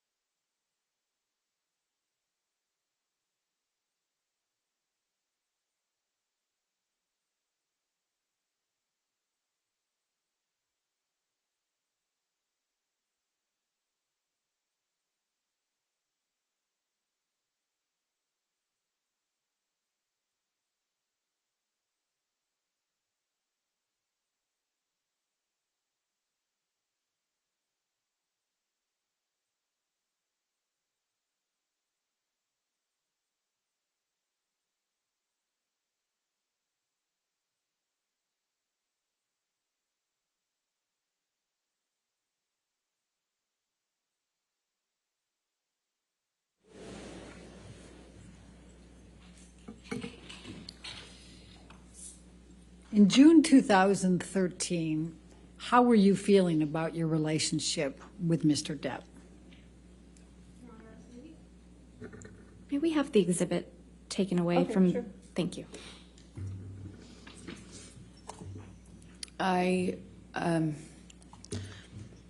By June, I was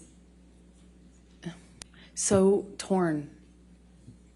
I was so in love with this person. Because when it was good, it was so good. You've never felt love like that. At least that's how it felt. So much. I felt like he recognized me and I recognized him, and there was just something there that was the love of my life.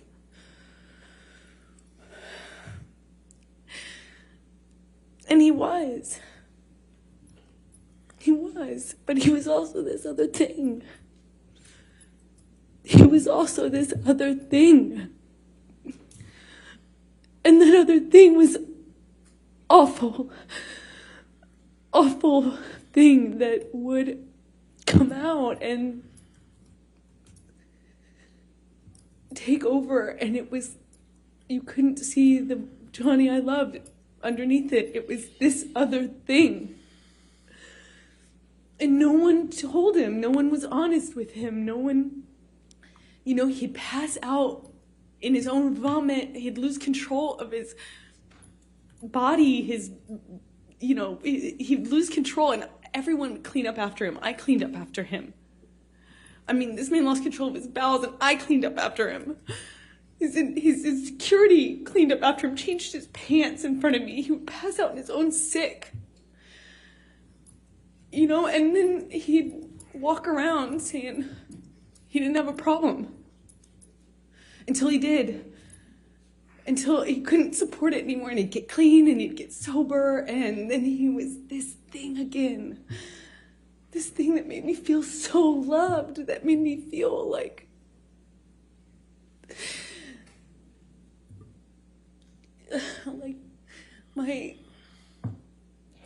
my soulmate. As cheesy as that sounds, I just felt like he knew me.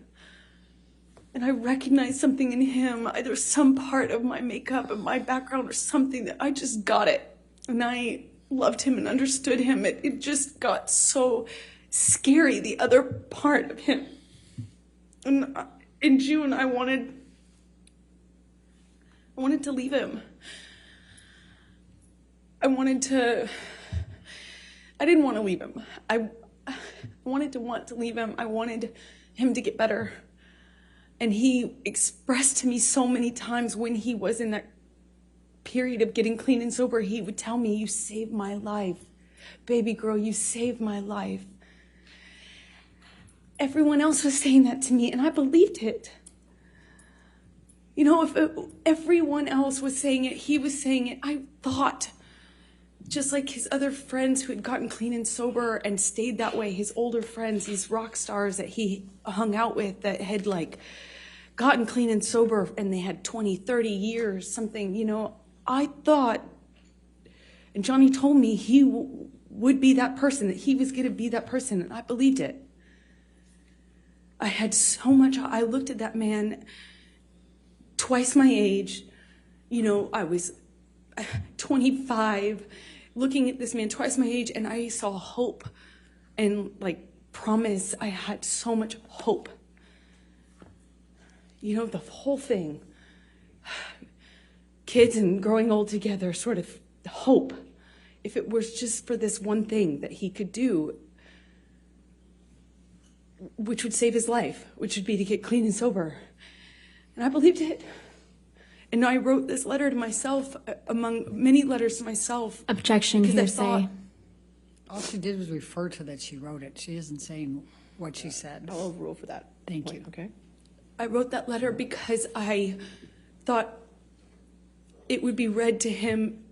I could read it to him. I could say it to him in intervention, in help. And he would later thank me for, as he used to thank me all the time for saving his life.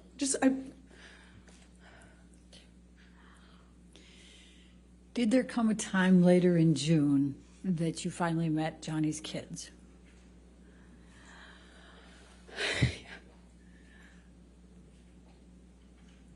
I'm sorry.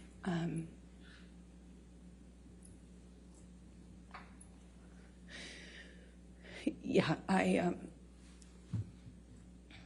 finally met them in the summer of 2013. I had been with Johnny for over a year, maybe like a year and a half at this point, is my best guess. And I was dying to meet them, dying to get to know these kids. I felt like I knew them already. I had his daughters, and Jack's, both of his kids' art on my fridge, and I had never even met them. Johnny had brought them over one day and kindly given them to me, and I had them up on my fridge because I felt like I knew them, just how much he talked about them. And I finally got to meet them at the Lone Ranger premiere at Disneyland, summer 2013. So then I'm going to jump to, and it's not much of a jump, to June 26, 2013. There was a plane ride to Russia with Johnny. Do you recall that? Yes. Well, tell the jury about that particular event. Well, that was the first and last time I ever decided it would be a decent idea to do drugs with Johnny. I did MDMA with him on the plane, which was as stupid as it may sound. I just had never, I was very against, obviously the cocaine had been a problem. I was very much against him using cocaine. I was against the drinking, supportive of the sobriety, but I'm 26 maybe, ish. And I wanted, I had never heard of anyone making MDMA like what I had done MDMA before. I thought it's a lovey drug. It's it's like a kind of, I never knew anyone to get violent on it. And, I thought, well, this is a relatively contained environment. Maybe this will be different. Maybe I can be a good cop and be part of the, I don't have to be the lesbian counselor all the time, as you would say. I can maybe be the fun girlfriend. And I learned the hard way that was not happening. So what happened? Well, we took MDMA. I took a capsule. It's like a powder in a capsule. I took a capsule, and Johnny took several. I didn't count, but it's very different when you see someone take one versus a handful of something. But nothing seemed to set any alarm bells off, and things were going fine until the flight attendant got involved. The flight attendant came by, was engaging with us. I don't think that they're really, it felt like it was before the effects of the drug took over. It was relatively quick, soon after we first took our dose, if you can say. And the flight attendant, Johnny offered her some. She, of course, said no. And then after some back and forth between them, Johnny convinced her that it would be fine. So she acquiesced and took MDMA with us. And within, a few minutes go by, and the same thing happened that happened on the mushrooms at Hicksville with the woman, Kelly Sue, who I've told you about. Flight attendant got friendly with me, but just friendly, just like MDMA friendly, was kind of, I'm a woman, he's a man, so she was naturally, I think, more comfortable with me physically. She kind of leaned into me and kind of sat on the arm of the chair I was sitting in. I mean, after all, she's on drugs, and Johnny grabs her hand and tells her not to touch me, and she kind of reacts in a way like she's defending herself and was trying to clarify, and he grabbed her by the wrist and slammed it down on the table and told her he could break her wrist. And I remember thinking, I've heard this before. And that was a pattern that would repeat itself a few times. These things would happen in these kind of cycles where there would be a certain element that would get filtered for a while, whether it's an accusation or a gesture, and that would be the thing that he looped on. I called it loops. And he grabs her wrist and he tells her he could break her wrist. She cries instantly, denies it, is so apologetic. Eventually he lets go. She goes to the front of the plane where the flight attendant, normally hangs out, and the doors close, and I don't see her much of that whole flight.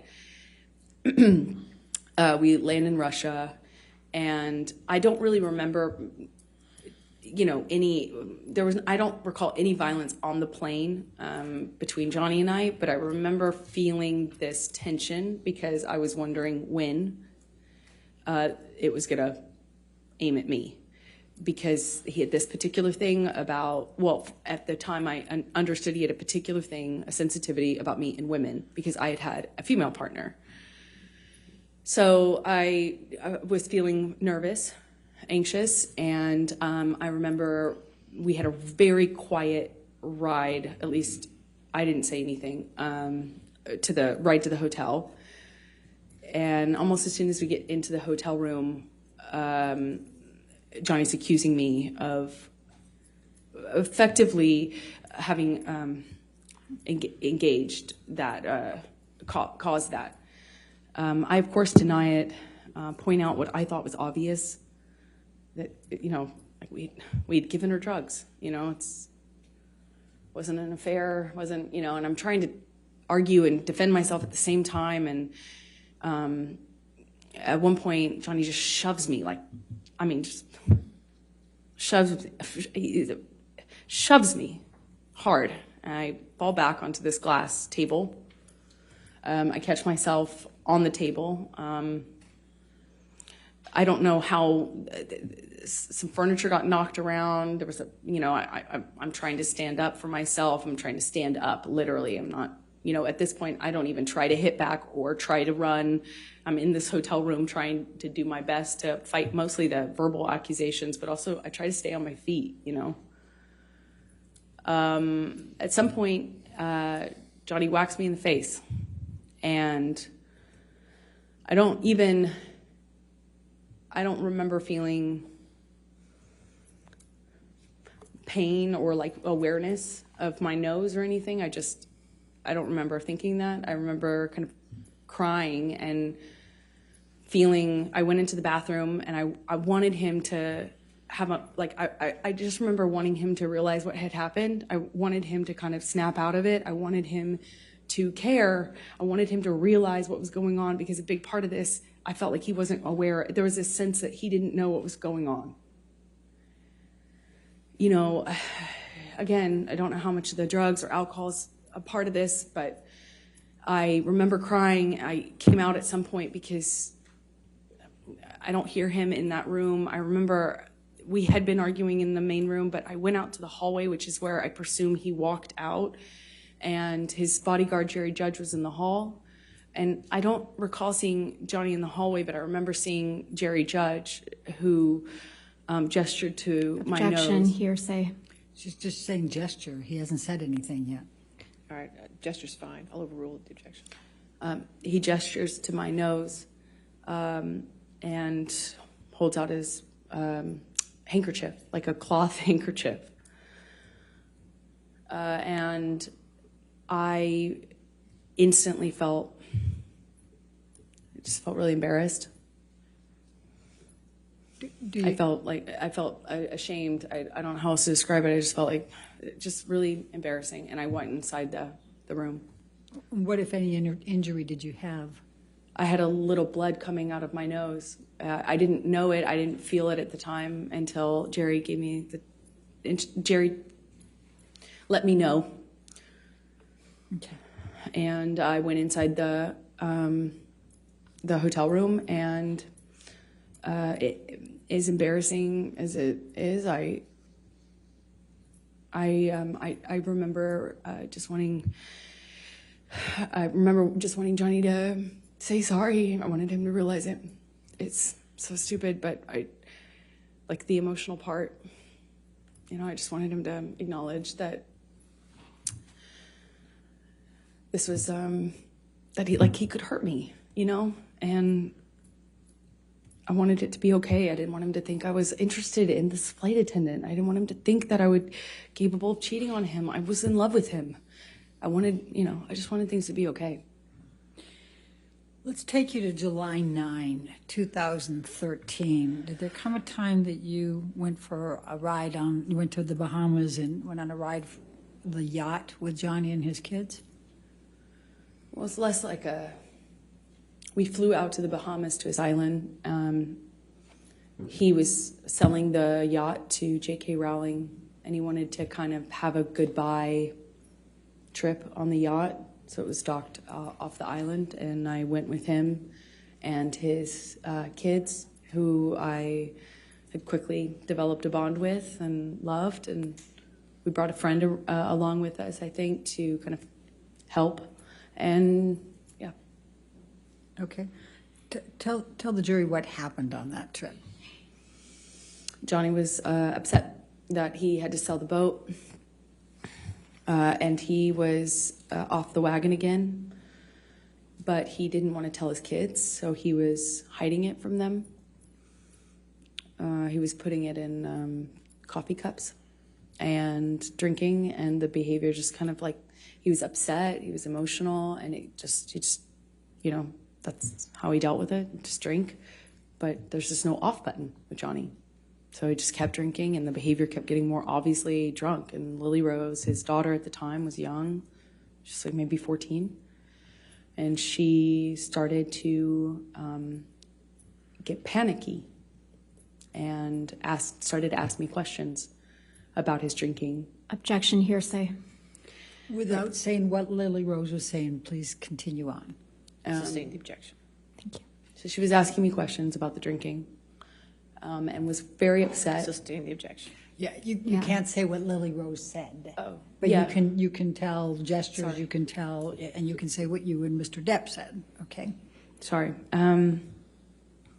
So she was upset, and Johnny we were with the kids, and he kind of threw himself off the boat in a half playful way, like a dead fish kind of way. I don't know how to describe it, almost like a belly flop. But we were on a skip, like a smaller boat parked next to the yacht, and he's jumping.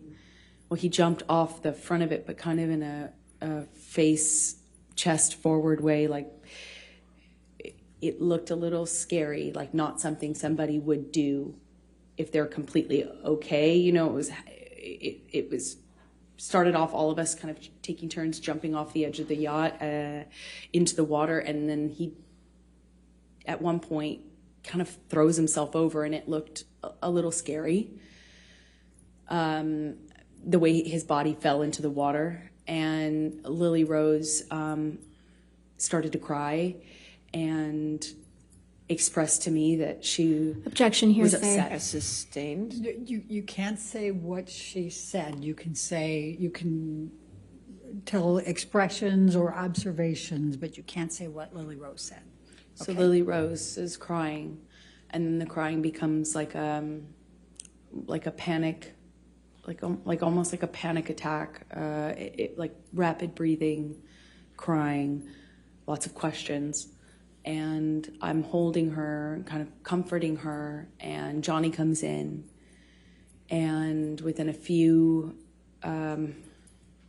seconds, I realize that he, you know, kind of shifted his attention on me, and then he seemed very angry. He asked Lily Rose to leave. Lily Rose leaves, looks at me, leaves, crying, and Johnny, I don't remember the words he used, but starts accusing me of kind of like telling on him and calling him, you know, a drunk in front of his kids. I hadn't done that. I was actually trying to protect Johnny. it didn't feel like my place at all to share that with his daughter or anyone at the time, other than adults who might help with it, but not his kids. So I was trying to tell him, I was just trying to comfort her. I was trying to protect you. He basically was accusing me of doing this thing and of making them aware of his that he was drinking again. And he slams me up against the side wall of the bedroom of the we were in the bedroom this whole time, but up against the wall of the cabin, and slams me up by my neck and holds me there for a second and tells me that he could fucking kill me. And that was an embarrassment. I was embarrassing. It was an embarrassment. This whole thing was a joke. It was all embarrassment. I made him feel sick. And I'll never forget. I'm very, very, very much in love with this whole family now. And he's saying I'm embarrassing to him. And that somehow stuck in me more than the I could fucking kill you. It just sounded like hyperbole. It sounded like something he was just saying, but the names that he was calling me, well, kind of just pushing me up against the wall by my neck, you know, it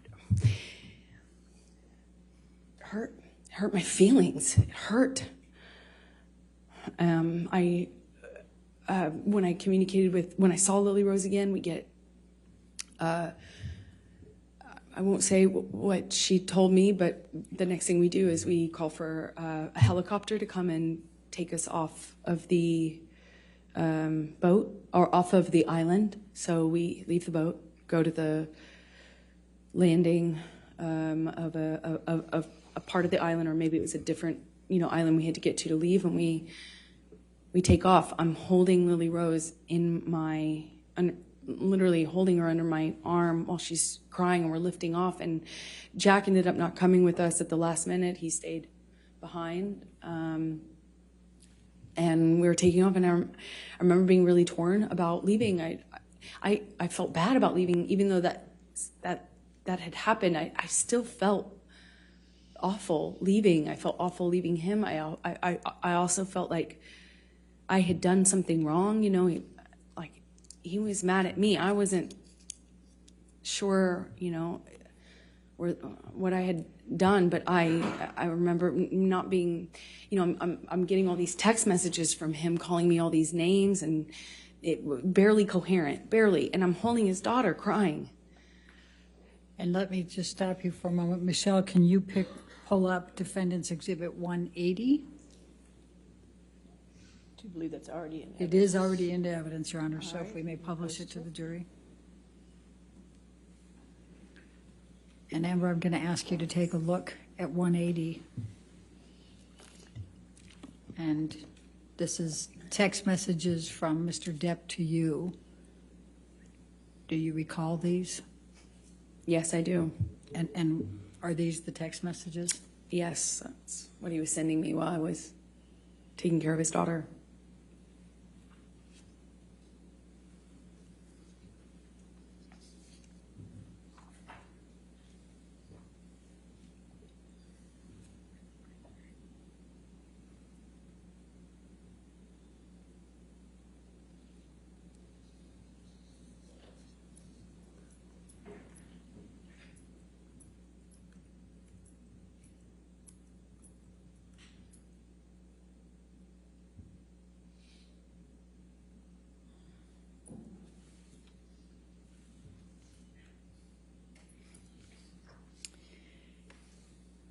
Your Honor, I'm about to go into another event. Should I keep going? I mean, that's fine if you think this is a good point to is break probably- for the day. I think it's probably good. All right, ladies and gentlemen, we'll go ahead and conclude for today. Again, do not read anything about this case, do not do any outside research, and don't discuss it with anybody, okay? Have a good evening. We'll see you in the morning, okay? Thank you.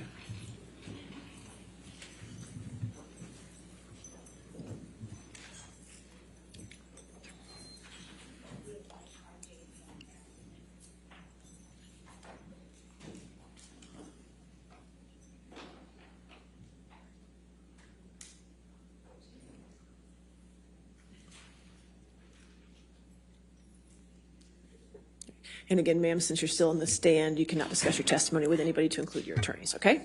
All right. Anything further before? All right, we'll see you in the morning. Thank you, Your Honor.